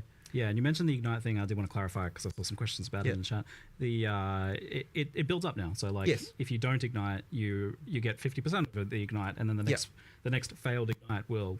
It's called flammability, since we no longer have the curse. Right. And as you build up more flammability on an enemy, the probability of an ignite occurring goes higher and higher and higher, and once the flammability is full, the ignite is deterministic. So if you miss an ignite, you at least contribute towards the next ignite being more likely, and eventually it is inevitable. But one of the other amazing things we got, which was huge from our perspective, is that the way that ground effects work now for the fire is that it has to build to 100% flammability and then it sets them on fire, which means that if you use a level 1 flame wall, it doesn't ignite shit anymore really easily. So that means we can actually add mechanics that trigger off ignites and do all that sort of stuff without it being a disaster. You don't have to worry about people being full degenerates with it. Exactly. So if you're using a high level flame wall, it'll set on fire real quick. But if you real quick. But if you're using a low level one, then it takes forever, so you won't do it anymore. Yeah, so, nice. It's finally a good solve for that, because that'd be I know it's been a bit of a disaster for a long time. But so now we can have ignite triggers and more supports around that and that kind of thing. And let's be more liberal with the power you can give out to that sort of thing.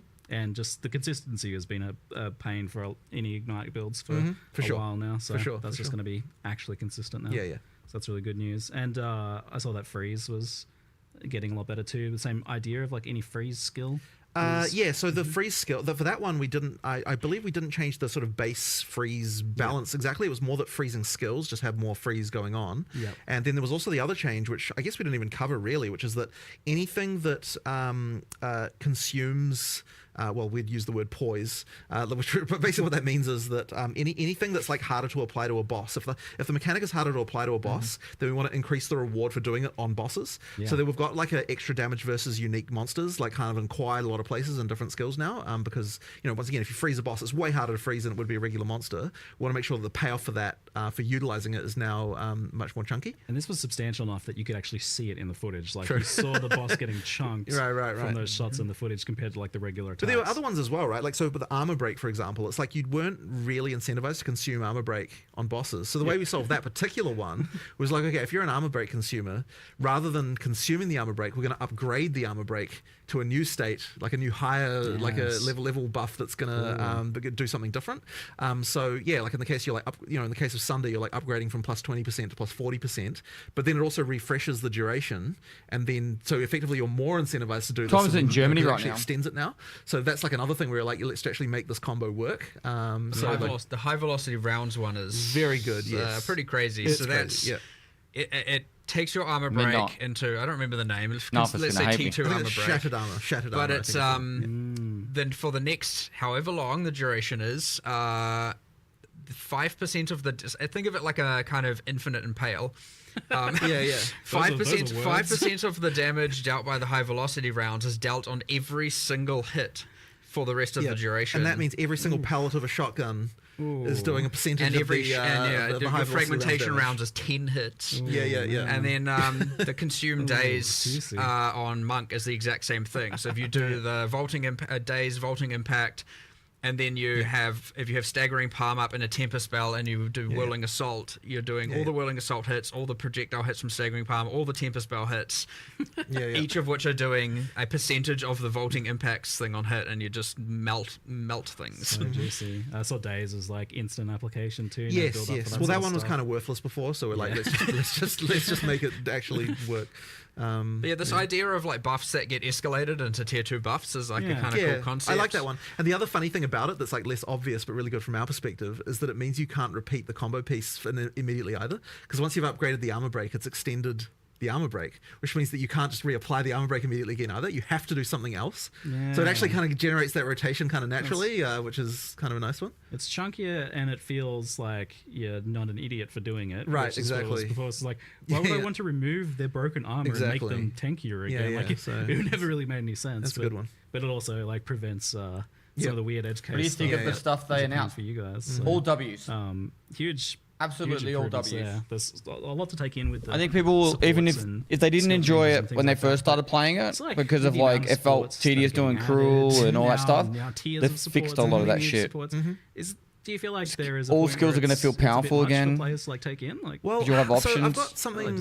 There's some stuff around this that I would like to improve, which is that first of all, we did a full pass on recommendeds to because there was a lot of terrible recommendeds right now, and so we did like a full pass on that. So basically, what I'm hoping is that now, at least all the recommendeds are not bad. Like I was kind of trying to really answer the question of like, are these 3 supports the truly best supports that this skill could have, right? And previously we had this extra constraint that kind of screwed this over, which was that because you could only have limit 1, there was always this thing of like, but would you use it on the skill or would you use it on a different skill that we were always kind of working around.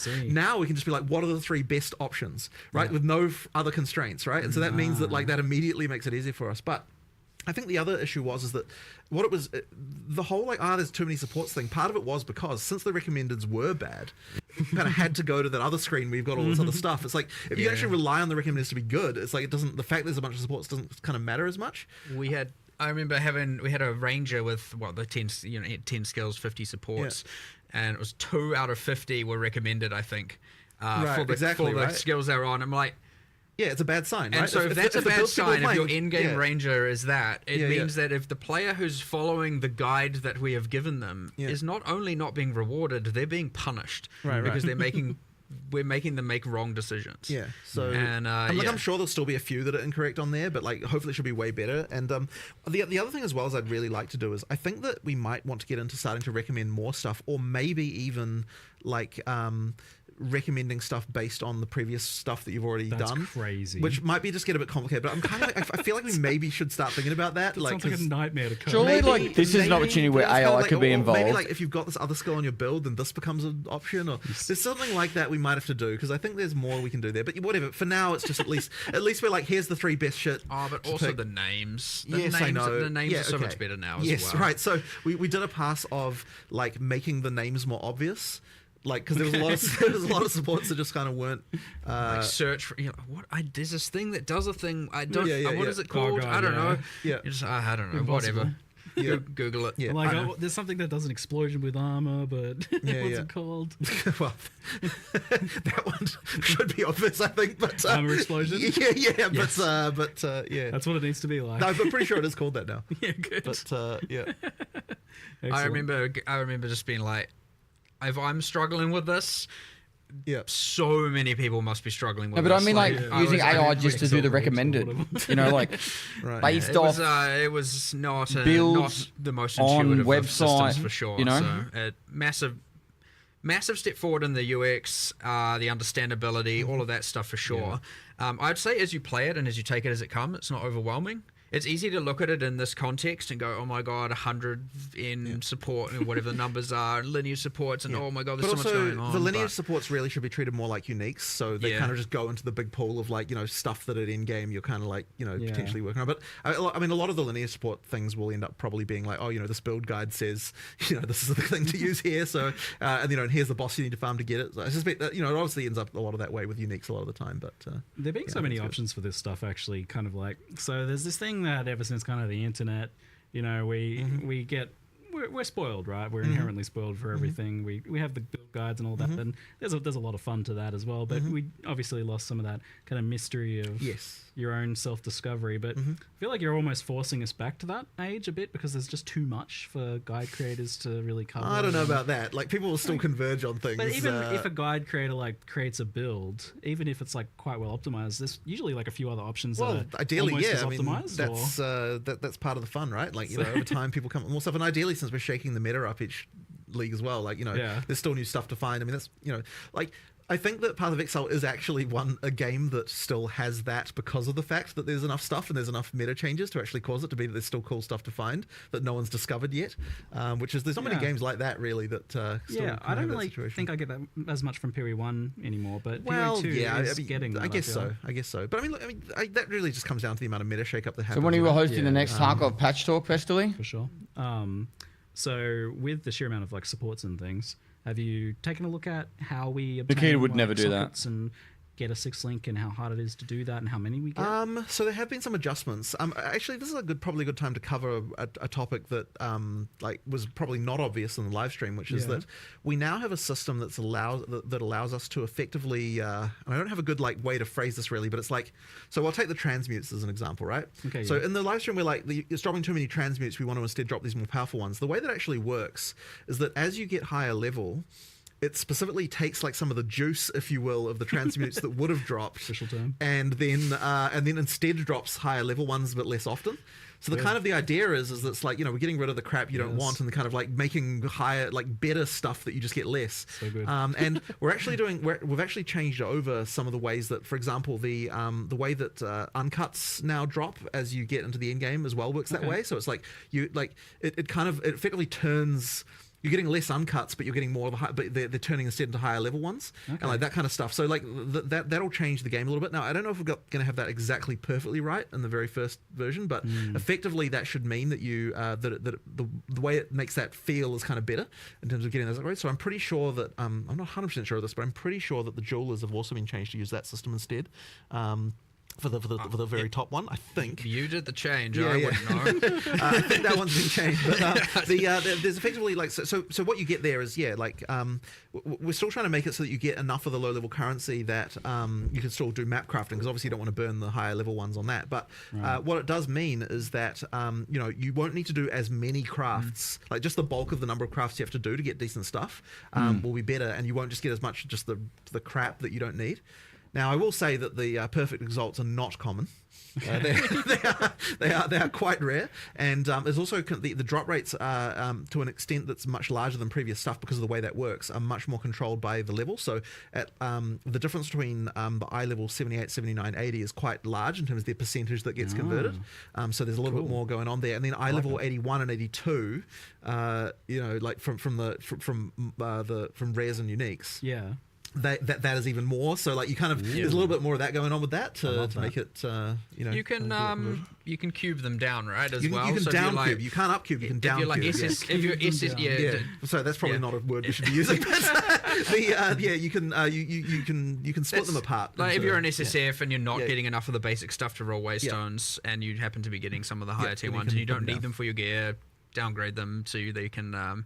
And split them into 3 so that you can apply them to your maps, like that's the... Interesting. Criminal to split a perfect exalting. Well, no, you wouldn't do that, obviously. It's more about the greater one going into the other ones. Yeah, nice. Yeah.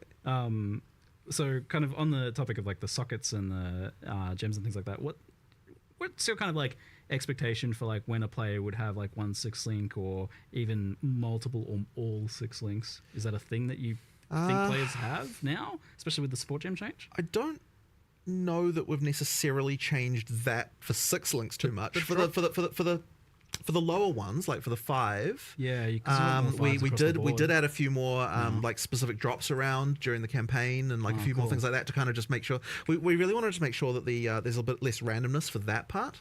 For the 6 though, it's still kind of like supposed to be the peak, like top end stuff. So it's really the 5 that we want to kind of make a little bit better as far as like we significantly changed the drop rates of these as well in O2. They were good towards the end. That is a good point, actually. Yes. Like so, if you haven't played since then, it's a bit of it was a decent time into O2. Like I was on T15, T16, T17 maps and getting perfect significantly and greater jewelers a lot more. Because it is worth mentioning, of course, if you didn't play post 021, then you've probably got a very different experience from what the drops are now compared to what they were before then. Like we made a pretty big difference there. Yeah, the changes that you did over the first few weeks and stuff.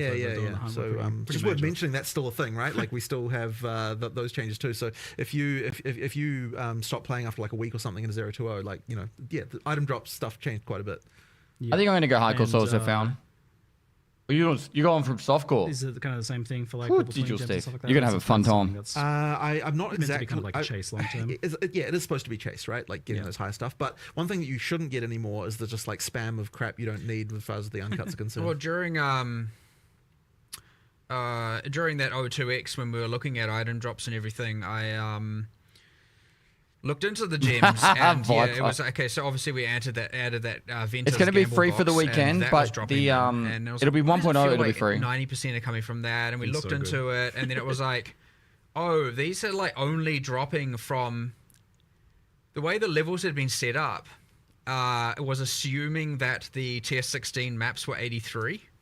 Like in POE1, the highest tier of maps. That's why they weren't dropping level 20 and gems. so the drop levels of level 20 gems were like dropping from only, the corrupted +1 level areas and all of that, and only from super restricted. And so I was like, oh my god, this was just a straight up error. Early so access, we went back and we were like, I'm just in a -3 levels from everything there. But that was a 0-2x change, to be clear. That was already fixed. Nice. That was a bit of a disaster.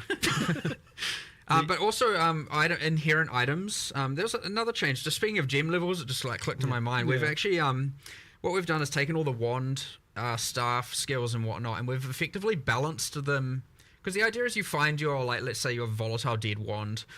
You're going to use that for a while, like if you have good affixes, especially in the campaign. So what we've done is effectively balance them as if they were like 3 levels higher implicitly. Okay. And you can now get up to level 20 gems dropping 20 inherent skills, even on unique items, for the ones that did level up from the ground as well. So like those are playing a, to add to the sorceress and other classes' arsenals. Wait. So it's going to level up with you, and then you can get with the uniques. It's not you don't get to a point where they all drop level 20. You get to a point where some are 18, some are 19, some are 20, and so you're going to get this like kind of you want the perfect unique with the perfect level 20 gem with the perfect plus that kind of thing going. Plus exceptional. Sockets. yeah. And but they the inherent skills should be a lot more impactful and a lot more meaningful now as well on the wand. And we've added a whole bunch more. I think we ended up adding like 10 or so new wands. I think it's 8. Something I think like there's that. 8 new inherent skills, I think was the number. Quite cool. There's some quite cool stuff in there as well.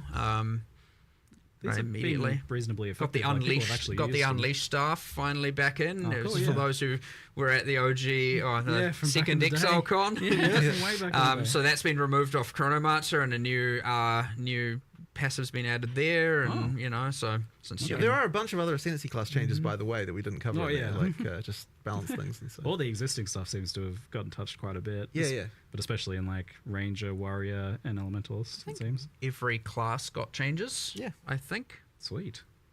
I don't think there's one that we were like some less than others, but I'm pretty sure every single class got a change. 6-star full. Thanks for the 46 months, dude.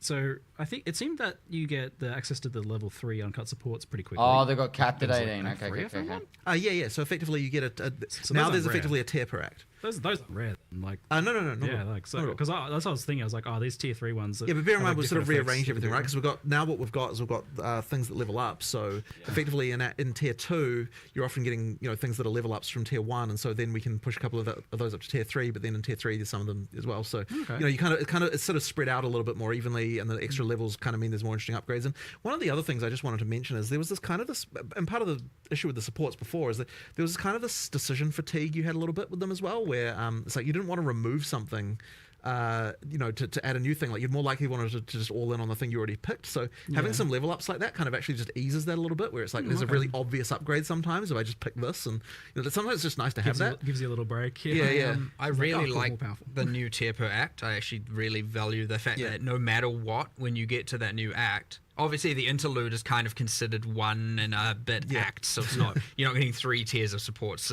there. But I really like that no matter what, obviously you get to the new act, you start seeing all the new base types, and now you have this new tier of supports, and so every time you get to an act, you're getting just like straight up like, all right, let me just get a bunch of power upgrades straight away. Yeah, it seemed like there was a much better breakdown in the progression now, in terms of both skills and...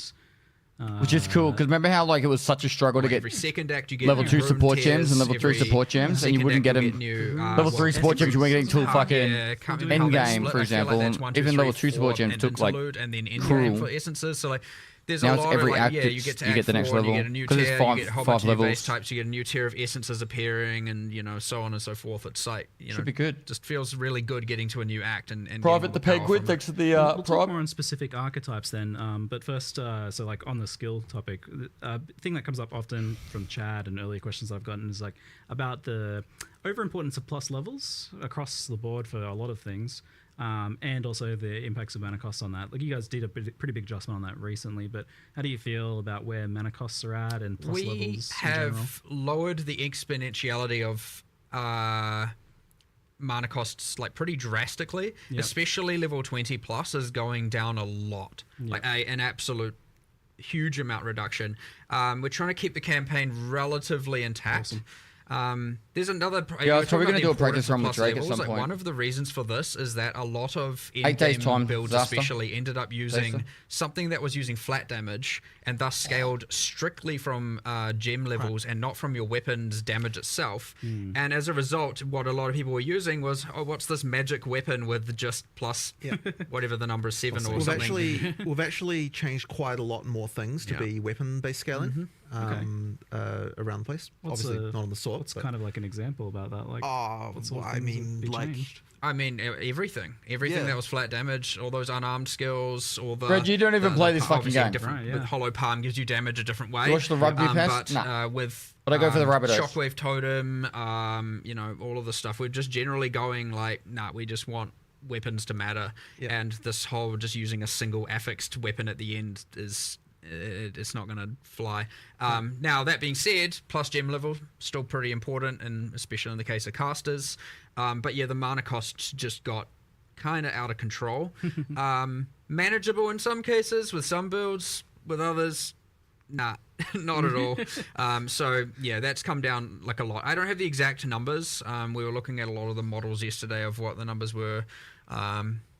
changing too, and I was like, look, I'm happy with the 21 plus, but there were some changes towards the later campaign that I was like, no, I don't do those, undo that change. So we're fiddling with the numbers a little bit so that the intent was to obviously have it so that when we post the patch notes, we have something that's relatively correct. But of course, we like to tweak these things all the way through to the end based on testing. So we'll see how it goes. But yeah, 20 plus in particular, way down. Cool. Great. It got out of control, like actually out of control. But I know that conversely, you do want mana to be a thing that you actually interact with. So where do you kind of want mana to be on a build by build basis? Like, what's the expected kind of like player solve? Or well, and as you can see from something like the new keystone we added for leech applying to elemental, like ideally, so with weapons of a multi-element build, you could use all elements split between two weapons. You got your monk, you got your ranger. You could. Kind of thing. You could do anything between two weapons if you can make it work. Almost entirely. Lizard. You know, lizard. You have obviously lizard. It is something an int character is supposed to have to deal with, to at least some degree, and I'd say that is relatively the case most of the time, especially when you start to get gem levels. It's just part of that puzzle for those characters, and that is intended. Now, it was to extreme, obviously. So that's come down, but it is still, you can't just get away with not investing into it at all. I generally, when I try and play on live, try and play the thing people will play in the least, so that I'm most equipped to be able to deal with the rebalance of it. So I just played a sorceress for the last league. I actually enjoyed the solving the mana thing, but yes, then once you have your plus, I can't remember all the values, 6 on your wand and 3 on your amulet and all of that stuff, you're just like, oh my, this is insane. And then certain skills just become completely non-viable, and all of a sudden the triggers are just like, goodbye all your mana. And then you have all that, and I was like, I had mana on every single slot, mana regen on every single slot. I had probably a third of my tree in mana, and like my damage wasn't a problem, but I was like, okay, this is just going too far. And like and then I'm still doing far less damage than Drake. Did you see that 25% less requirements on attributes for skill gems? Missed the mark for sure on that. It's gonna be so good. It should be a pretty drastic. I'm gonna be like, I need more intelligence. I need more intelligence. Suffering game. Oh, I fucked myself. Changes come out of it. Well, the trade suffering got to a point where it's like, nah, this needs to stop. It got so much worse last league for me. I was like, seriously, just like, I'm so done with the AFK. Just please, can more of you be at your computer? And then it's like, well, we have this plan, we have this system. 157, I think it is. 158. So that we don't have to deal with this ever again. But let's talk about trade then. It's been a long time coming, much asked for. It feels like we don't have a thing to ask for now. Like, I don't know. I feel a sense of loss. My issue with the trade is for now. So you're gonna have to buy tabs to sell every stuff. trade system eventually becomes a problem somehow. So we'll see what happens. But yeah, obviously the intention was to try and fix all the problems that people currently have. This has been a big thorn in our side for a long time as far as issues are concerned. So I'm glad we've finally got something that we're kind of happy with. I'm really hoping it's going to turn out well. Obviously, one of the things you just can't really test, because you can do every theory that you want, but when you actually needs to be real. Economy needs to be real for it to actually make sense. So yeah. And I have been thinking about it non-stop. But if you convert the tabs you already have, then you're going to lose the tabs to use for storage, right?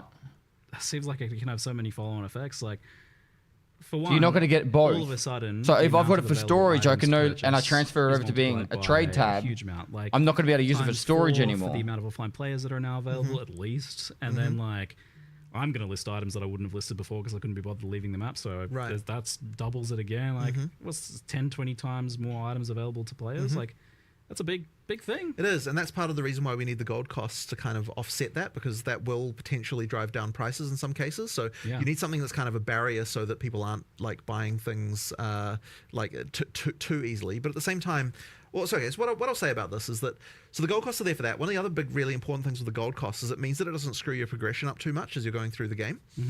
So effectively, you've still, as your first going through a first experience, the prices have a bit of a flaw, so that like when you're in like Act 3 or something. I had multiple you tabs can that were afford just stuff, like but you can't necessarily just buy a whole set of gear like out of nowhere, that kind of thing. So that's kind of important. Yeah, with loose tabs to sort yourself found. And exactly. then the other thing as well is it stops any kind of well, maybe not completely stops, but the hope is that it'll stop botting. But I would use like high frequency trading, that kind of thing, because that in order to be able to flip items, you would need to run maps to actually get gold, right? Because you can't get any other way. So effectively, what that means is that you can it's going to prevent that kind of thing from being an issue too. So the hope is that this should be a situation where we don't get like catastrophic hyperinflation or something annoying like that. And if we can achieve that, that'll be really good. We did pitch the gold prices on the high end to start with, because we're a bit afraid. If it turns out everything's fine, we can lower them down a little bit, but they'll be a little bit high to start, just because we're a bit afraid. Those people that have to jack them up after they when they were low. Those people that are like, I'm going to farm a mirror without doing anything besides going to town, they're going to struggle now because gold does it cost in terms of time or maps? The discussion they won't be able to do the trades, so they won't have the gold. Buying a rare should cost you about 1 map worth of gold. That's like seems like nothing to me. That doesn't seem that high. Like, I mean, like it's you enough end up with a lot of gold. It's a lot for a botter, but it's well, not exactly, much for right? a player, It's a lot for a right? botter. That's the thing. Yeah, sounds perfect. A little bit earlier in the game, this a little bit different because you want to make sure that you're not screwing with the progression too much. So it has to be a little bit adjusted. But effectively, that's kind of the goal. It's enough of a barrier to stop the flips, basically, because you still actually that sounds low enough that the currency cost of the items is more likely to be a. Well, that is the part that the players receive, so you'd want that to be something that matters. But like as I said, the floor shouldn't be too bad. But it's gonna be very interesting to see how it develops. Like I honestly have no idea really. Like I don't know whether the prices will be lower or higher on this system versus the old one. Like I actually don't know whether that's what's going to end up happening there. Like I've got theories, but it's like there's counterexamples too. Like it's very interesting. Gold is purely an anti-bot mechanism. So normally you have this effect where like because the bot will like to play to be able to flip usable, decent to bad items like. They go down to 1 hour, but the problem is then. Yeah, but you got to think like people don't bots don't play to the end game. They're literally there in Act 1, 5x or 5C flipping non-stop all day. They would even leave a map for. So that created a flaw before. Yeah. So it's not like they're going to the end game making on the other hand, millions. If you're just filling up all your stash with a bunch of crap, like that's like as a seller, you don't necessarily want to do that either. So like you've got that element going on. And this is something I love about this system is that it's going to give you a very real feedback of how things are selling because you're going to get in real time those. Yep, a bunch of people are going to turn up in your hideout. If you underprice something, a bunch of people are going to turn up instantly. They're going to be there. So this is my favorite when we talk. You told me how this works. So people click it, they get transported to your hideout at the location of the NPC with the box open with the item highlighted. Yep. So you That's can't cool. like troll people by like putting the NPC somewhere far away from the entrance or something like that, which should be otherwise an issue. But like you get like really popular items and you got an active shop. You can have like 20 people in your hideout. Yeah, you can. So we actually popular. So we actually had to do a thing where effectively there's only 24 slots for people who aren't your friends or party members. So effectively, that means that there are some extra slots that are dedicated so that someone can't stop you from being able to map or something just because you had a popular item that people are looking at. So we pre-thought of that one at least. Like I am sure that there will be other random trolls that people will discover as a way to do this, and we'll have to iron them out. But one we did think of immediately, of course, because it was really obvious, is like once you've set a price on an item, put it in your stash, there is a cooldown on being able to take it out again, just to give people a chance to can't be sitting there going, oh my god, too many people are joining. Remove the it item. again, right? It has to be put in. And I think it's even got a thing where it refreshes the cooldown when someone joins. So that's the kind of thing you need to be thinking about. So once again, I'm sure there'll be exploits or like stupid shit around this that people work out. Like, but we at least thought of the really obvious ones. It's going to be a really like physical, tangible way to like learn the price of things. Like, because you can put a bunch of stuff there, no one's coming to your hideout. If there's a lot of people standing in your hideout, you're probably doing things right. Right. But yes, no change of none of that repricing. The bait and switch is gone, right? Because like when you put the item in and you price it, you are committing to that price, right? Like you must sell. You must sell for that. Someone's going to buy that thing, right? Never again am I going to message someone and be like, I want to buy it, and then they raise it by 5C. Right. I still want to buy it. But 5C again. On the other hand, still want to buy it. On the other hand, you have to actually be careful, right? Like you could accidentally sell something for real cheap, and nothing's. There's no. It's a great way to learn. I know it is, right? It is. It's a good way to learn. Yeah. It's cool. So it's almost like a bigger fear for doing this, apart from the item acquisition part, which is like the economic side of things, was the losing the. I think I'm just going to play hardcore sword self found and not have to think about trade. About a little bit, but funnily enough, this is actually increasing it more than messaging people. Yes, because they're coming to your hideout. Like there's going to be that kind of like presence of they get to people. check out your kind of like garage sale that you got going on. I love that. It's also like put your display cases there. Yeah, exactly. Put your cool hideout decos and so. We're adding we're going to be adding a new hideout decoration that's effectively a set of security guards. And so people in your party, they'll let you through, and people not in your party, they won't. So you can have a little trading. Yeah, you can have the VIP area of the hideout, the VIP area where only the people with some class. It's gonna be funny. Only people with class are allowed in there. Oh my god! So you can sit behind your security, just watching all of them. There's so much fun stuff you can do with this. I love it. But never before would I have like looked through a seller's like other listings. But now, like, a lot of time I'm just going to go there and buy the highlighted item. But if they were silly enough to sell it for that cheap, what about their other items? What are their other items? But even stuff like the 5 things. Even stuff like you can see the tab names on the other people, right? I'm pretty sure you can. Yeah, so you're like getting the nice organization and like colors scheming and everything, right? So that people can people's ASCII art. So that'll be a nice one too. I can't wait to look at all the phallus tabs and find out. Jeez. Okay, no, I think because I think we have to add a reporting system for it, unfortunately. So probably should. Yeah. I was just excited to log in, just to have that. You wake up in the morning, you're like, oh my god, what do I get? Before work, go run to your computer, what currency do I get? And then you get nothing, and you're like, I like the idea of even just like log in into your log friends lists. Yeah, like hideouts are doing it too, like just browsing what cool items they got. It's like far more like physically a thing that you can do now. It's like, it's really exciting. But yeah, there's so much unknown variables there. Like, what is this going to do to the economy and the item acquisition process? Well, thankfully, you can't go back now. Thankfully though, we are still in the early access economy, right? So even though all the stuff will be kept, it will be separated from the eventual economy we get at full release. And also, thankfully, we get to test it on POE2 before we look at Tarkov update. POE1. So we get a chance to. Someone's phone calling me. That's not good. Before we get a chance to.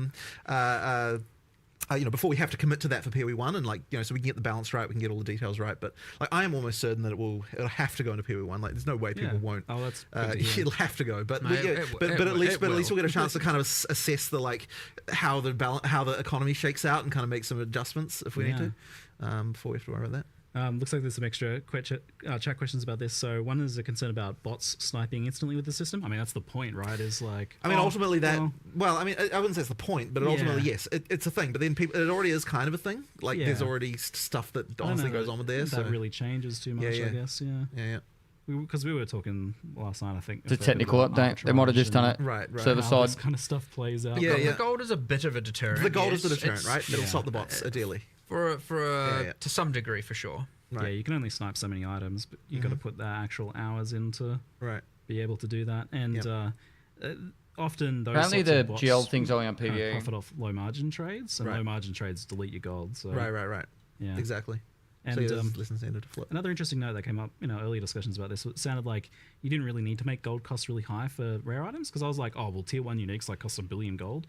I was like, apparently not. No, not really, because by the time you get to the high, like the top end of things, then that stuff is already the most expensive stuff. You don't really need to have the inflation like that kind of like the descent of prices that you get that'll happen up there. So you kind of in the end the prices for uniques they don't have to be that extreme. Yeah. But what the thing to note though is that the prices are a multiplier per level of what the shop prices are. So we do actually have shop prices for all the uniques now. So if you sell uniques to the vendor, you actually get more gold now than you did before. Just as a side note, there's going to be some kind of exploration of which golds are like not worth trading but worth a lot of gold. A bit like the dust in POE1, I imagine. Maybe. Yeah, it's also worth noting that the this tab only sells stuff not in the currency exchange. Yes. Right. So you can't sell a chaos orb in there. Would just be awkward to do. Yeah, exactly. Currency exchanges for fungible, stackables, stuff that isn't modular, and then the the rest goes in here. So it should be that every single other tradable item is in here. So we had the kind of discussion in the past about like whether maps would get somehow made to work with the previous word system, on full but now release. obviously that can just be done through this, right? Like those sorts of items that are a little bit variable, but might otherwise be considered a kind of currency can go there. So if this goes well, do you plan to remove like old systems of trade or anything like that? I don't think we can, because fundamentally, you know, like we have sold premium stash tabs. They had the functionality they had. Removing the old system, that would be bad. People bought stuff. We can't delete what they paid for. And did you mention in the reveal that you can convert them over?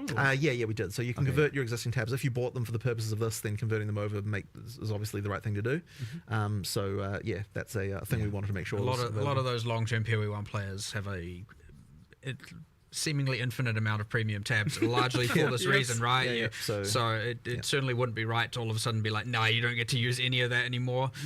So yeah, you can fully just convert them. And that is why it's also just as important to work in POE1, because your micros are shared, right? You're not gonna... So there will be a little bit of a time there where if you convert them, of course, the POE1 doesn't have this tab type, so they won't show up, which is a bit annoying. But yeah, once it gets added to POE1, then they'll work. Yeah, right. Yeah. We'll try to make sure that doesn't take too long. There's the question of, will functionality of the trade site be in-game in some capacity? So that's something that we really want, and we even had a prototype of this. I saw it. Yeah. So it's a thing that we are working on, but unfortunately didn't quite make it for 030. There's some stuff we want to do. I am personally still a believer in that the website's going to be a better experience, because, like, you know, the typing, like web stuff is sort of designed for this kind of thing. And ultimately, when you click the button on the website, your character in game still moves. So, like, if that's a thing. But on the other hand, for discoverability for new players and that kind of stuff, it is good to have huge something for in console. And well, here's the thing. I reckon for console, it's still better to use the website, because you can use your phone and you can search for stuff on your phone. I suspect like, a little console controller, typing text with the console controller is just fundamentally crap. Agreed. Right? So, like, you know, like typing with a phone is often, just easier. Often you don't have to type anything in text in these searches. It's true, it's true. But look, we are going to do it. It's just that, like, it isn't quite done. There's a bit of each to their own as well. Sure. A lot of people are very excited about the idea of an in-game one. And it is a feature that we will do. It is a feature we will do. We just haven't... It's in progress and it's close. Yeah. It seems wild to me that I can like push a button on my phone and my character goes to someone else's hideout. Yeah, well, you know, the magic of the internet, I guess. I'm getting old, I guess. You mentioned that like there's more things on the horizon that you would potentially like want to do with this as well, like in-game features of things. I mean, yeah, like obviously the first question people will have about once you've got in-game trade searching, you know, when's Awaken trade coming, that kind of thing. I mean, look, maybe one day, you know, like it certainly opens the door to it. Like, you know, I wouldn't want to say that it's not going to happen. Like there's stuff that we could do there, but yeah, like there's a lot of UI issues to sort out. There's quite a lot going on with that. Like it's kind of one of those things that I'd look at a bit later. But yes, obviously something people want. It's all under consideration though, which is for sure very cool and very quite a pleasant surprise. Well, like the goal, it is nice to get to the point of not feeling like to be, you know, I'm sure it's only for some players or whatever, not feeling like you have to use third-party applications and stuff like that. It can, you know, not to say Awaken trade is dodgy, but there are some that obviously a little bit suspect. Awaken People POE are a bit, trade? no, I shouldn't have to do this. I don't want to do this. You know, it gets you can get a bit scared items. about it, and it can be a little bit like, you know, especially when all of a sudden they're asking you allowed to use it? Provide information you shouldn't have to be providing them, and you know that kind of stuff. So getting away from all of that, having it be all nice, secure, done by us, and everything is the ideal goal. But you know, one step at a time. You know, this is a big step, but we'll see what's next after we test this out. Let an economy test it for us. How long is this Q&A going for? You know, all that kind of stuff. Like an hour and a half? Take it. As I said, every trade system reveals its problems. Maybe that's just the next problem. So, see. Another question here is like, when you click like secure item or like buy item on the site, and it's going to take you to the hideout, it's like, is that locked in and other people can't then click it? Or no, they multiple, it is technically a race. Yes, we'll see how that goes. Like I think it should be fine. But yeah, that is just worth understanding. It's worth being a race because otherwise people could troll and click all the buttons to have a cooldown on them all. You can click the fastest, who loads faster. Thankfully, the loading time should be a lot better. Yeah. In this version than they were in the past. We're doing a bunch of engine changes, which I'm hoping is going to go well. Obviously, you know, when you make changes, there can be worth bringing up stability and performance? Yeah. So, we've done a pretty big amount of rewrites to the engine this version. All right, so the goal is obviously making the game faster. It should be quite a lot faster in terms. I do want to keep listening to this, but I have to film a video, part of my sponsorship, and it's already 12:30 at night for my editor, and he has to edit this before he goes to bed. So I might actually just film my patch video now, and then if they're still doing yapping, I'll do that then. All right. So if you guys want a summary of what has been said, we could do that now. Feel free to talk in chat and make this video look lively. I haven't filmed a video like this before, so I want to make sure I do a good job. So I'll be reading off my patch notes, all my notes, and hopefully I do a good job.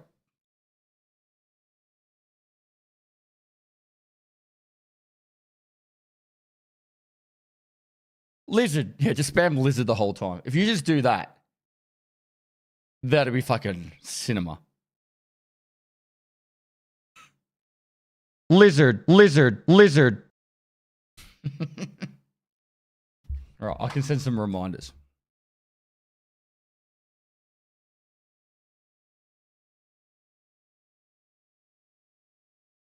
Whew. All right. Hi guys, this is Pestily and welcome to my first ever POE2 news video. I just watched the live stream of all the news reveal for the third edict.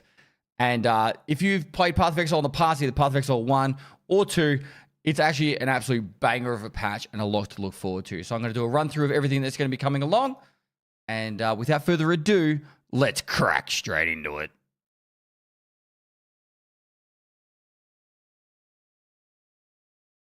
All right, so if you're new to Path of Exile, it is an ARPG, and it is literally the leading best ARPG in the world. In my opinion, I've got about 1,200 hours in POE1, and I'm probably close to 1,000 hours now in POE2. For the first, patch 0.1 league season, I actually got the 17th place in hardcore solo self-found, and then I stopped playing because I had, commitments and stuff, and ended up 594th in the league. And then in the most recent league, Dawn of the Hunt, 434th I am currently in that league. So I actually do have a fair bit of experience in this game. So hopefully that gives me some sort of verification. I actually know what I'm talking about when I talk about this stuff. And I'm actually hooked and loving this game. So what is to come in the new league?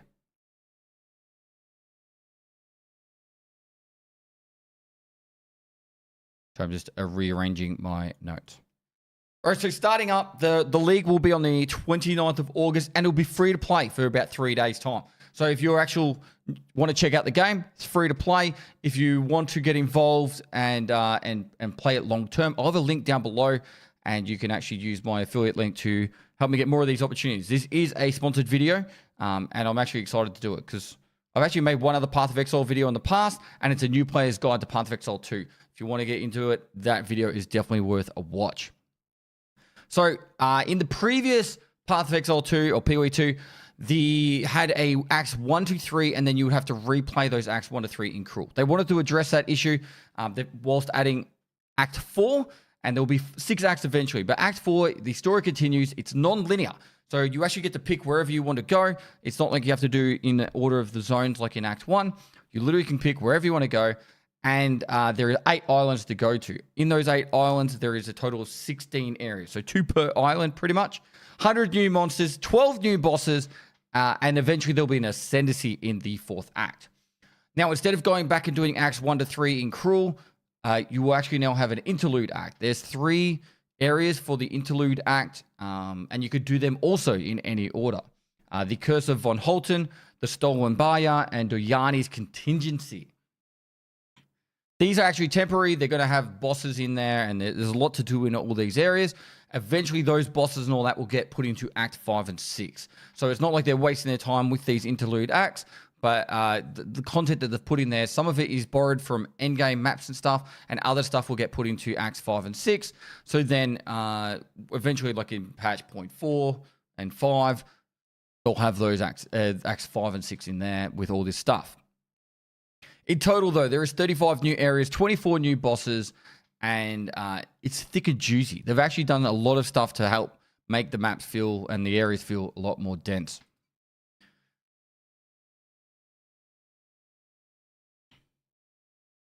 Next up, sprinting. So, in the past, a lot of the complaints and issues with the game is it felt very slow moving. Now, if you do a roll and hold your roll after you do it, you will be able to sprint. And you can actually pretty much move faster than any mob in the game, they said. However, if you get hit while sprinting, you'll have like a stun. It's kind of like when you're doing a block and you overblock too much, it'll be like a stun like that. There is no limit to how long you sprint for. So if you're actually getting a bit more experienced, you can actually use this to help breeze through areas if you're good at actually dodging. Support gems. In the past, you could only use one support gem per, like, the whole character, but now they've actually removed that. It's not limited to one anymore. You can have as many copies as you like. So if you have a specific gem that works, say, with minions, I've done a lot of minion builds, you can use that same gem over all your different minions.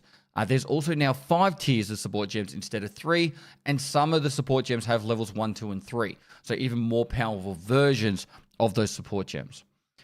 As well as that, towards the end game, there's called lineage supports. They're only available in the end game. They're upgraded of support gems that are already in the game, and they'll be found either via specific bosses or in the loot pool at the end game. Some are rare and some are common. There's actually about 40 of them in total. Skill changes. Now, I'd highly recommend going to watch the actual whole dev cast of the actual skill changes section because it was massive. Every single class has a lot of skill changes that are affecting them, but I think I'll just give you the most pertinent ones I can give. So pretty much anything that's like an elemental effect that you would give to someone like shock or chill, it now is like affects all the different casts. So instead of it just being lightning damage, it will be also fire damage and that stuff like that. And it lasts 8 seconds instead of 4 seconds. So it now gives an elemental ailment instead of specific. They've reworked a lot of the ascendancies, or every single class's ascendancies will have some changes to it to make them better. And weapon swap is now instant, which is great because I use actually a lot of weapon swapping in my skills, and it was one of the things it really annoyed me about it. For evasion, there is now sorry. Now, evasion. Evasion doesn't evade all types of hits in the game, so they had to add a new thing called deflect. You can actually buff this deflect to having it up to 100%, and if you do deflect, it prevents 40% of damage taken. So if it's an ability or skill that you couldn't evade, you can at least now get 40% damage reduction. So you're going to be a lot less rippy on like a ranger build. Armor has now been buffed, so there's also skills in the game or passive skills in the game that also increase the defense against elemental attacks, which is where armor really fell short. Over the passive tree, a massive overhaul to the passive tree. There's now another 100 new notables in the passive tree. Now, one of the actual things that really annoyed me was when I was starting to get towards the end game, even leveling as well. Attribute requirements of leveling up a gem was actually really a pain in the ass. They've actually done a 25% reduction. So it's down from 207, I think it was, down to 157. So particularly at that end game, you had to really min-max to get enough intelligence, say, on a skill. Now you don't have to get anywhere near as much. It's huge, actually. The new league mechanic, Rise of the Abyssal. It's a race of forbidden magic. You'll find fissures in the earth, mobs being affected by them. As you defeat those mobs, you'll seal up the pit and activate hordes that will attack from a giant pit from underneath the ground. If you kill them, all the pits... I'll stuff that up. Once you kill them all, the actual pit will be sealed up and it will give a reward trove that spawns epic loot. As you complete these, you'll find ancient pieces of bones, which you can use to imbue items with a hidden modifier. You'll have to go to the Well of Souls to actually be able to expose what that is, and some of these can also imbue waystones, giving some really cool buffs. Similar to the Syndicate in Path of Exile 1, if you ever played that.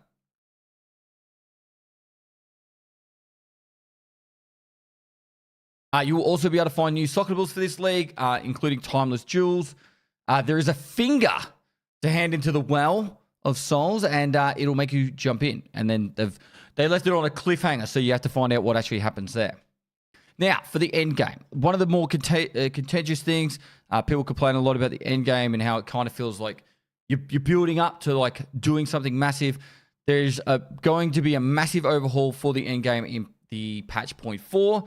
However, they've tried to make this one a lot more dense as well, in like not placeholder, but as they build up to patch 0.4. Which will probably be around December because they want to do it every 4 months. But as it stands right now, Endgame, 25 new maps.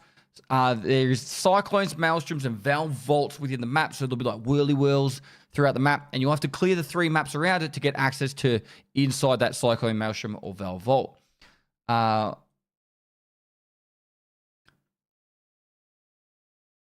Inside the Uber vault, there'll actually be the... Uber version. Sorry, inside all these areas, there'll be Uber versions of the Act 4 bosses, and they'll have special support gems when you kill them. Maps can contain summoning circles, which can spawn boss, so any of the maps can contain summoning circles, have boss spawns in there. Waystone modifiers have been changed. Pack size, quantity, it's very similar to the POE1 method, and it is way better. You're going to be able to have a lot more control over making stuff, I guess, what's the word? More dense and better loot. Kind of similar to how it was in POE1.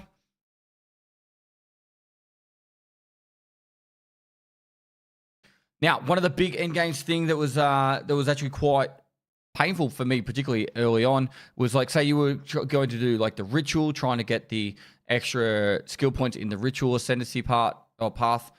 Now you're going to be able to get access to getting those books earlier. You're also going to have splinters, and you can pick the difficulty of the end game content, so of the end game bosses. So it's going to make it a lot more like, I guess, linear. So you're not going to be grinding for like 50 hours to get your first end game boss and then have to like get them lots after that. It should actually be a lot more smoother process. Currently, there's 2 skill points you'll get before getting to the end game bosses, but eventually they want to make it 4. So 4 out of the 8 you'll get before even doing the end game bosses. Arbiter only has 2 difficulties now, a normal difficulty and an Uber difficulty, and there's lots of new endgame items. Crafting had a massive overhaul as well. Essences function a lot like Regals. They add specific modifiers, more tiers, and there's perfect functions like a chaos. The perfect essences, so there's a third one, acts like a chaos orb. They're actually really cool. And you'll be able to actually use them as you level up, whereas in the past, I never really used my essences, but you'll understand once you see them. But for example, you'll have like a fire essence. It'll actually say it's going to add to a weapon, fire damage of a specific amount. So it's actually really good. You're also going to be able to find 3 tiers of transmutes and orgs, which is pretty much like finding a tier 3 item on the ground. So when you get to the tier 3 transmutes and orgs on a white item, it's actually going to roll better straight away instead of having to like waste so many. And there's going to be less of those transmutes and orgs in the end game. You're also going to be able to find exceptional items on the ground. So exceptional like white items on the ground. These could contain additional sockets for your crafting, or will have up to 30% quality. You can also corrupt these to have an additional socket on top of that. So if it was an item that previously only had 1 socket, if you find an exceptional one and Val Orbit, you can actually have 3 on that. So there's a few new omens being added to the game, notably the Sanctify Omen, which if you use it with a divine, it will actually give 80 to 100%, 20% roll. Actually massive there, so you can actually overpower an item above what its actual default is. And there's, I'm going to say it wrong, Hinicor's Lock, which is a new currency that will make it so you use it so you can actually see what the next craft or, buff that you're going to be putting to that item will be before you do it, so you know if it's going to be a good one to do or not. Now, the trade system. Massive change to the trade system. There is going to be, I don't know how to say this word, a fully asynchronous trade, which effectively means you'll have a trader. Once you get to your hideout, you'll be able to have a trader inside your hideout, which you can put items in that trader, and therefore people can come to your hideout to buy those items. So once you put it inside that trader, set the value, it'll go up on the website. People can go click on that website. It'll automatically teleport them to your hideout with the box open and the item selected, so they can just purchase it straight away. So you could be offline or in a map. Someone can come into your hideout, buy that item off you that you have up on the trade website, and the currency will get put into a tab there for you to pick up later on. Vice versa, if they're offline, you can buy from them and while they're offline and go to their stash and buy that item, or go to their hideout and buy that item, and therefore you don't have to get AFK messages all the time.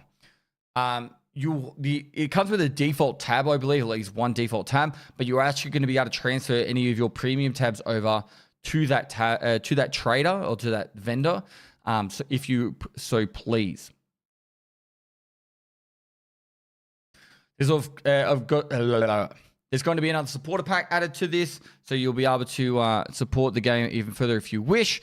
And during the Q&A, they brought up the Druid. It didn't make it. It was most of the way there, but they wanted to make sure they get the patch out on time and polished. So Druid got pushed back, but it sounds like it's definitely going to be in patch point 4, which will be December. The new Ascendancy trial for the 4th act didn't make it, so they're going to push that back to the next one. But they wanted to make sure the focus on this wipe, I'm so used to talking Tarkov. The focus on this patch is to make sure that the campaign doesn't feel like a slog anymore. And then the patch point 4 is going to have a massive focus on the end game. So, lots of good things to look forward to. I'm going to be playing the shit out of this. I'm going to smash top 100. I'm actually going to crack top 10. I'm saying it right now. I'm going to crack top 10 hardcore solo self-found in the first week of the league. All right, so that'll be 8 days from now, about 8 days from when this video goes out. It'll be a free-to-play weekend if you guys want to get involved. If you want to help me get more of these awesome opportunities, go down to the link below and click the affiliate link to cross if you want to buy the supporter pack. The game will be free when 1.0 comes out, but if you want early access, you do need to buy the base level. But it gives you currency for inside the game to actually buy more stash tabs or skins. Besides that, thank you, Path of Exile, for sponsoring this video, and like, comment, all the good stuff. Let me know if you're excited. I'm going to be playing a witch. Probably start off with either Contagion ED or Minion, and then work it out from there. And lastly, guys, I'll see you next time. Lizard, lizard, lizard, lizard, lizard, lizard, lizard, lizard. There we go.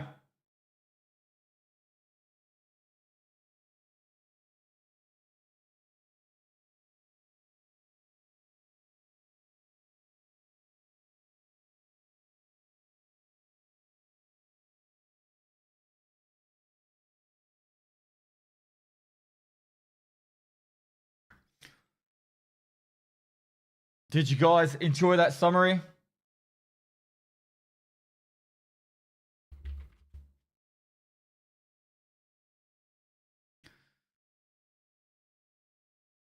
Did I do a good job?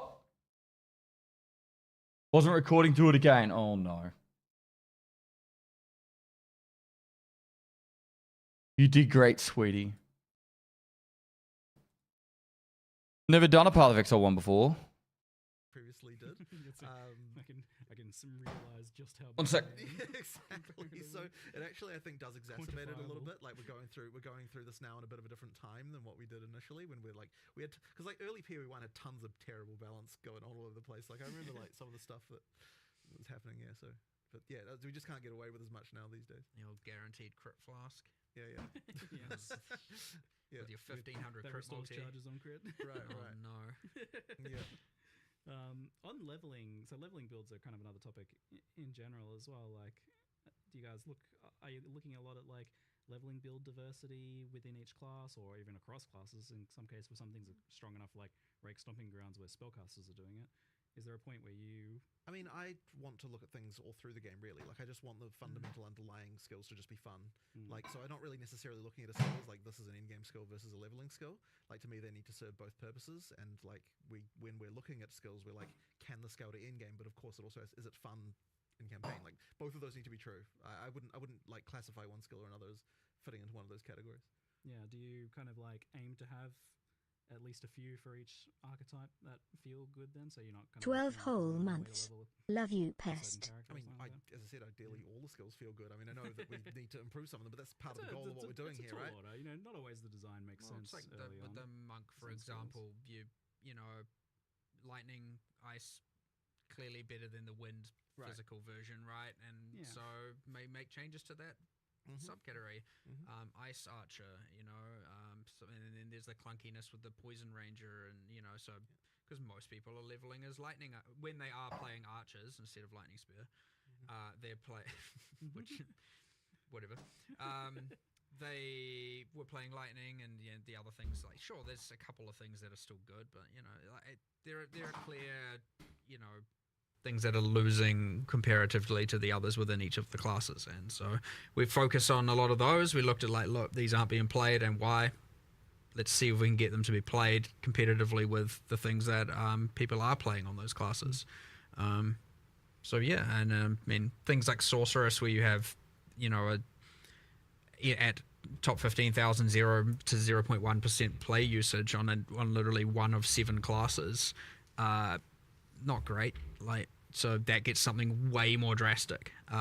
You know, so that's not just like bring up cold a bit. It's kind of like, all right, we need to do something crazy here and just like shift everything and pivot, and now we've got something that's like kind of promoting this multi-elemental, and honestly, playing each of the elements is probably still just better anyway. But yeah, now you got the multi-element and combining a lot more a lot more and passives and everything. Yeah, like, there's like so much going on there though. It's like there are so many variables changing that it's almost impossible to predict what is even going to happen here though. So we might come out of this and now another class is at 0%, maybe. Then we have a new goal to fix. You know what I mean? Like, but that's not by design. Like, you don't want that to happen. Yeah. But we'll see. Yeah, I don't know. It's exciting. I don't know what I'm going to play. I'll tell you that. I have no idea. I'm like, I don't know. I'm struggling between the unarmed, the elemental. Well, I said I'll play the worst class, so I need to know what the worst class is, so that I can play it. What people aren't playing. Yeah, because I have to work on release day, because you know, trying to make sure everything's stable and things. Oh, he has to do his jobby. I get that day to see what's the worst class, and then I'll jump into that just so I can experience it and see how we want to. That's very good. It also makes it more challenging. I like it. You like the arbitrary challenge of play the worst one. Speaking of worst ones, on the topic of like defenses, we had a lot of discussion about armor and how good it is, and it got a pretty hefty buff this time around in terms of it being able to apply to elemental damage through modifiers and nodes on the tree and such, and that looks really, really good. Do you think that there's any other fundamental issues with armor? Because I know you were looking at it as a whole and deciding even if you wanted it to work the way it does. Well, the thing that people would probably say is the worst part about it is that they take a big hit and they can still take a lot of damage. Yeah. But the thing about that is when we look into it, it's like it's still pretty damn good percentage reduction if you look at it. So like I was sort of less confident that was the true issue with it, and that's why when we were looking at it, like, well, what is the actual weakness of this thing? That's when we started to look at the elemental part. Yeah, Smith of Catawba was alleviating that, and it's like, okay, that's probably not acceptable that you have to, in order to mitigate the elemental, get the insane max res, and thus go Smith of Catawba. So like, well, hold on, we need to take that, make that not be so mandatory. Let's instead increase the elemental side of it, and that way you're not like feeling obliged to play Smith of Catawba to get the insane high max res. That's like, you know, one part of it for sure. I wouldn't say that we have like another like, oh, here's like, there isn't more that we know we can do to armor right now, right? Like it's like we need to see how this plays out and see what happens, and then we'll know whether or not there's still some issues that we need to address. And obviously we had the issues where like energy shield, like even just running hybrid was crazy with convalescence and use and a bunch of stuff there. So we've had to make some changes around that as well, bringing that back a little bit, buffing the others, and so there's lots of changes around all of this. But so next in the triplicate then is the energy shield. It's a challenging one because it's difficult to make it not just be blue life, and be better life in some cases as well. How do you guys feel about where that is at the moment? I feel like the culprit is recovery. Like, energy shield is supposed to be a defense. It is somewhere between a defense and a life pool. As much as a lot of people might not want to hear it, we're going away from like, look, recharge should be the way you recover energy shield. I agree. We need to better embrace that and not have just every other way under the sun to get it back. I can't remember the specifics. The patch notes, I'm sure, will tell you. But yeah, it's like, you know, anything that's kind of just like overly trivializing having infinite amount of energy shield is certainly the current main issue. So yeah, I mean, that's part of it, but like, again, like the whole weapon swap convalescence thing, which we have made changes around, is also just like, you get the bonuses of convalescence without having to incur the spirit costs while you're doing your DPS kind of thing is not okay. Like, no! At least not from our end, no! so making changes around that as well. But yeah, I mean, before that it was Grim Feast, and you know, so it's been a couple of problems, but like ultimately, I'd say they're more equally balanced now, those three defenses, and on average, yeah, armors come obviously up, evasions come up, you know, more predictable things, less, and then energy shield, some of the recovery means have come down that are not recharge, and we've added a lot more ways to make recharge better. Cool, yeah. That's what I want to see. Just to be clear, yeah. I want to see what like chunky energy shield pools look like where you actually have to like recharge in some way or build to recharge. I like playing that way personally. Yeah. Again, I did this league as well. It can be really rewarding. Like when I've played that sort of like Wicked Ward styles and stuff in the past. You get into the problem where because especially with the mana thing, you have to put 30% of your tree into mana, and then you have to put so much into not only increasing your energy shield, but also into the 2 recharge axes. And you know, you end up like, okay, hold on, I'm putting so many points into this just to be on the same level as something else, or just to feel like I can kind of basically survive. Whereas like other classes are just like, you know, as much as armor has its disadvantages, warriors are rocking around with, you know, double the life of the other you know, the average ranger, and they're pretty beefy for sure, and especially the titans, and then you get your all the smiths with all the resist, and you know, so there is some certainly tanky warriors going on out there for sure. But yeah, doing the elemental thing with that will go a long way, and the deflection with evasion will go a long way. Parry and block being way like just predictable. It's huge. You don't have to go like, is that so blockable? Nice, that change. I don't know if that's blockable. No, it wasn't blockable. I'm dead. It's kind of lame. I do find myself, you see, didn't do that with evasion though. Like the guys that slap with statues, for example, those guys will still hit you as evasion, right? Like guaranteed. The slams will still hit you with evasion, yes, but the deflection applies to everything. So curious about. So was it the case that you put deflection in? And you felt like, okay, we probably don't need to do the evasion thing like we did with block. Because there was discussion of that, and I can't remember exactly why we decided not to do it in the end. Well, it was kind of one or the other, and we thought that the deflection being, because both are too strong, you'd have to water them down to some degree, and having one watered down seems bad, because then, you know, like, you could have that and have deflection be 20%, and then I'll finish my oath and then I'll jump back on like, Tarkov. you invest all of that into it and don't really get much. So having to not water them down was the main idea, and thus you get to have both, and you get to have deflection being the thing that is like ultra predictable, and evasion can obviously still be quite strong, but not as with the whole applies to everything thing going on. So I agree. I can see both ways. We landed on this one. We'll see how it works. But yeah, I always agree with the like, I don't know if I can avoid this or not. Yeah. At least deflect, you know, that's great. And you know, with block and parry now, that's also great. So I don't know. We'll just have to see how it plays a little bit though. But I fully see both sides 100%, and I wouldn't say I'm confident that one is necessarily completely perfect over the other. And good job in advance on solving the spell suppression issue with deflection by tying it to evasion, so that not like I don't have to play my Templar and have a mandatory investment in deflect. Yeah, we made that a specific goal, and we kept getting stuff like suppression. It being granted from other. I'm like, no, it must come from evasion. Otherwise, we're just going to have like every single character in the game having to get 100% chance from flat things from sources, and then we're going to have now every single character has their like specific way of getting 100% suppression equivalent. I kind of wonder if you don't just do that in POE1 for suppression as well, but that's a topic for another day, I guess. Yep, different live streams topic. Different live stream.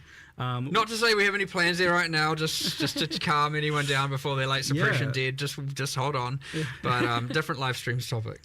How's your a schedule feeling overall? Like you feel like you will be moving into the next Path of Exile 1 expansion in the 2 months expected, and then having the next POE2 we're definitely going to hit those deadlines. Like, there's no question of that. Yeah, you guys are. However, it's certainly like it's certainly hard to meet them. Like it's difficult. Sorry, chat. But like it's so much better to commit to the date. And just make sure. It is. It's been difficult to adapt to this new cycle for sure. We obviously want to do everything we can for every patch and the next patch, and this requires a more parallel work going on and parallel thinking, and to be able to make sure that each game gets the correct time. You need to make sure, okay, if you're working on 030, you got to make sure at some point people are pulled off of it to work on 327, for example, right? That has to happen. Otherwise you don't get enough time. And especially considering after 030 comes out, you've got an amount of time of fixing things and addressing problems. Hopefully not too much, but you always have a little bit of that to do. And so all of a sudden that can extend even further. And so, you have to, at some point, and it can feel very unintuitive to be like, well, 030 is what the whole team's working on. The team's excited. Everyone's like, yes, we're doing it. We're prepping all the marketing. And it feels weird to then just start pulling people off of the thing that you're kind of working your immediate goal towards and have them working on a future thing. And same with vice versa. You get a little bit of that. And it is a little bit hard to obviously deal with, and we're adapting to it. But we're doing pretty well, and we're on track still for 327. So it's like 2 really good expansion updates, with the recent Path of Exile 1 doing I think really well, and then this one is huge. I hope that you guys can settle in, and this feels like a reasonable workload soon, because what isn't right? It isn't this week, I can tell you that. No. Seems people are going to need a bit of sleep soon, but we'll go down to the bottom of our Q&A doc if we can, and we'll just wrap up with a couple of the last random questions. And if you're watching live, the patch notes are out, so we'll try and get you over to them soon. But there's got a few random questions here. Divination cards coming to Path of Exile 2 soon, or is there like a plan for that, or no timeline, but they will be coming. Yeah. All right. Hot swapping between controller, mouse, and keyboard. Unfortunately, wasn't really. A bunch of work was put into it. So it sounds like it's getting closer. It's getting closer, but it just unfortunately wasn't finished. Yeah, fair enough.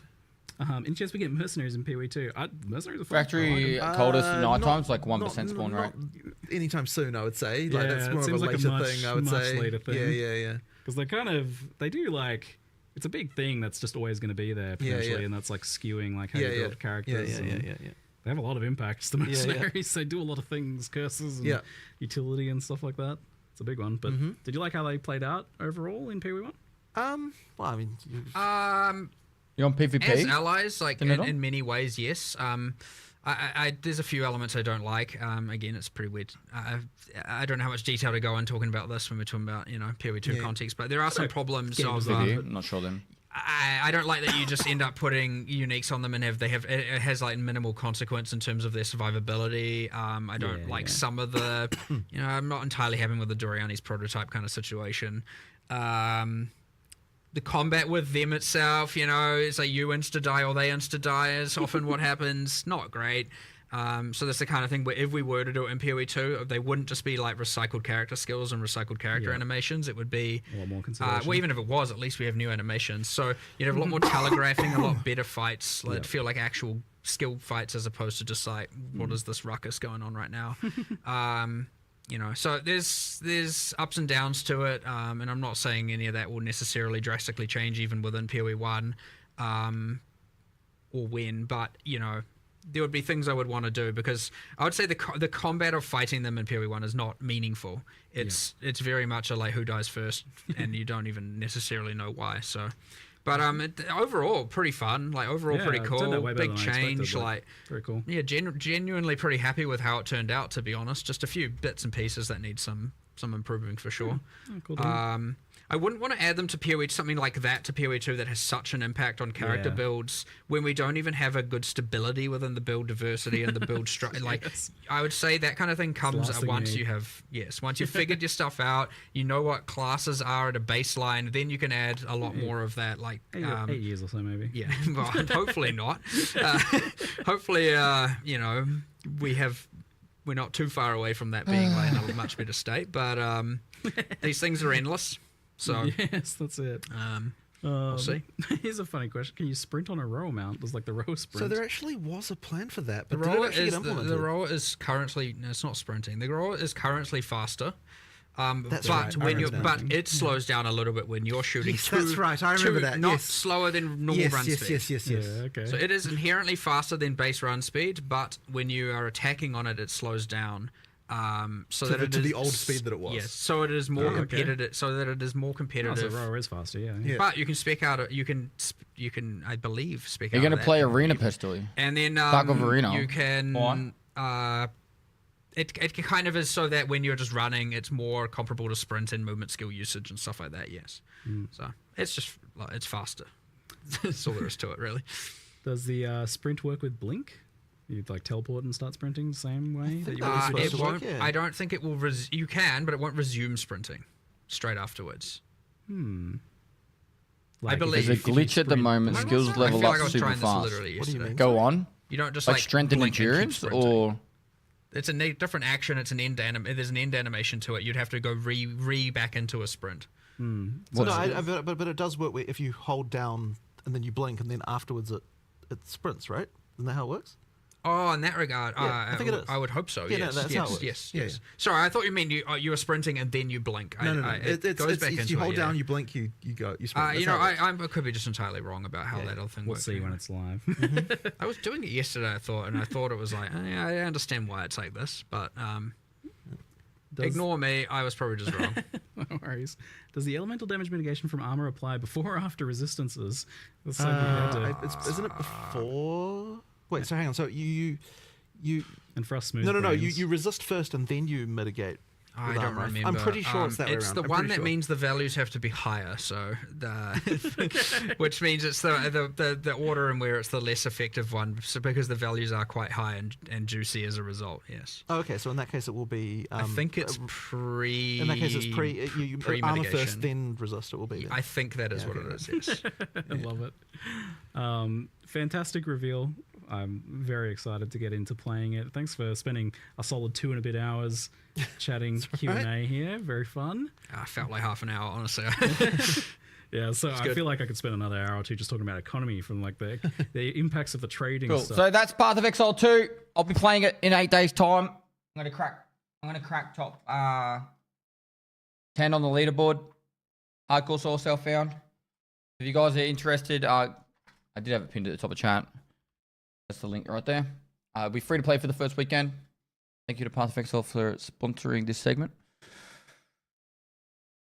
And we head back over to Tarky.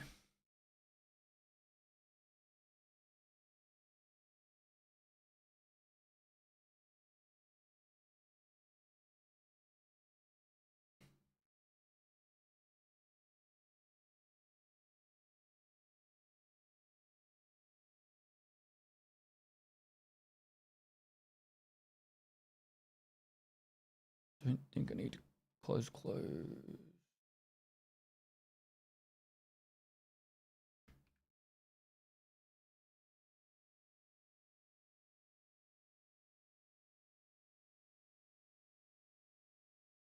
Done. Cool. So what's going on with this whole thing? Skill leveling? Explain to me.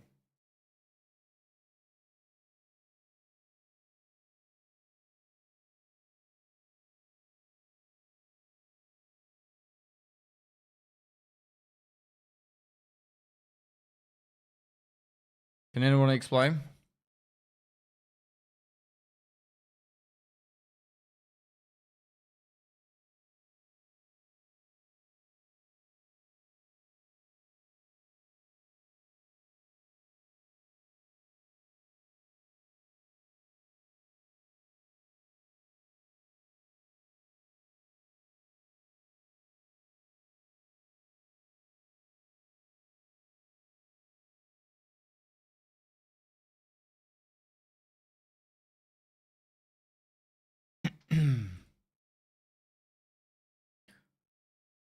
We see the sword or axe has made it to the patch, yeah.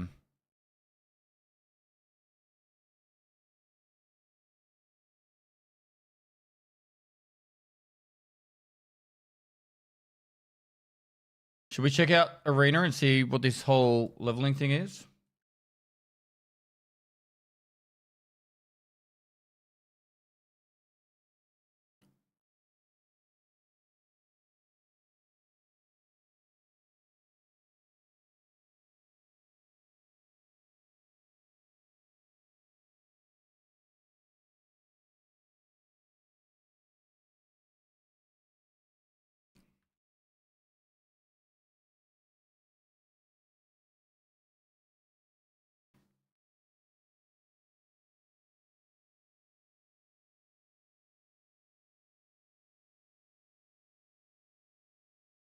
Love the content you post and the informative videos about Tarkov. No worries, Breakfoot.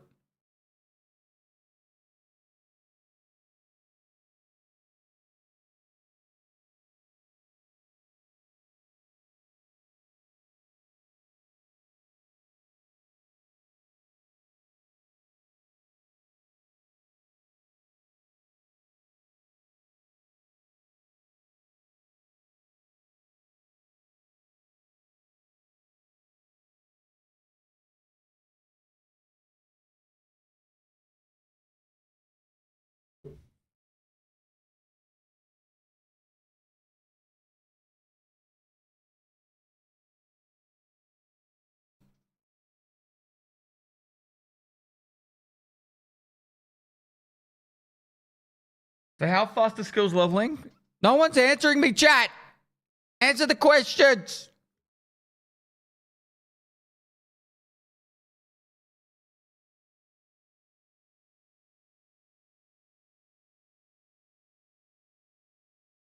Don't yell at me.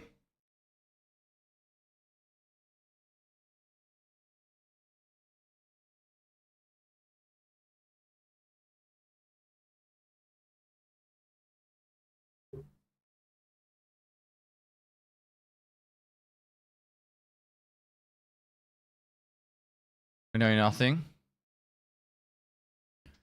Holy shit. I've been trying to open Arena now for about 3 minutes.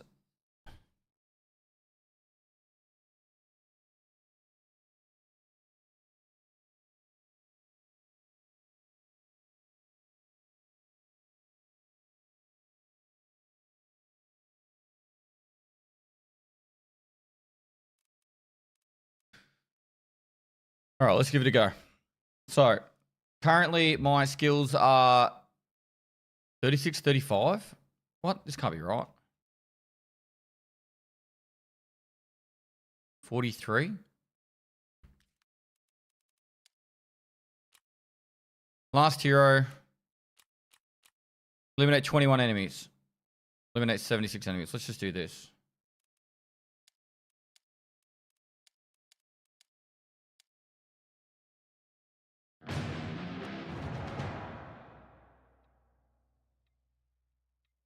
I don't know. Someone was saying that you do one game of Arena and you get max skills. Come on, just accept. It's not that fucking hard. Oh, this would be American servers. Fuck me. Don't accept, don't accept, don't accept.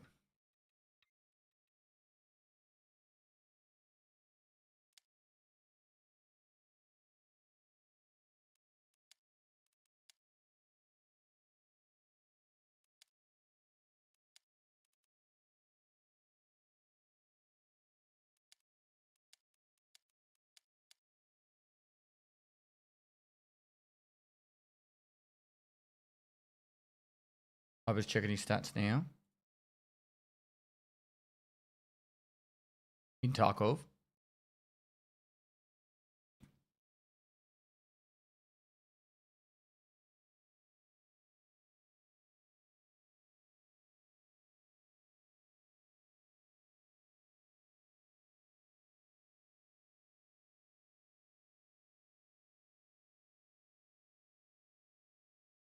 Tube glitch for a reward?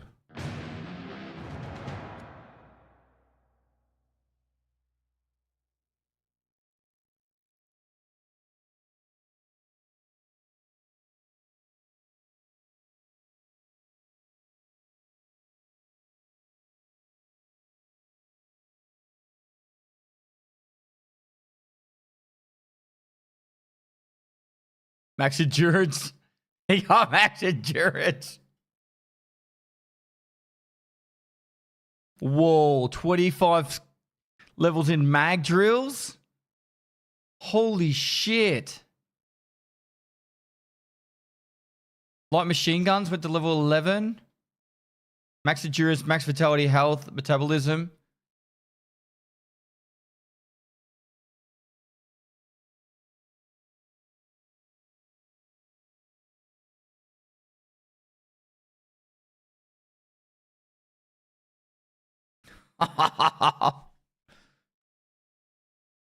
Bro, this is cheese.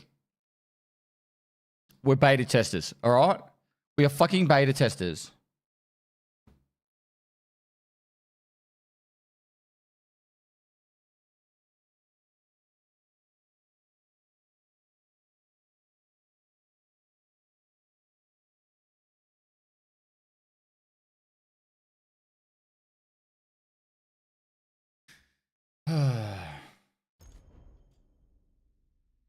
Wait, my assault kit's not there?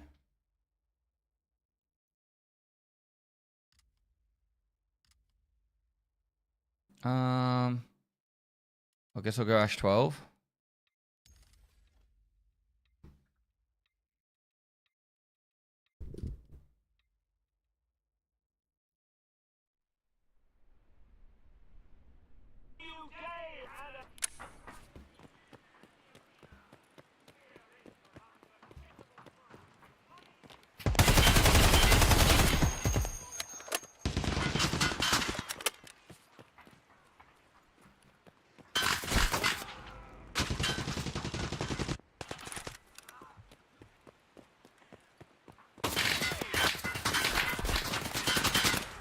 The audio's fucked. This audio's horrible.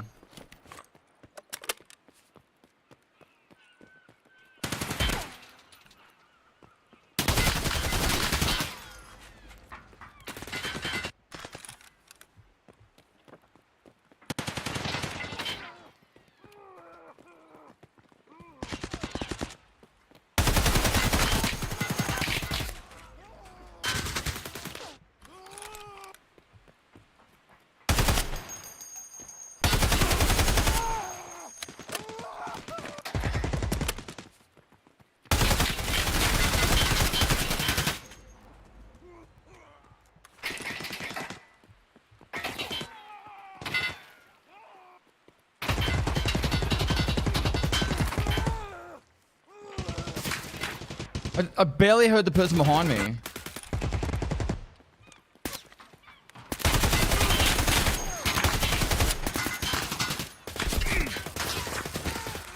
The audio, like, I can't hear people anymore.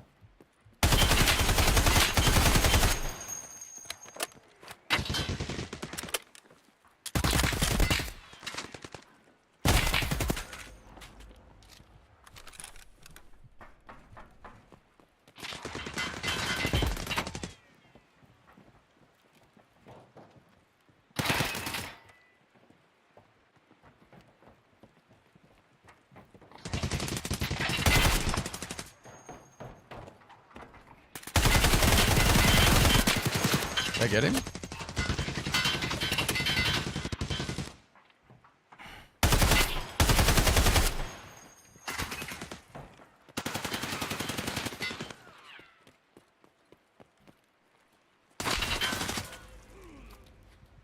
I can't hear anyone anymore. Oh.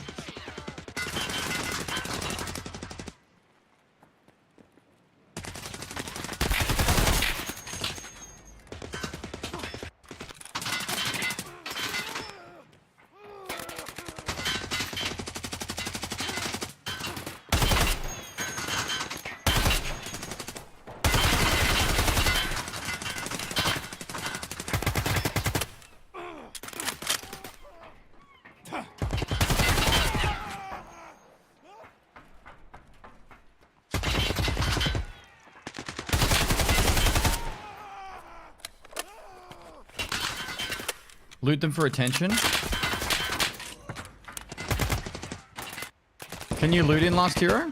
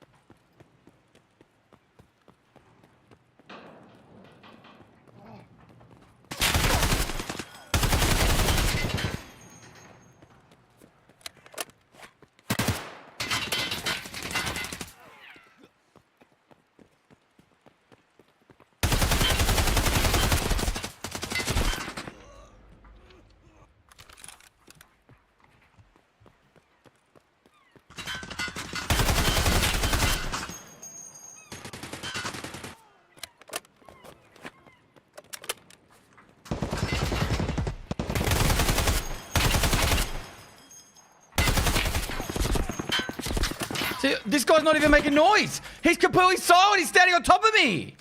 They fuck the audio again for Arena. It's so useless. I should just become a Path of Exile streamer. Fucking seriously.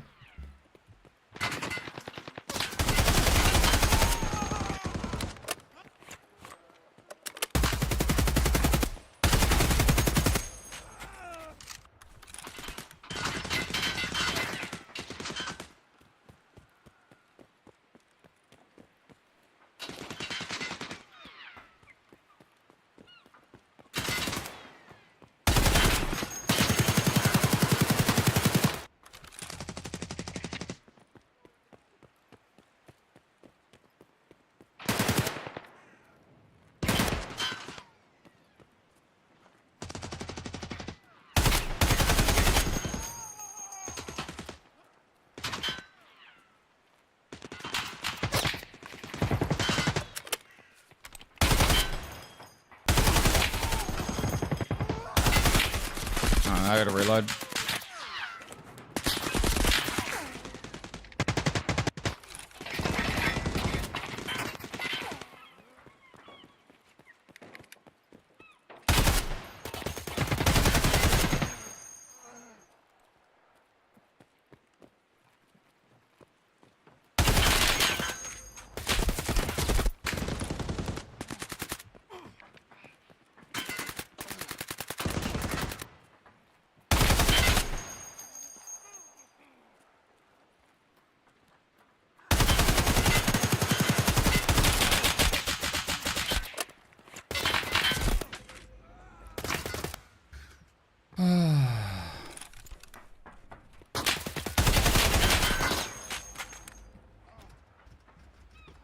It's 78,000 channel points a lot. How would you?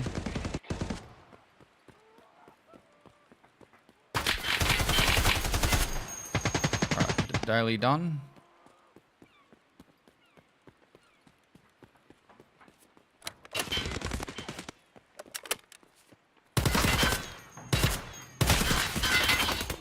The sound is horrific.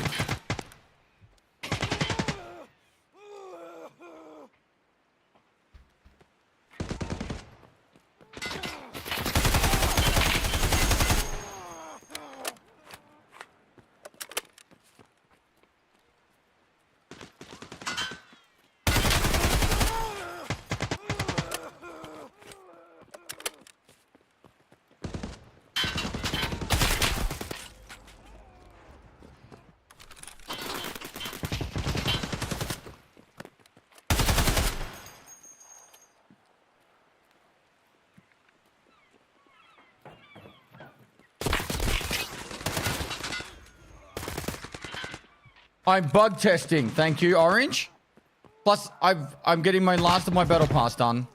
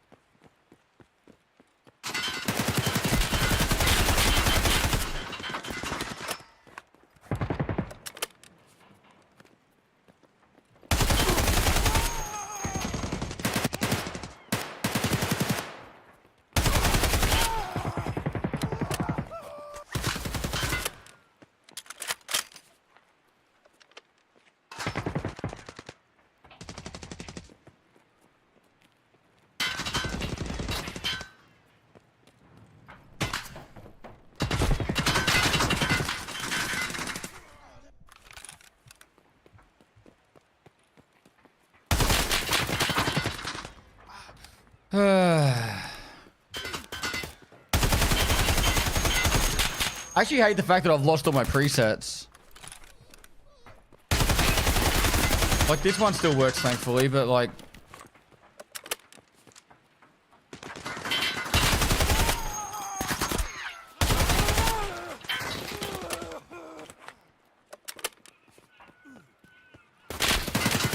Is more throwing at me? Why didn't Maud kill me then?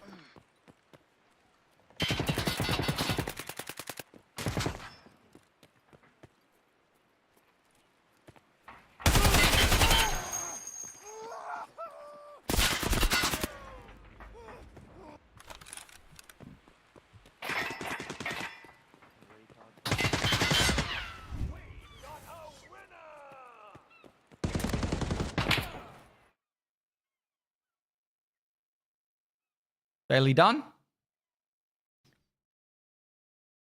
So if I do a blast gang or checkpoint, it's going to give me attention charisma. That's insane. Last place. Oh, I came third.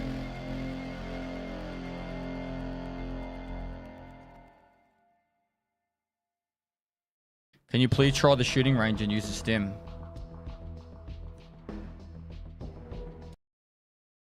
Oh, next battle. Whoops, cancel.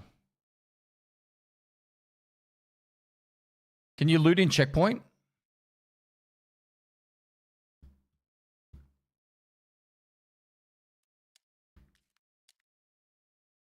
So it didn't do anything here.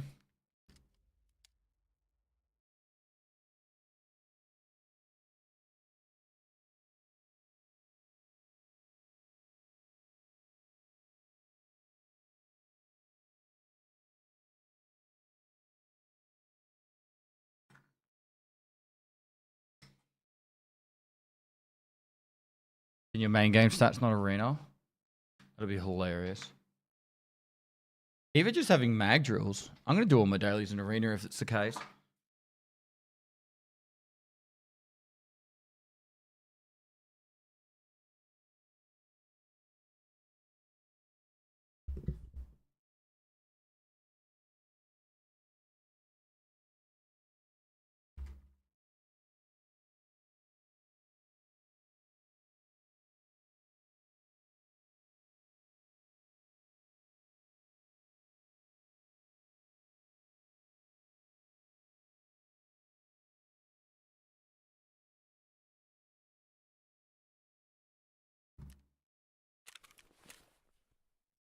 That's so fucking crazy.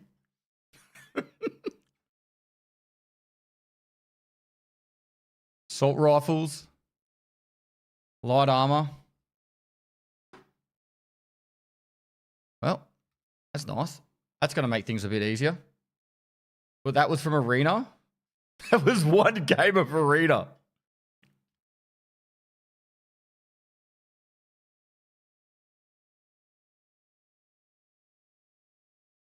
Bro.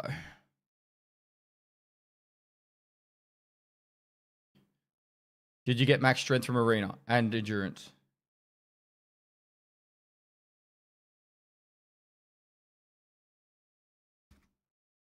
I'm going to finish my dailies. Max stress resistance is actually a bad thing though, because you get berserker. Reduces bleeding chance by 51%.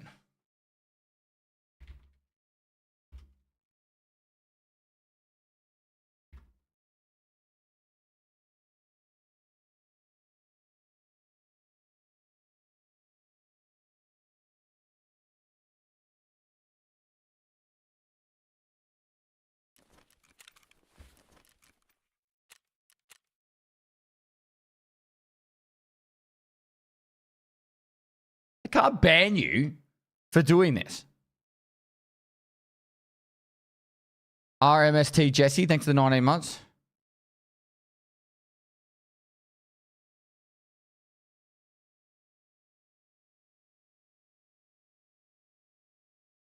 Like, I want to prestige ASAP so I can... This is going to be fixed before I can prestige. Imagine if you just prestiged. Right? You could be like level 1 with max stats. I suppose, what, 15% of 50 would be, what, 7.5 levels?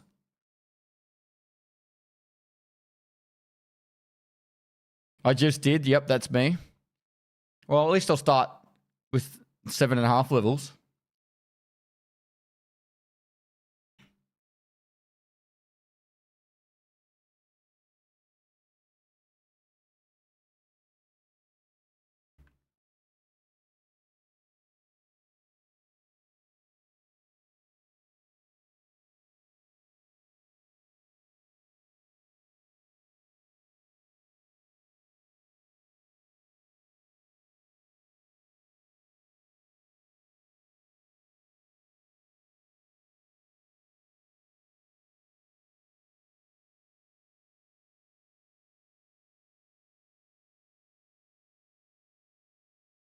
I want to do a game of team deathmatch or blast gang for the fact that I can get endurance, sorry, not endurance, charisma and attention finish. That'd be fucking huge. Search speeds would be insane.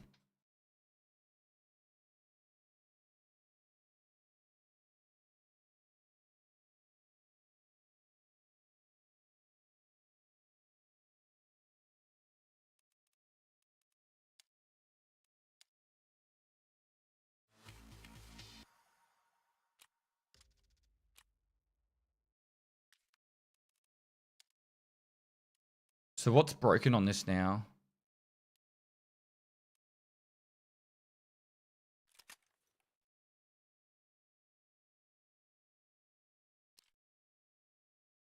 The ammo. No, the mags. What's...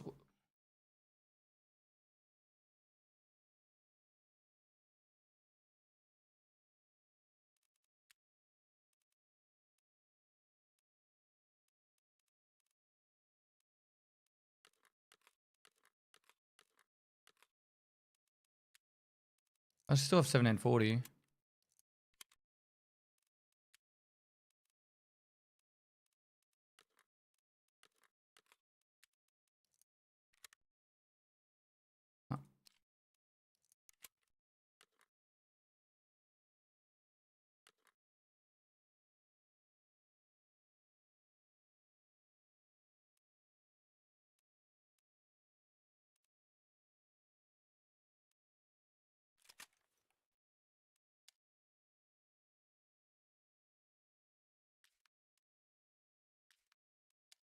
I don't think a...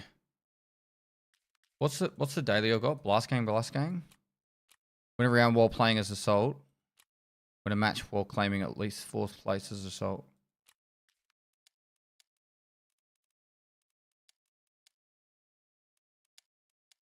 I don't think this is going to pop. Oh, it'll give me NA.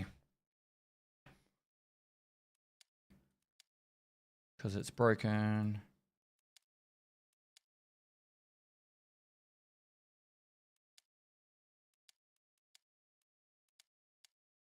I don't know if this will pop. Probably not. Maybe there's like a heap of Asian people playing right now. Ricky, thanks for the 21 months, dude. Sniper levels would be good for those that need them. Yeah, I don't need snipe and stuff.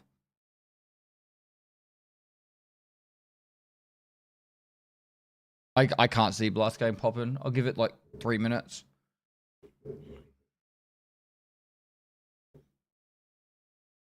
All I need to do is touch one body.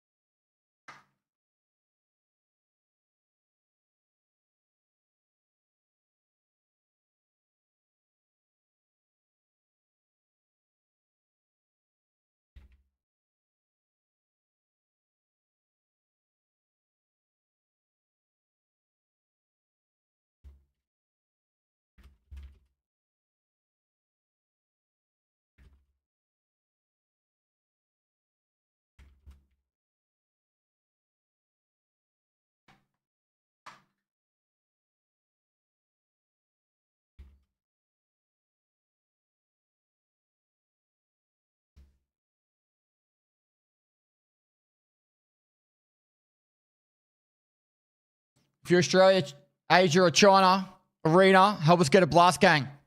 It'd be huge.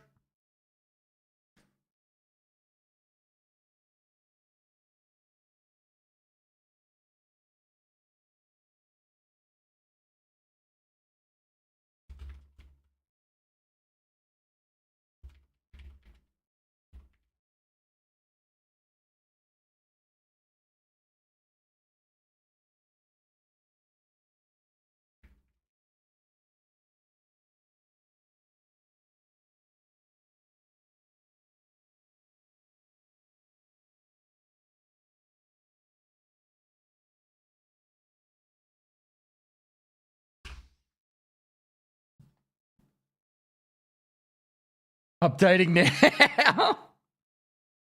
Test you collect Pokemon cards? No.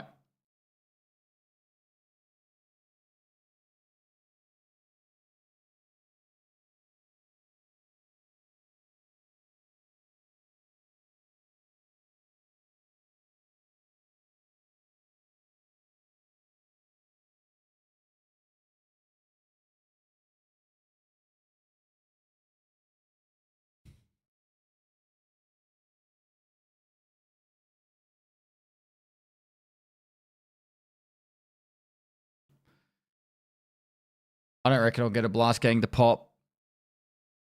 Not where I live. Exploit early, exploit often. All PoE gamers know this.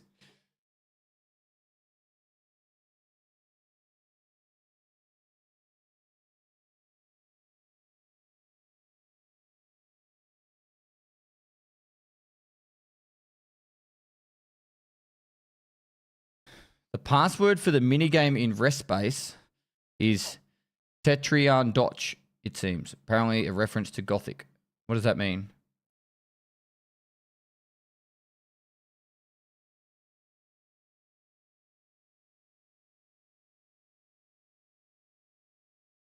There's no other game mode you can loot in, can you? Like, you can't loot in Checkpoint. You kill someone, they disappear instantly. Just getting one Blast Gang to pop would be insane. Team fight is easier to get a game for in OCE. Really? I'll give team fight a go. Pestily salute.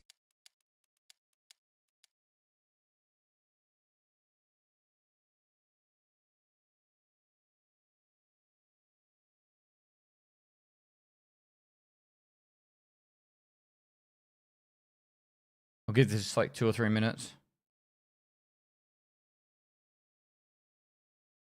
Hardest part about teamfight is I have to try and get to a body though.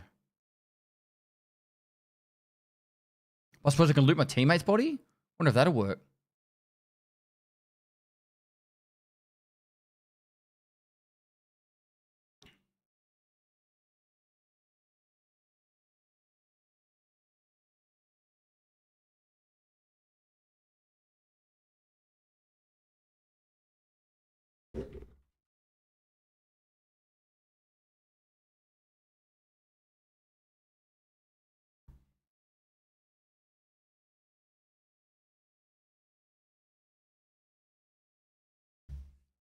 Why don't I try?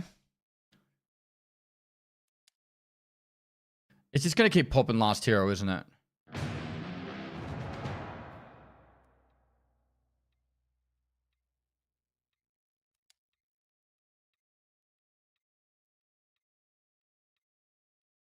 There's a couple other things I could do in last hero though.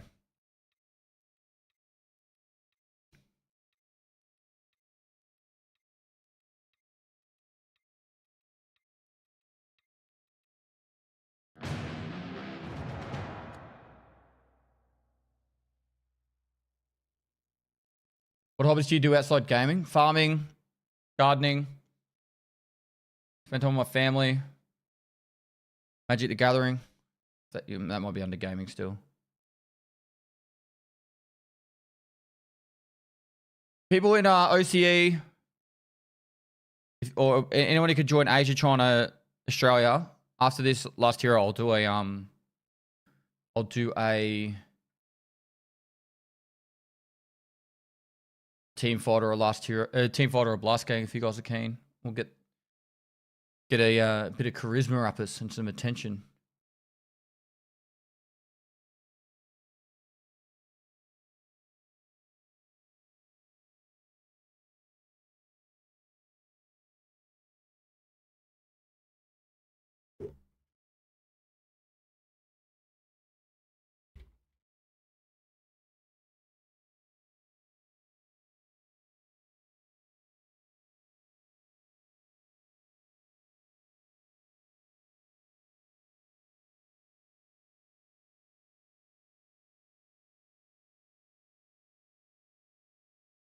What does the like the weapon skills give? Do they give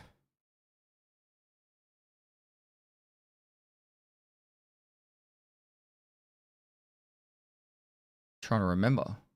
Accuracy? No.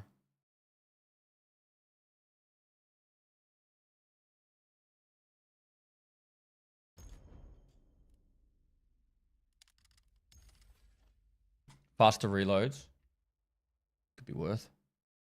I've got to do a lot of AK-12 stuff.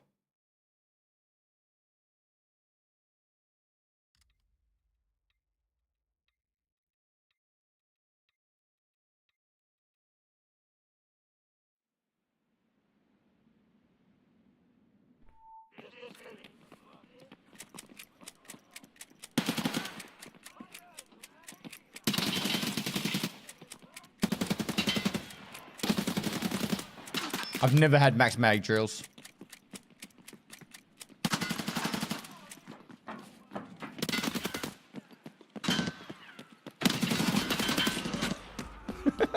I've always wanted it.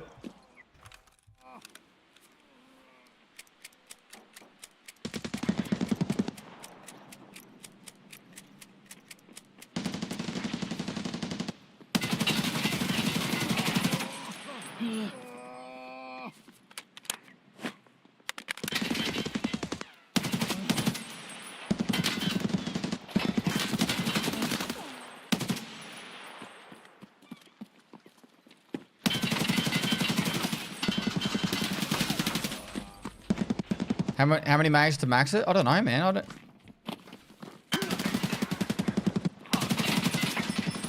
I imagine it taking long.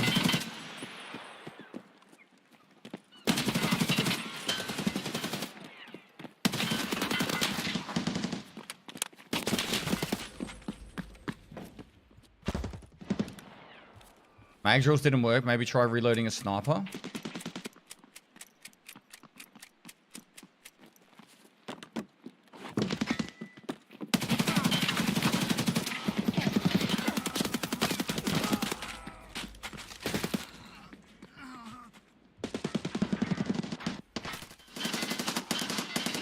Arena feels pretty good right now. I actually play Arena quite a lot, thank you.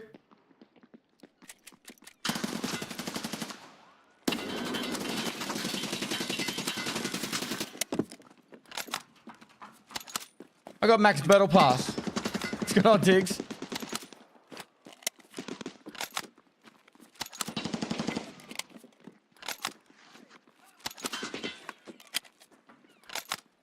BSG took making it easier to a whole new level, didn't they?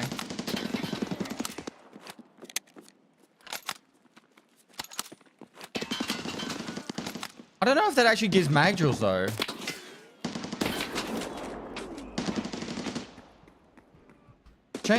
Reloading a bolty doesn't give mag drills, does it?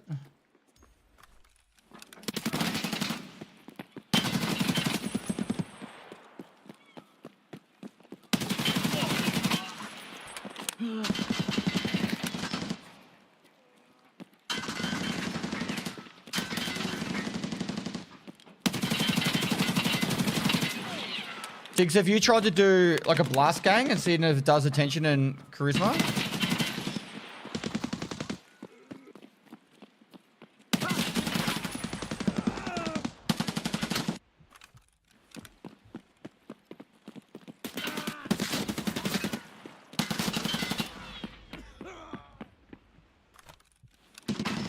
Reloading only levels weapons. How do I get mag drills? Maybe loading a mag will work. Instead of unloading. Check mag. That might work.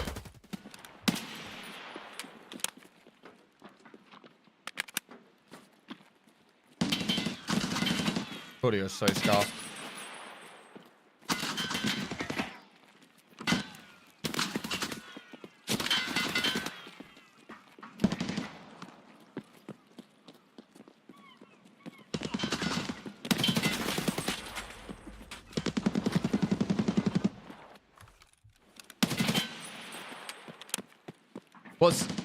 It's showing how many rounds are in there now. So it must be leveling, right?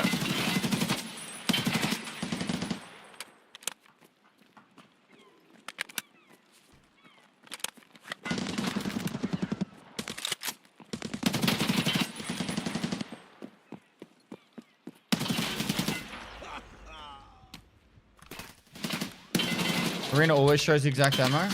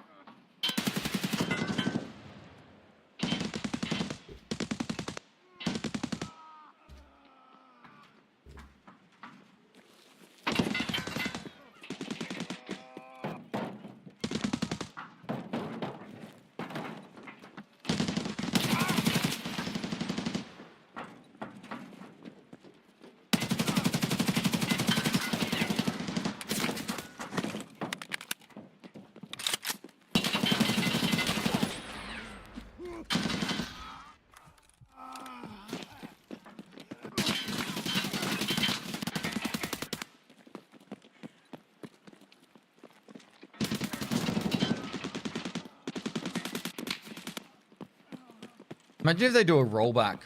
People will lose their shit. They don't actually have the ability to do a rollback, I don't think. Nikita's asleep now, so this is what we have.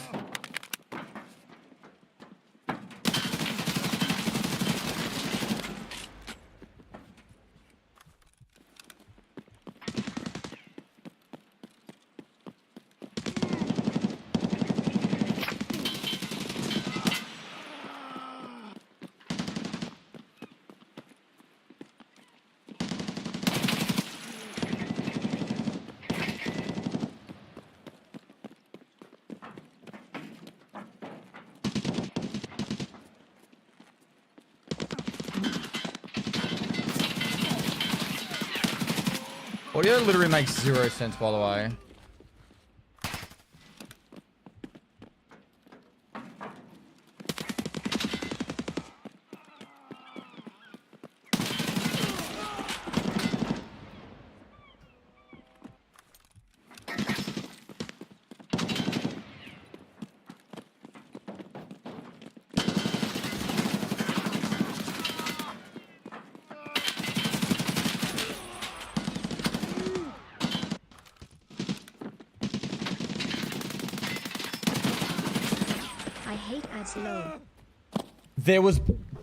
There was blood on his nose. His nose had blood.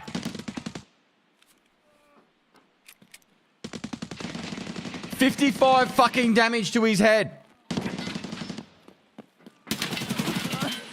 No helmet, no face shield.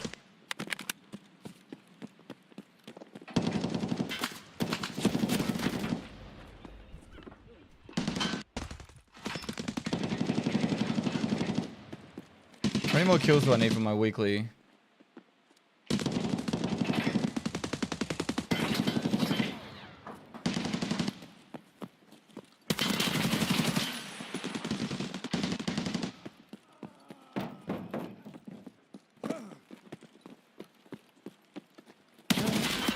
People are sweating hard so they can get their like special gun stuff. Arena's just giving way too many skill points for skills. Tomorrow. Oh my god, think of this like as a big brain thing, right?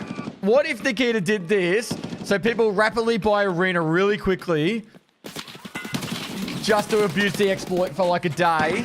This is so fucking big brain.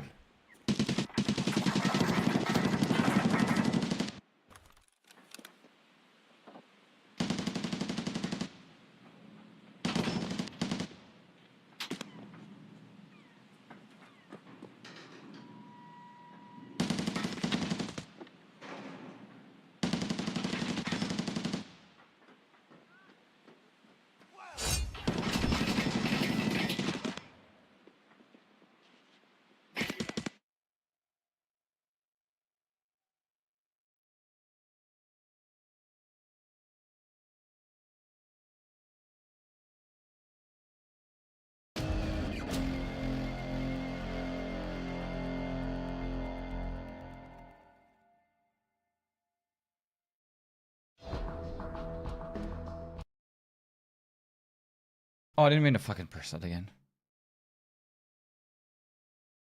Nice tweet.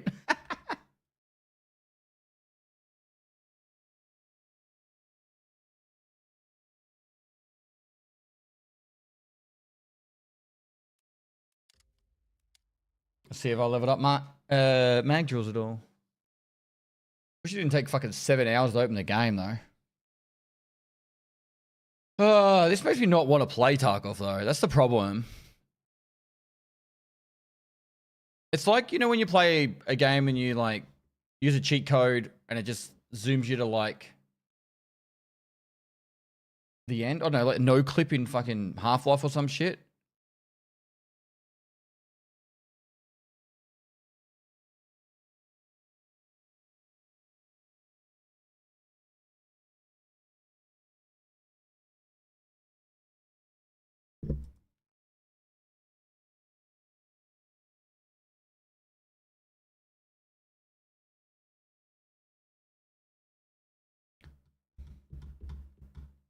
What's the bug? You play Arena and you get 1,000x skill points in Tarkov. The worst part is even if you don't exploit, other people in your raids are going to have max stats now. Exactly. Exactly.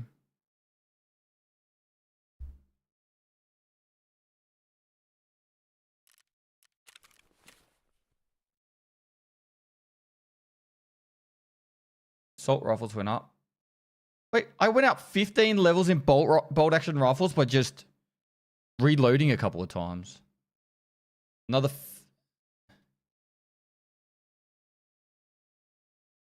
Oh, my charisma's maxed now. Adds one more daily operation task. Wait, I get an extra daily?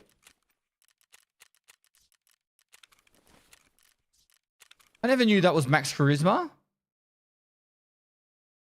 Another daily. Reduces fence standing penalty. Adds a discount to scav case prices.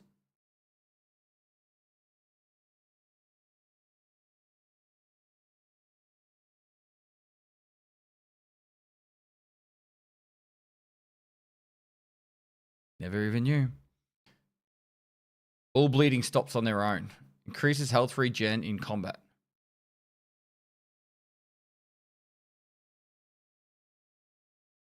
Mag drills didn't go up, by the way. Still level 3. This is the one I want. I've never had max mag drills. I want it. Daddy, I need it. Load an SKS. I tried loading a bolty. Oh, covert movement. Crouch walking. Has anyone tried that?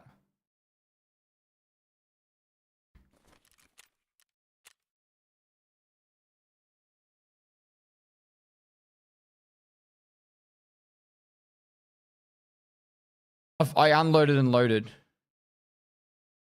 Already tried that. You can't queue anymore.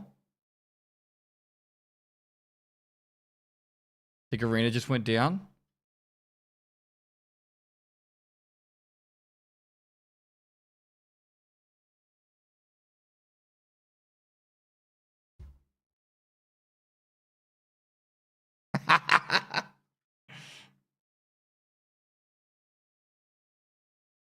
You have to complete the ref quest for the experience to transfer or just play? Just play.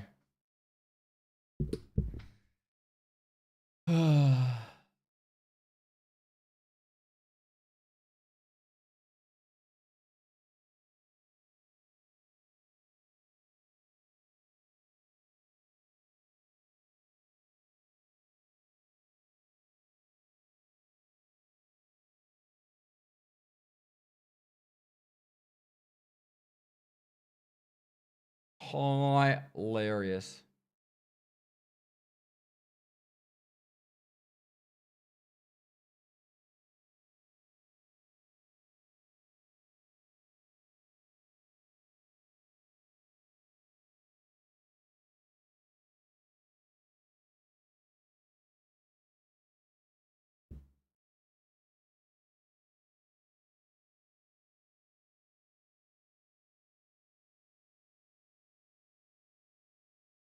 Did they actually stop queuing? I was just lagging. You could definitely still queue. All right. I'm queuing team fight.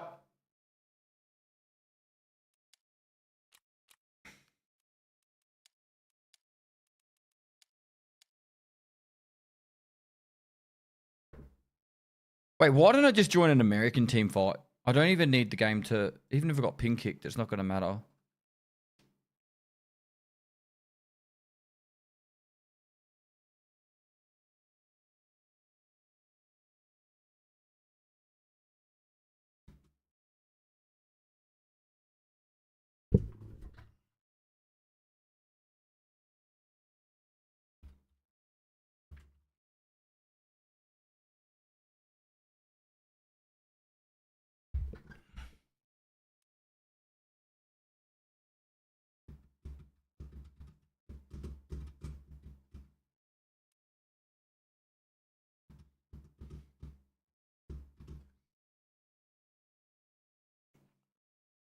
Chat, do I...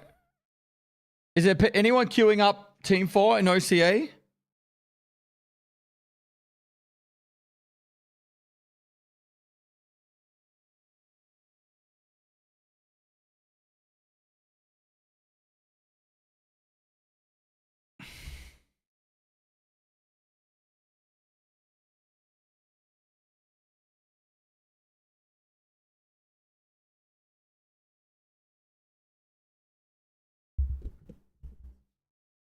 I'm confident if I pick last hero, it'll pop.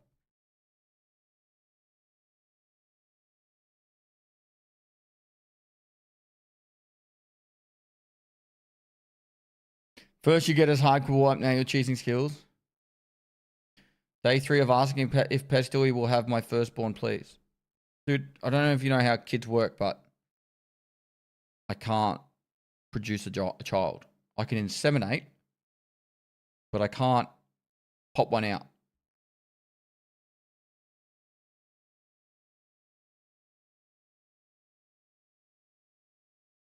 Will you inseminate me? Are you female?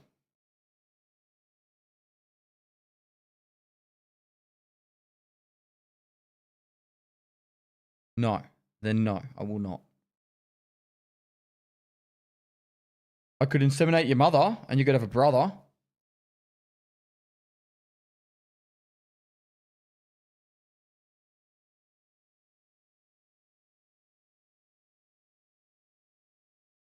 How would your wife feel about that, Pest? She's...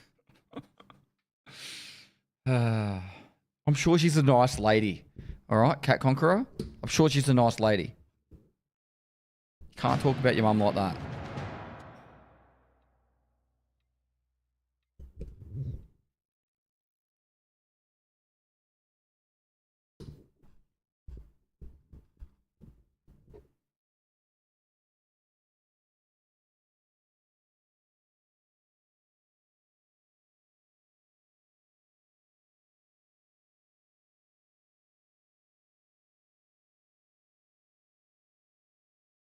Has anyone checked to see if doing a last hero and touching a body gives you like a gazillion skill points?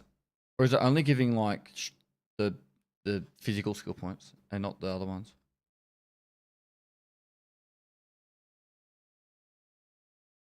Wisdom? I'm glad, mate. Oh, I forgot to have that chat open. I've been using, like, anyone typed on YouTube or Kick in the last couple of minutes? I've not read that. No one. We're good. No, I mean, has anyone done a team fight or a blast gang?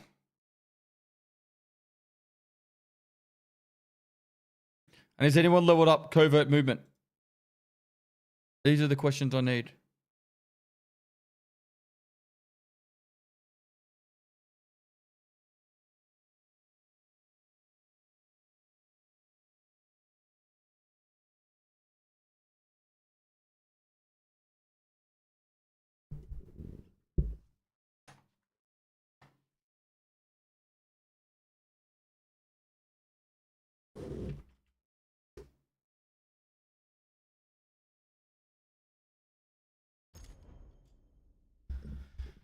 I think I have to play Assault.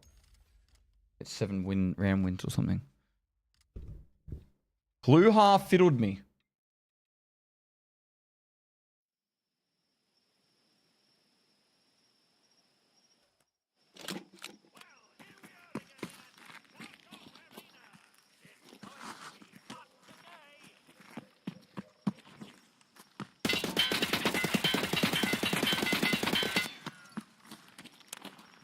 Nottingham was in my last game. So was OJR. I just want to touch a body. Hit me, please. No. We're not going to. If we can't team kill. No. Hit me so then I can heal and then I can get max fucking stats. Hit me, please. Thank you.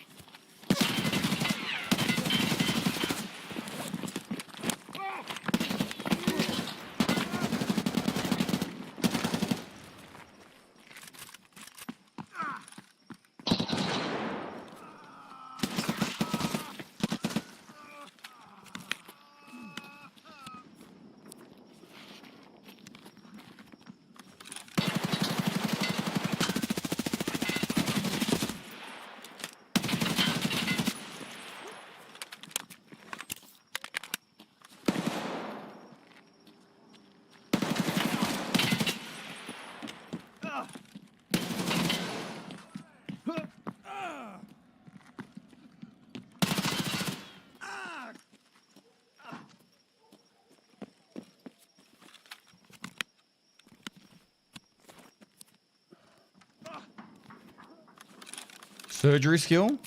I don't have CMSs.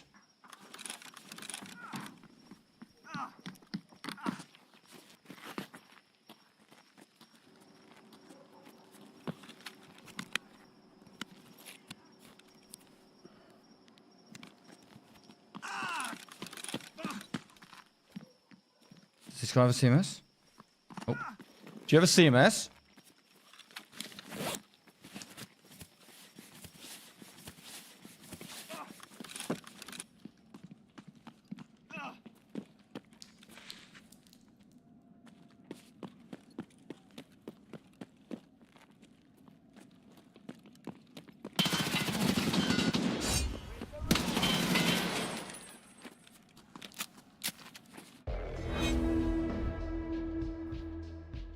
CMS removed.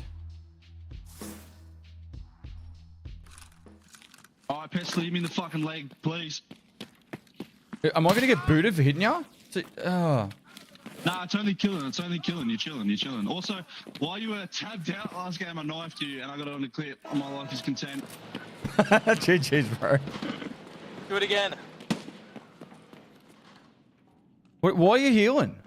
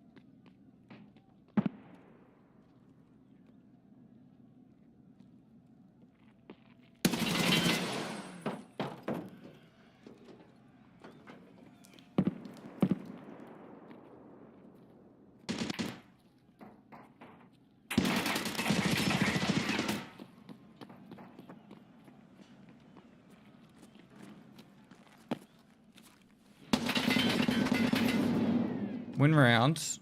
Win a match while claiming at least 4th place as assault.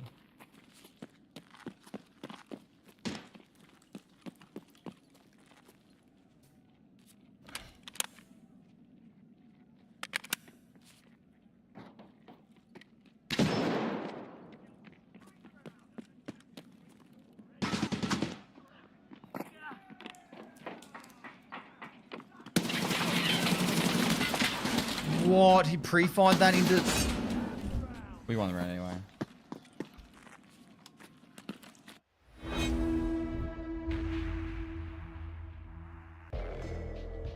Four places kill more to live, including the team enemy. Really? Oh my god, the game is broken and Nikita's fast asleep.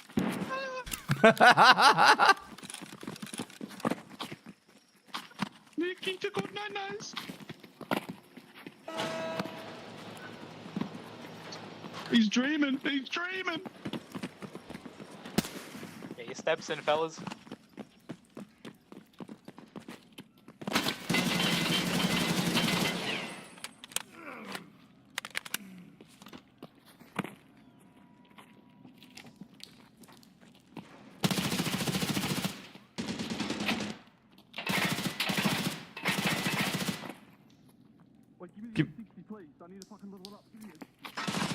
Why does he want to level up M60?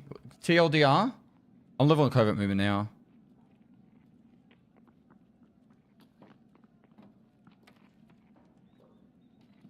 I need the weight. I need the weight. Give me the weight. Give me some fucking weight. You need more?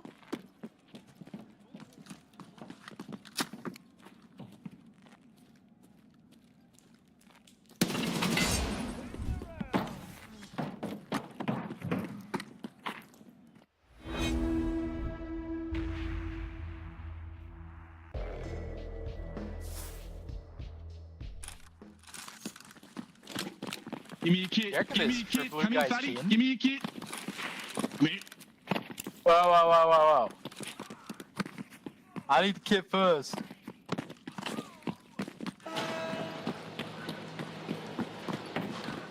It's all...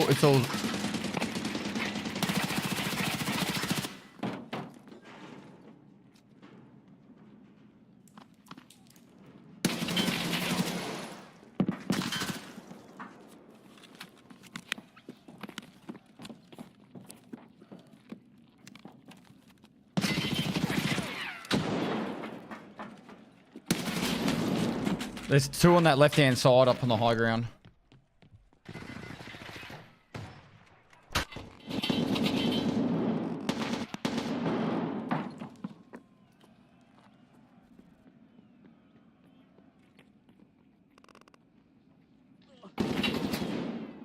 One dead.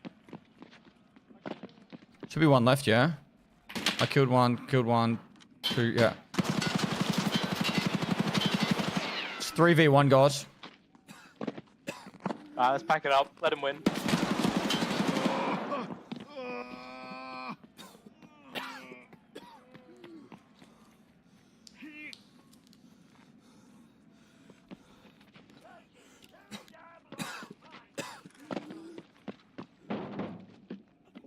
Will they revert this?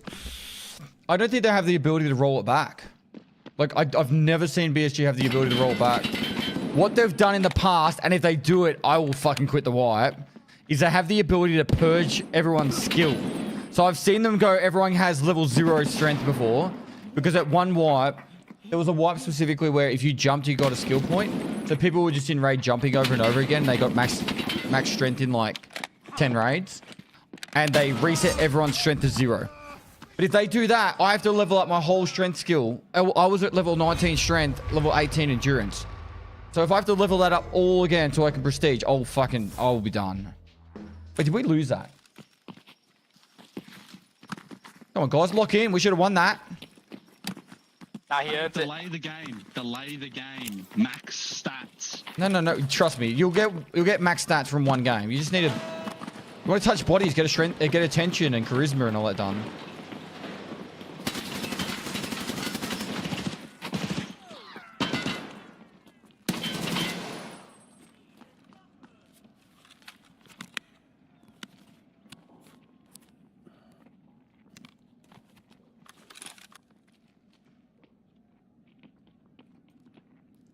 Roger. We got whiskey tangles on the left side. Sorry. Whiskey tangles left side.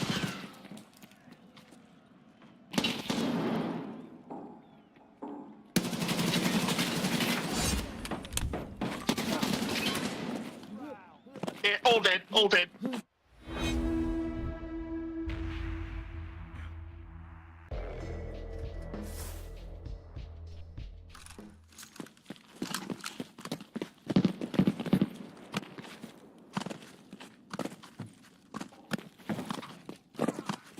I've been watching you since you're in your little barracks, mate. Your little barracks.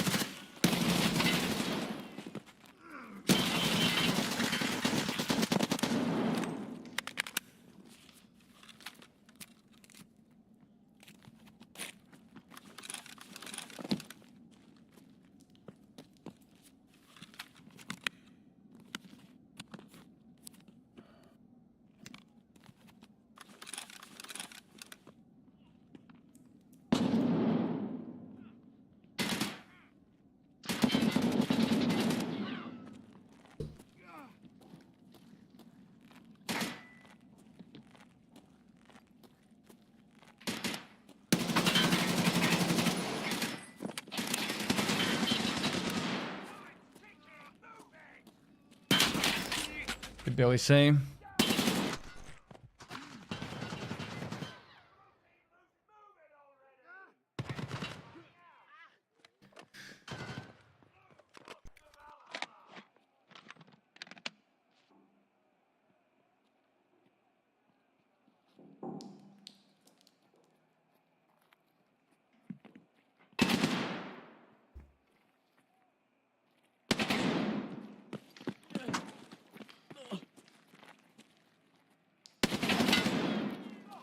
Huge!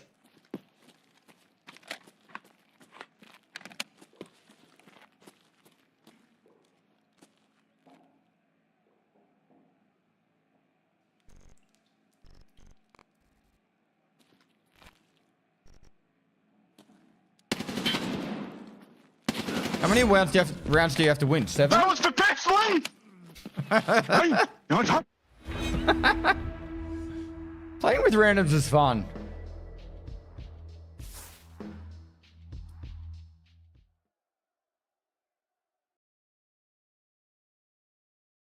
Chat's having a breakdown that Pestyly's playing Arena. Oh wait, is that over? Is it first to 5?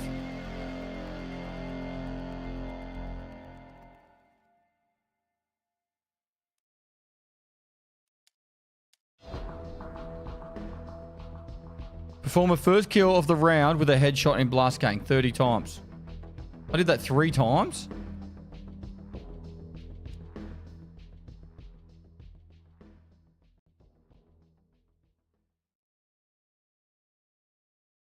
All right, let's have a look.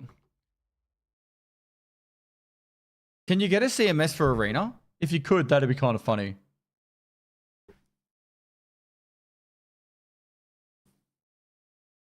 I imagine the whole Tarkov category is probably playing Arena right now.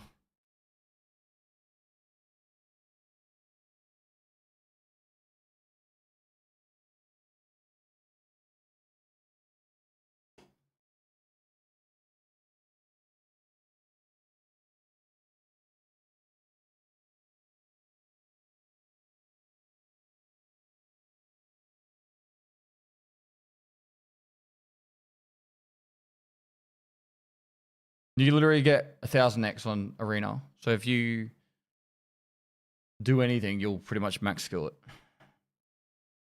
I did it last year and gained nothing. Well, maybe they fixed it.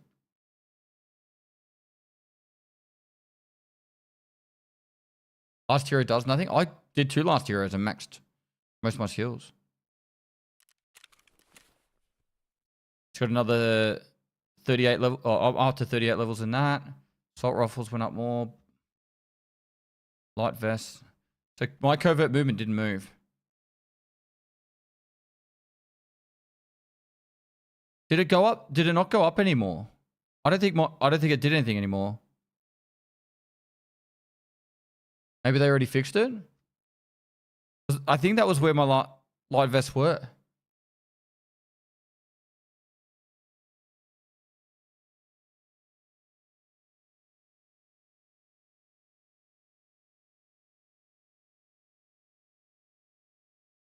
I think it's already been patched. To be honest, I got everything I needed. The Jersey Girls were a dud. It's cool playing with you. GG's, bro.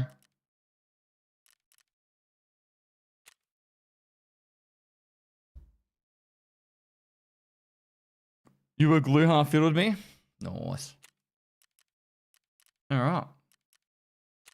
This is definitely going to make running through maps a lot more enjoyable. And it's actually kind of perfect, to be honest. It's going to be kind of perfect because now I don't get Berserker. I'll get 15 million rubles easy. Alright, so we either go do the new quest line, which I don't even remember which one that is. Something part 2.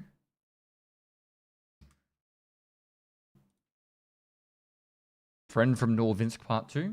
Or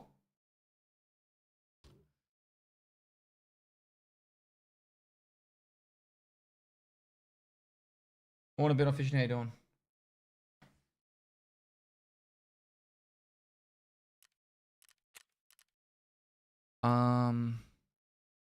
I don't really want to go Lighthouse though.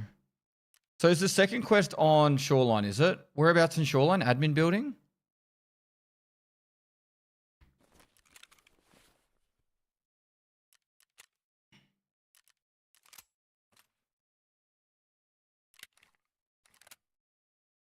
East Wing.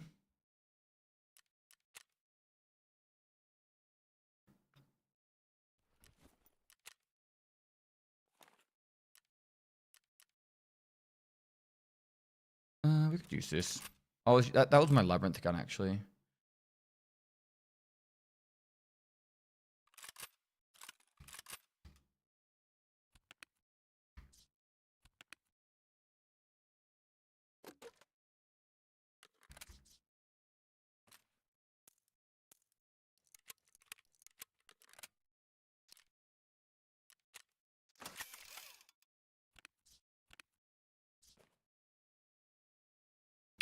Stress resistance is leveled by taking damage whilst under painkillers.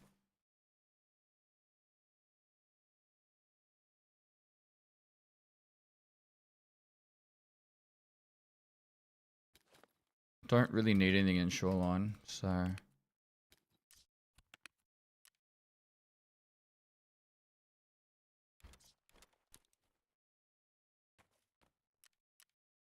How good is this, right? I'm on 17.8 kilo. 17.8 kilo.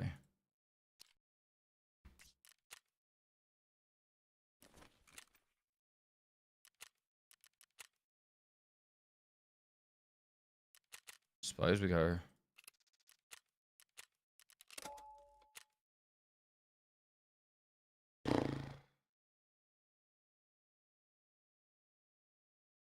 East Wing Resort in the room next to the ground walkway. The admin on the couch table. I should have brought cash for the car. I didn't get perception up, but I got charisma up. I can't believe I get an extra daily.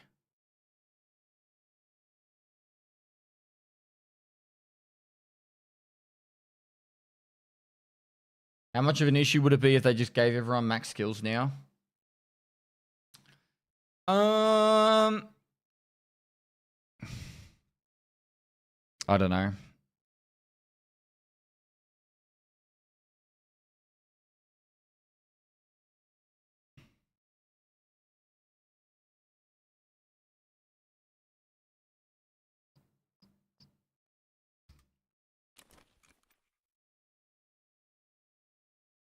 Mr. Genga?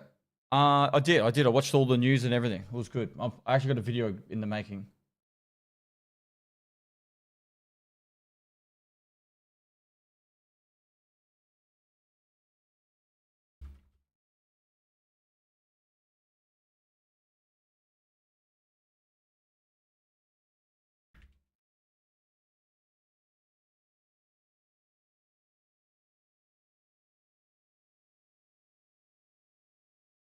Any idea what impacted the charisma stat on Arena?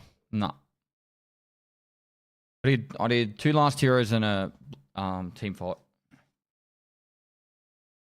Is people still getting the bumps or?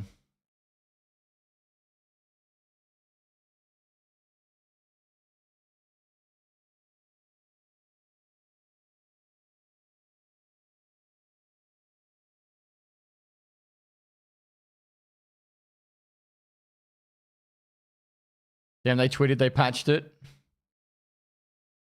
Did they?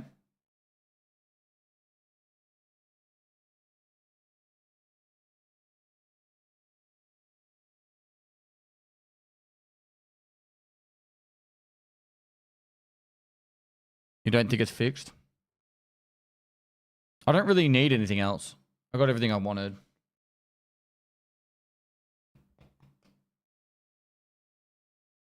The only one it would have been nice to get is attention and search. Just so I can search containers faster. How did you get max mag drills, Temper? What were you doing? Your light armor went up by 8 levels.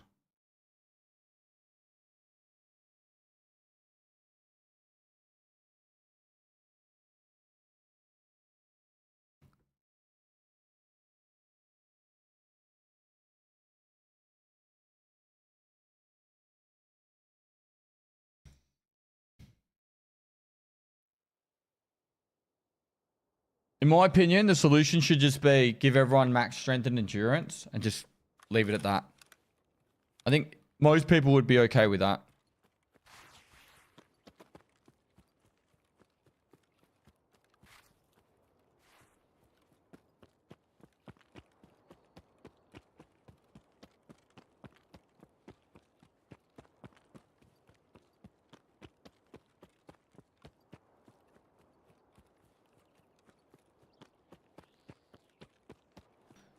No idea if it works for PvE.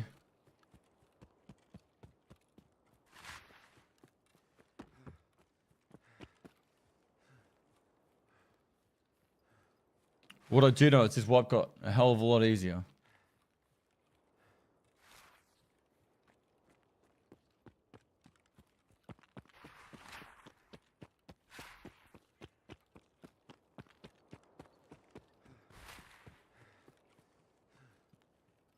What if it's linked to the PvE sync and it's porting the PvE stats over?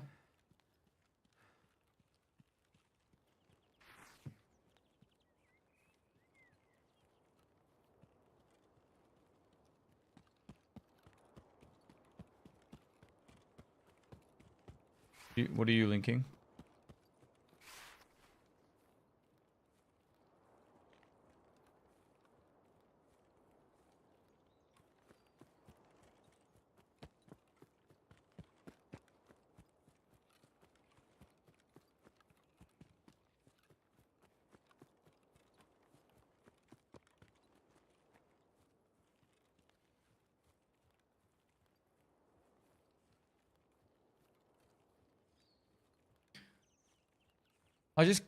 Obviously some bugs just are gonna happen, right? But I don't understand how this gets past the first lot of QA.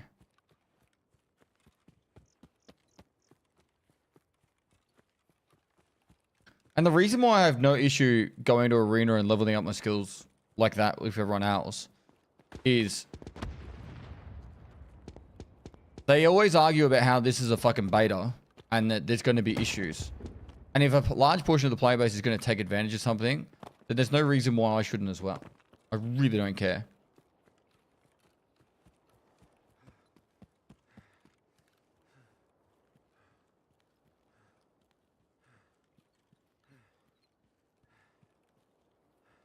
Yeah, I've heard about the item dupe. Has anyone got a replication they can show me so I can send it to Nikita? That one I will not show publicly and will send directly to him.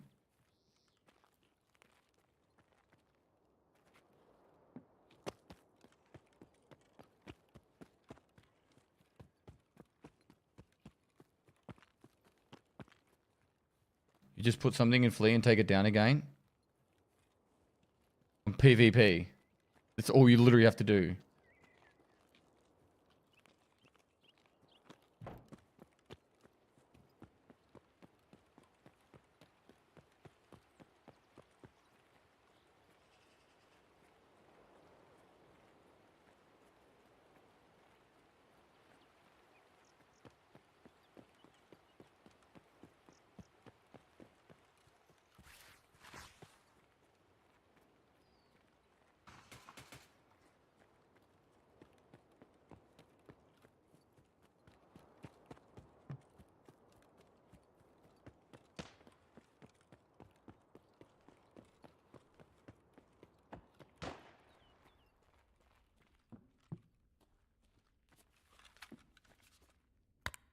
So where is it, chat?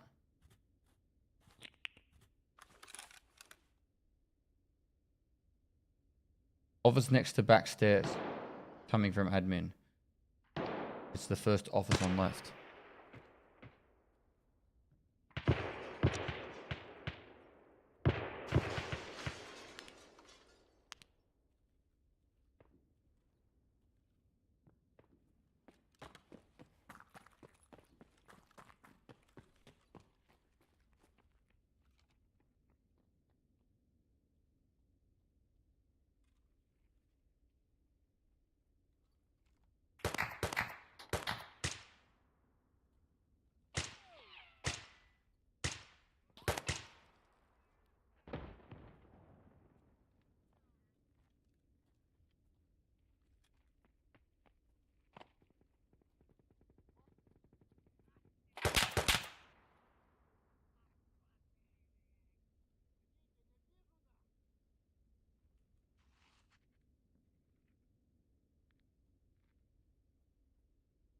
Someone climbed in the window, I think.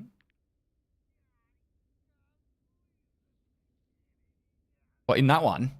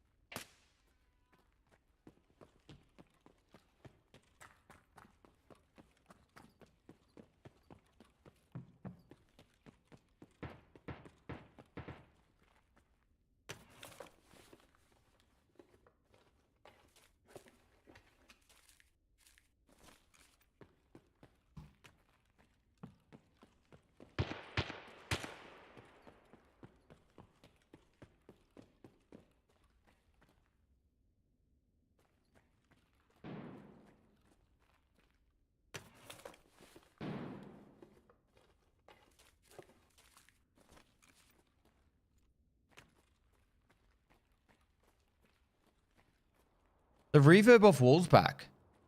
You know that really annoying reverb when you're too close to a wall?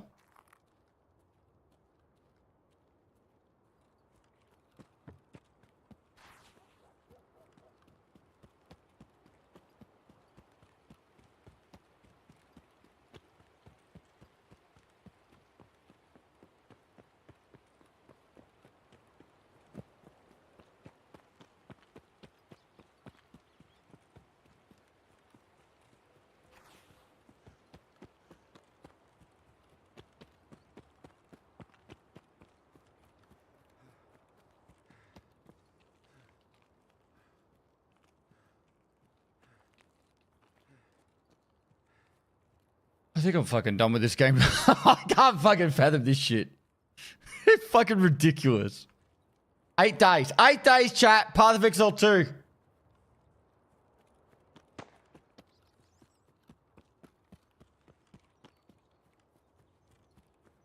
So what? Play some arena, get max skills. It literally takes 2 days.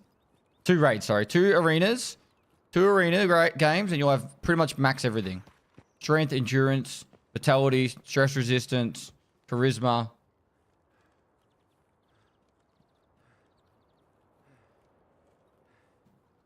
Did anyone get the dupe thing to work?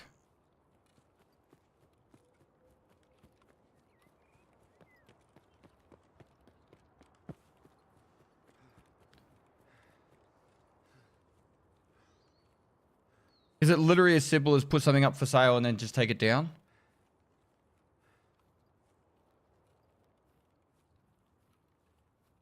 Is it the full release? No.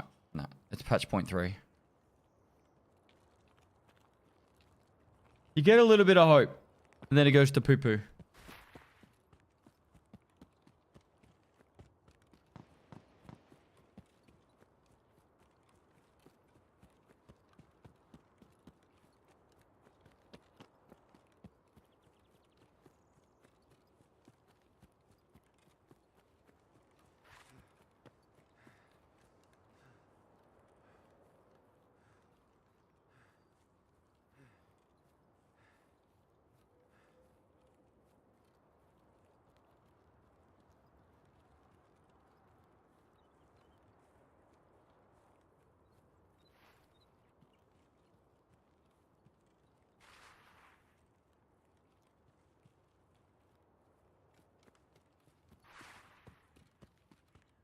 It must be a 45-minute map. There's no way I ran to there and back in 4.5 minutes.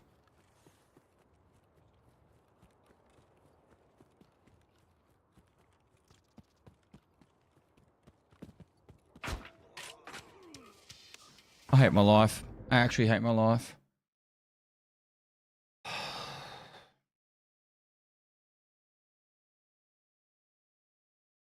If that guy's legit, he's insane. He literally is over 100 meters away.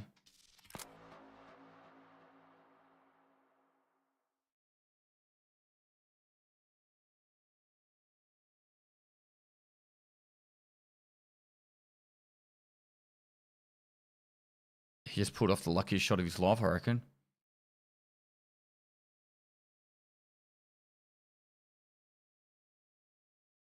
He's in the stank spot.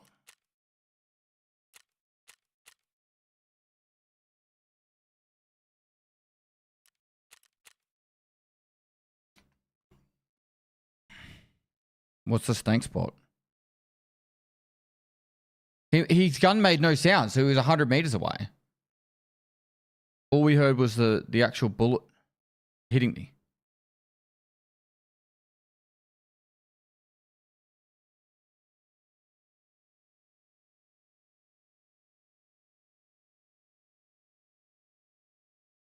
Hit the transit, sit on the other side, and next to the walk up on the lighthouse side.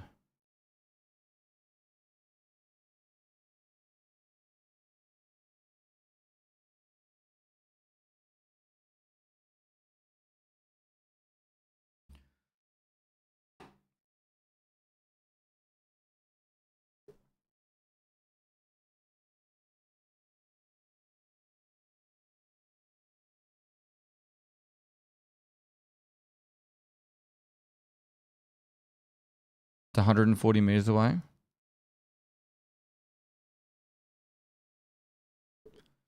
Where?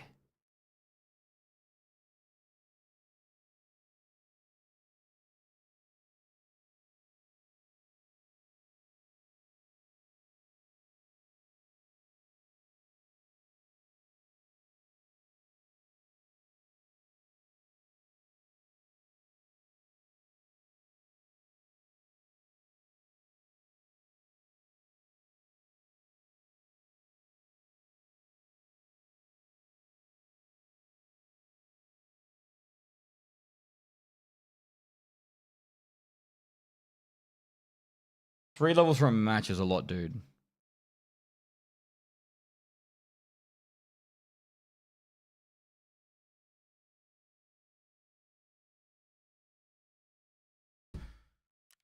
Bro. All right, so how do we test this dupe thing?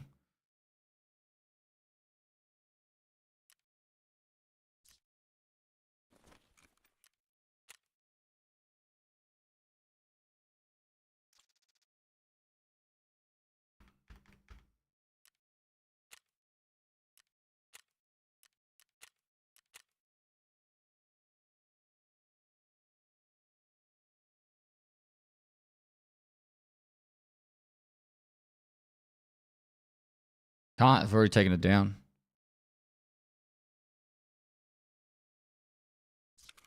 How does it dupe it? It just gives you 2 back?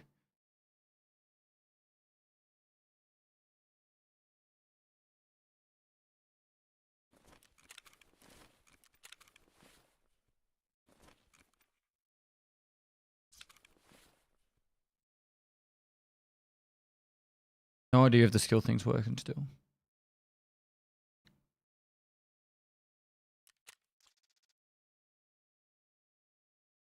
The only one I wanted to get was mag drills because I'd never had max mag drills before and it didn't work.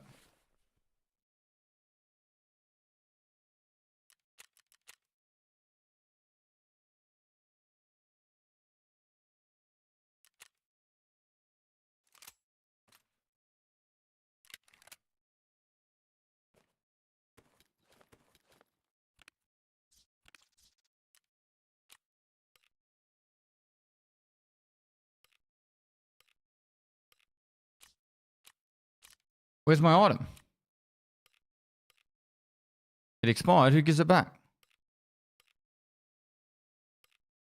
There.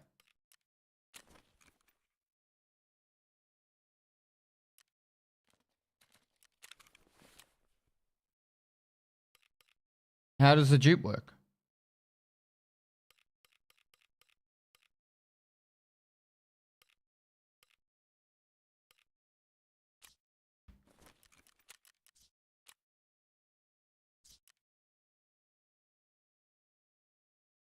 It's still in the original spot? No, it's not. It was there.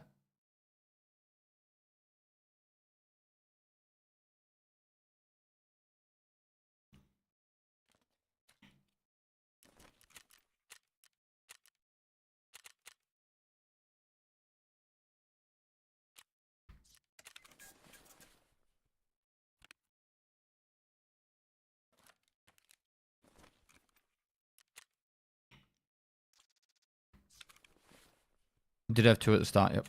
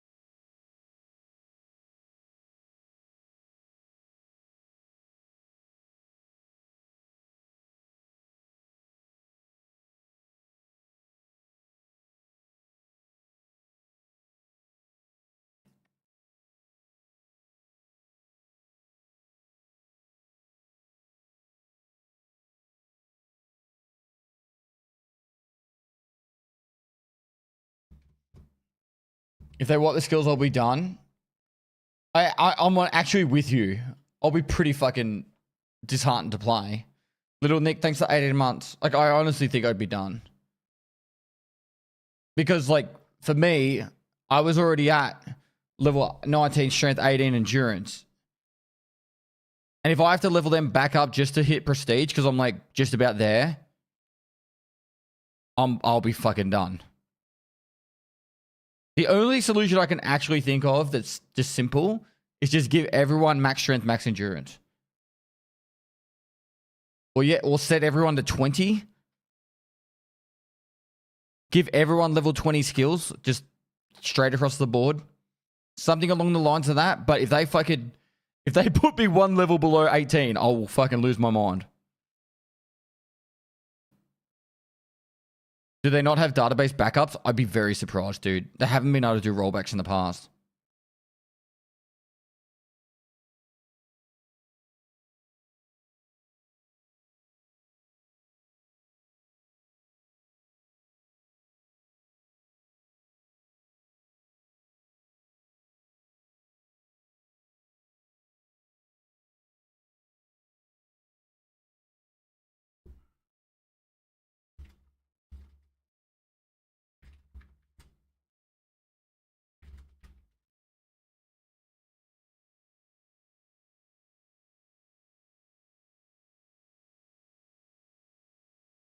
Mr. Duck, thanks for 21 months, by the way.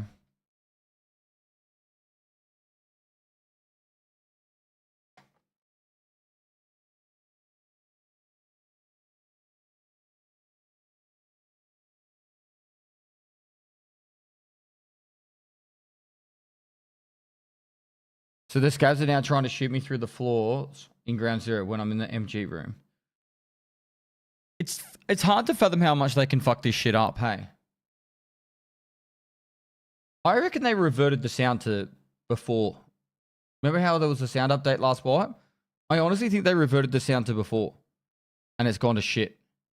Because the reverb's back, and the reverb's annoying. You're running along next to a wall, and it sounds like you're hearing yourself again.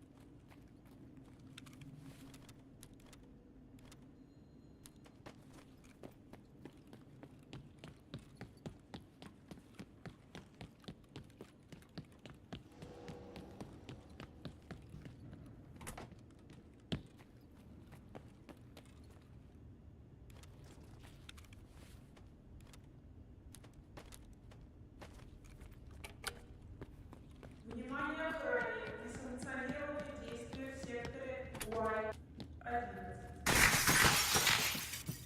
Oi! Fuck was that for?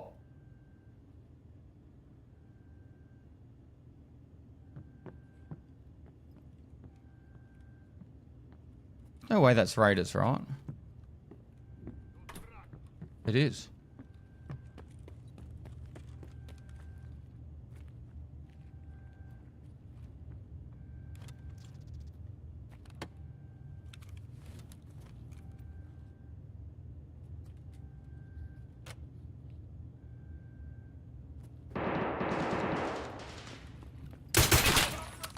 The Raiders are insane. They did this that other raid where they insta-killed me. The Raiders don't have any fucking delay. It's instant. Remember, like, before he went prone and insta-shot me?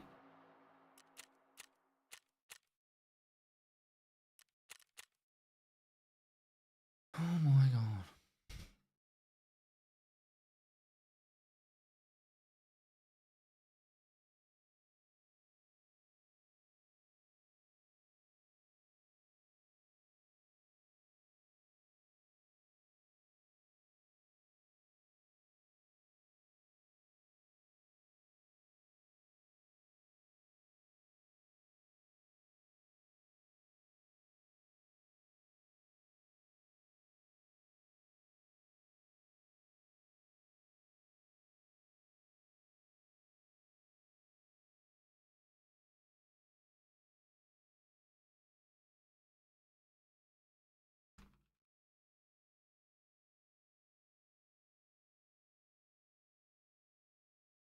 Chat, what are all the bugs that you know of so far?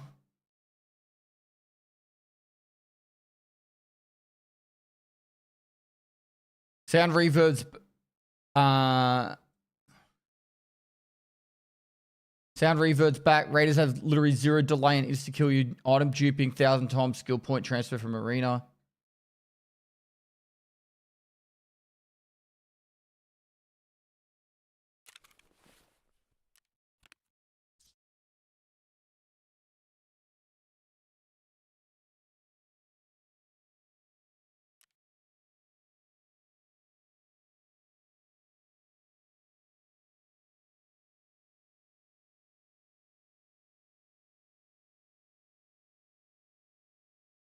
Italian PvE, the underbarrel grenade launcher.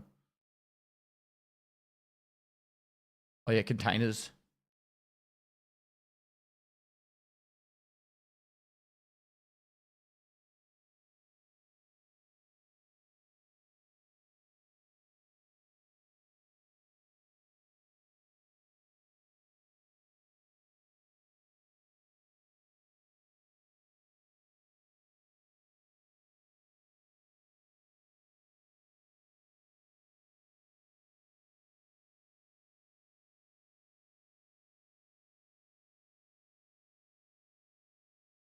Right sound audio comes in your left ear. That's the reverb. Oh yeah, the vanishing items.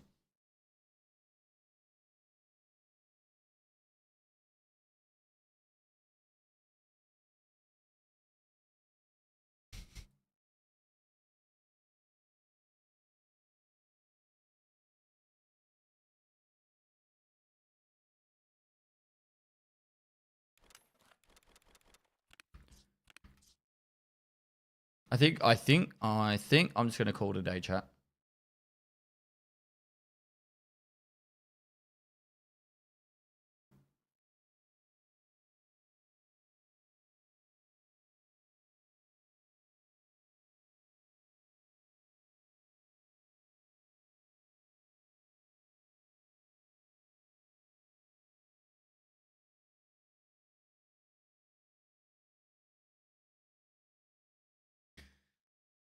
I have literally 0 interest in playing this patch at the moment.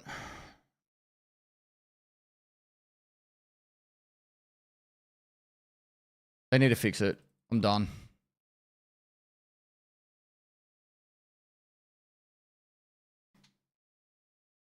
I love playing the game, but like there's so many bugs right now. The audio reverb is the worst. The audio reverb is the worst.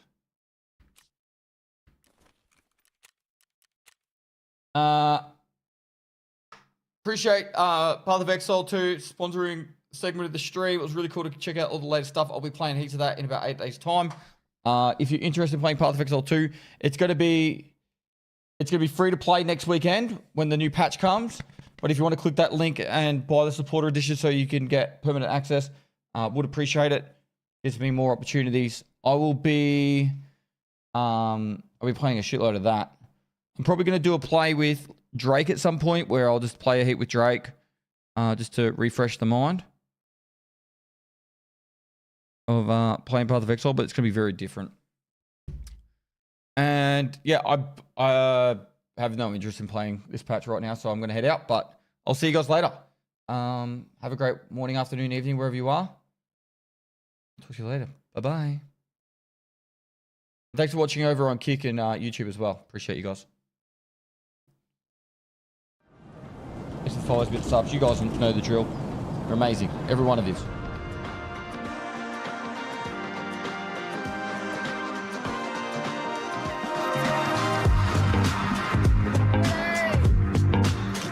There we go. Number 2 squid. Oh my god. 3 Bitcoins. 3 Bitcoins.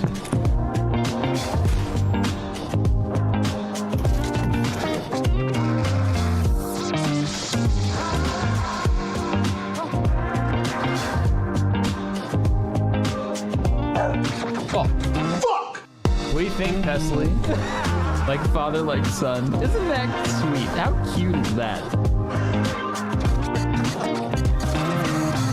Oh my god, dude!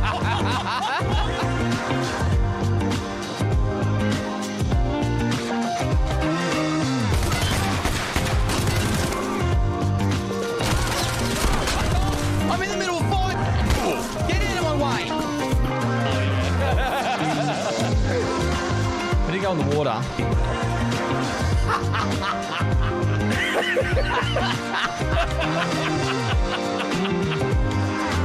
Hi guys, my name's Summit1G, and without further ado, let's crack.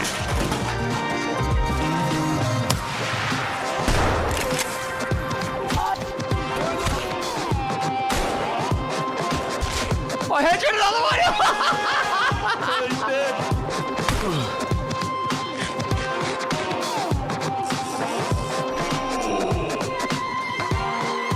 Walk away, Bright. Let's go. Pinnacle of my streaming career, I played with a microwave on my lap.